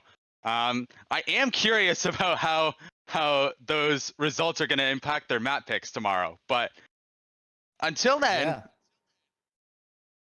Yeah, I think it'll be very interesting to see how they want to be able to play around those map picks being the first tactical kind of decision making. But before we get to that, we do want to also do a quick interview with the Wanna Get Knifed, the runner-up from today's semifinals match. And I believe we actually have not one, but two of the players here on the call. We have both Vanster and Klaus. Can you hear us, Vanster, Klaus? Yes, sir. Hello, hello.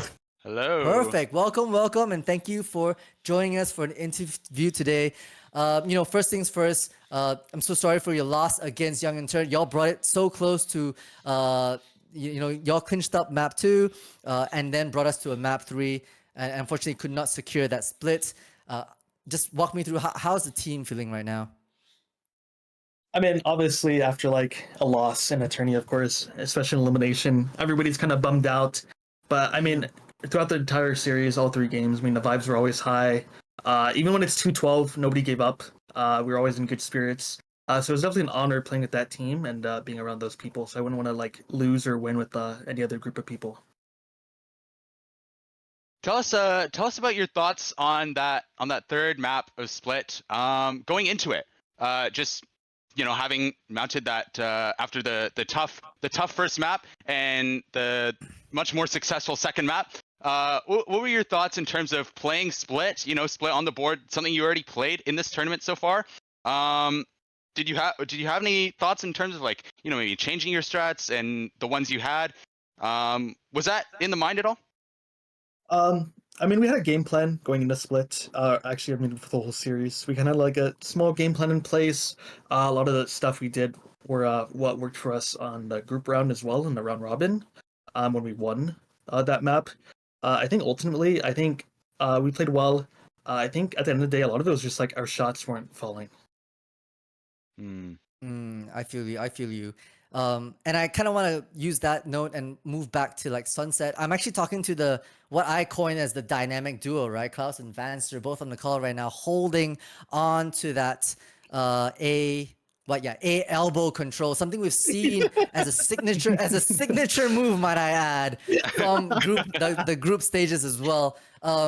And unfortunately, I don't think we could get enough attacking rounds to be able to have your defensiveness hold on the A elbow shine through.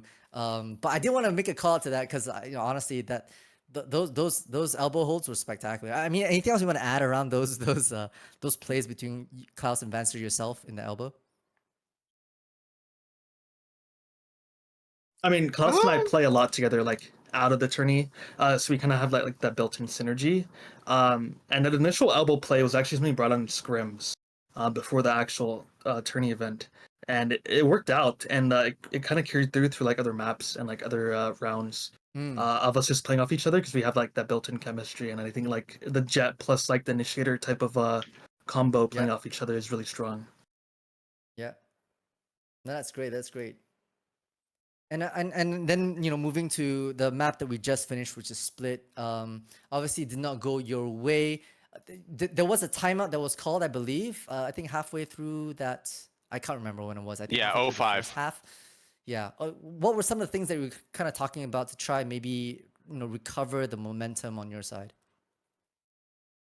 I think the first thing was like mental reset, of course. I mean, 05, getting everybody back on the same page, focused up, all of that, and then kind of swapping up the defense a bit. I mean, I'm sure you saw a lot of moving pieces after that timeout, definitely from the rounds before, trying to just switch something up to see if it would work, type of thing.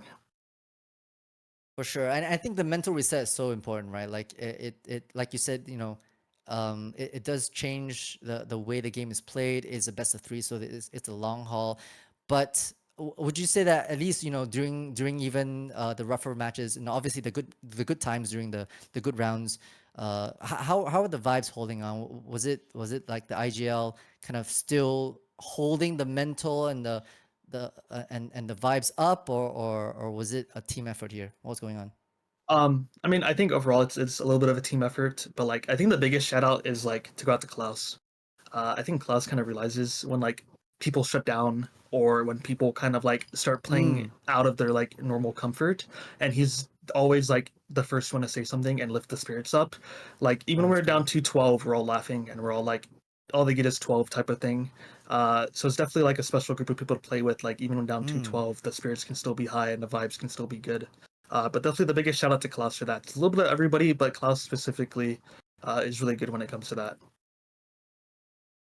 Just going back to the mental reset thing you mentioned, tell us about like what happened between Sunset and Ascent for you guys. Obviously Sunset, bit of a struggle there, and then you guys crushed them a bit, especially in that first half of Ascent. What would you say was going through the vibes and the comms in between the maps?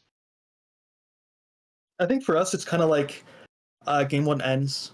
Yeah, we got cooked, but it's a new slate of rounds, new game, new score. I mean, it's 0-0. And I think we all kind of like know that. Like, we know we're good. We know we went 3-0 the first round. We have confidence in each other. We trust each other. And we just kind of like realized that it's a new game. Last game over. Completely doesn't matter anymore. It's a new slate, new set of rounds. And we just locked in and played from 0-0 instead of like worrying about the game before.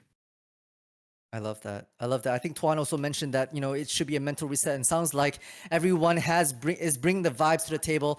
Unfortunately, things did not go your way. Want to get knifed, and you will not be proceeding to the next tomorrow's grand final. But I just want to say that you've pushed through group stages, securing 3 full wins during there, and just come up with a terrific performance today in the best of 3, bringing us absolute Valorant cinema. So kudos, a huge shout out to Wanna Get Knifed, and thank you for joining us for today's interview. Before you guys, both of you go, is there any sort of like special shout outs you want to do while you're on stream? Yeah, fuck it. I mean, I haven't really said much. So I want to give a huge shout out, one, for Brown having this tournament and allowing us to come in and participate against everyone and kind of just like being a part of something special, the charity that's going on.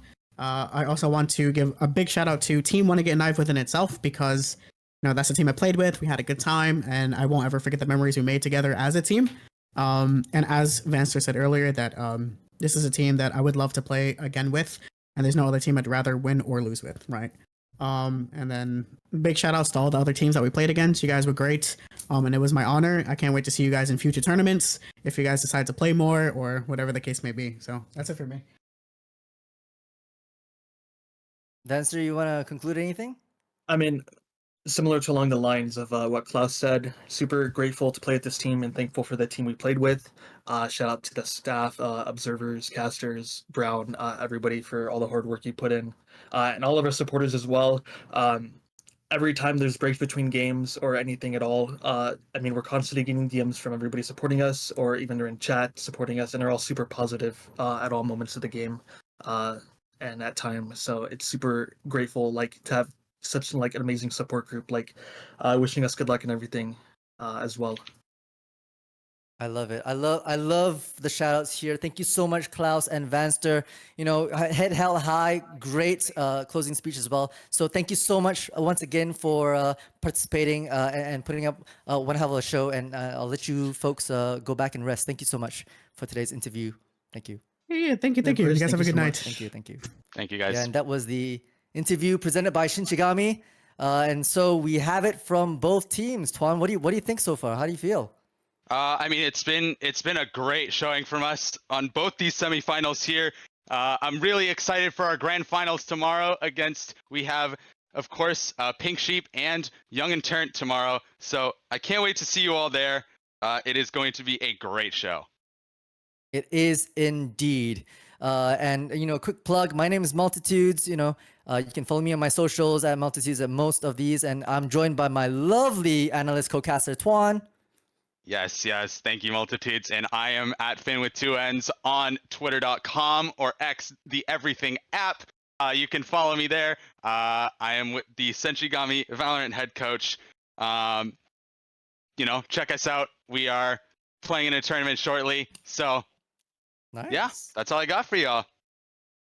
It's been a pleasure. I think it has been an absolute pleasure, and I think we'll conclude it here. So thank you, everyone, for tuning in. We're going to throw it straight to the person himself, Brown.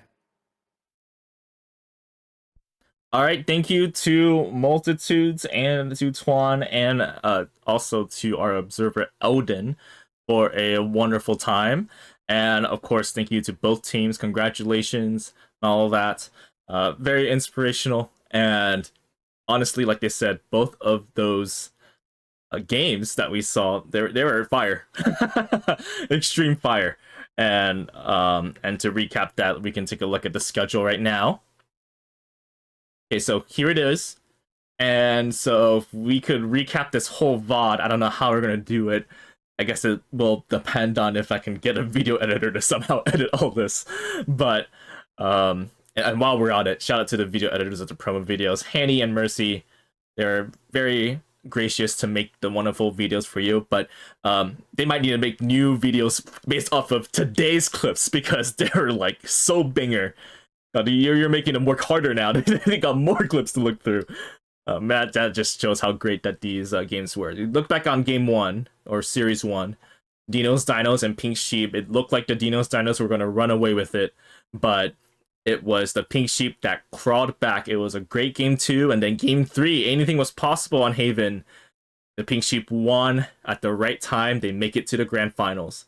Then that second series, Wanna Get Nice versus Young and Turnt. A lot of big fans in the crowd rooting for both sides. Almost an all-star team of sorts for both of them. And we saw a lot of wonderful aim duels. But once again, it went to game 3. And the question was, who was going to have the stamina to make it to the end? And it was Young and Turnt. So congratulations to both teams. And yet again, for the mainline Brownie Val series, the number 1 seed continues to have a curse. No number 1 seed seems to be able to win a grand finals, and it's guaranteed now that 2 number 2 seeds are going to be fighting each other to see who will become the next Brownie Val champion. So now you're probably asking, who has the tiebreaker? I do know the answer to this, but I'm going to make sure I got the rules correct, and I will message these teams later. There is a tiebreaker system that says if both of these teams are tied, then it comes down to different criteria, and the team that does have the better criteria will be able to pick if they would like to ban first or defer to the other team. Ooh, so you better think about that. Now, all of this information is available on impact.brownieval.browntulstar.com. So don't forget to look there. And there's the QR code if you want to look at all those incentives. And speaking of which, there are a lot of incentives. So I did see a donation that came in from Justin Fly. Thank you so much for your $25 donation to APAMSA. And that brings our total to $74. So I should mention real quick what the other incentives are. So the first incentive is at 200. If we can get there, I will give away $25 of Valorant points. So you don't want to miss that. And if we get to 500, that is Brown playing League of Legends. And $1,000 is you turn on my camera for one of the future streams. But I think the ones that you all will be really interested in is the Christie giveaway, the Draw Christie one. As you can see in the replays, Draw Christie has been a wonderful sponsor of ours, and this time we have a giveaway. If you donate at least $2 to APAMSA, you can enter a raffle ticket to win a Draw Christie set, which also includes a Brownie Val card. So that is a very rare thing. You cannot buy Brownie Val cards, so you can try to donate and maybe win one and win the gift set. A lot of nice stickers, brown bear stickers from Christie. That's a big one that you want to look into. And one more thing, there is the quote on stream. So I did see someone did enter a quote on stream for the grand finals. For all of you, this is the last chance to enter a quote before midnight Pacific. If you want to put a quote on stream, all it costs is $5. It has to be stream appropriate. But I'm sure you'll come up with some nice quotes for everyone. You can give a shout out to your friends, and all it is $5, and it goes straight to APAMSA. So you don't want to miss that. The deadline is about 4 hours from now, so be sure to get that in. Okay, so finally, a big thanks to all of these teams in the semis. All of them played wonderful. This is probably one of the best semifinal series that we've had, and remember, this is the first time Brownie Val has ever held a semifinal series, so a full best of 3 for both of them, and we got banger games out of them, and I hope all you players will enjoy that. We will have YouTube uploads at a later date, which will just be the gameplay and the casters, and we will also have the game audio only clips, which is a tradition that we have in Brownie Val. They're usually behind a paywall, but because this is for charity, the game audio only clips, and really VODs to be more specific, will be free to access on YouTube at a later date. But it'll come down to this.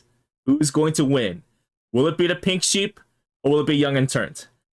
And if I were going to predict this, the answer is I don't know. I still don't know. Both of these teams have returners as captains, but as you saw today, Syria is in full GM mode. She was cheering them on. Even then, some of these players are returners from past Brownie Val. You think of Brownie Val challengers and what they did on that team for the Young Interns.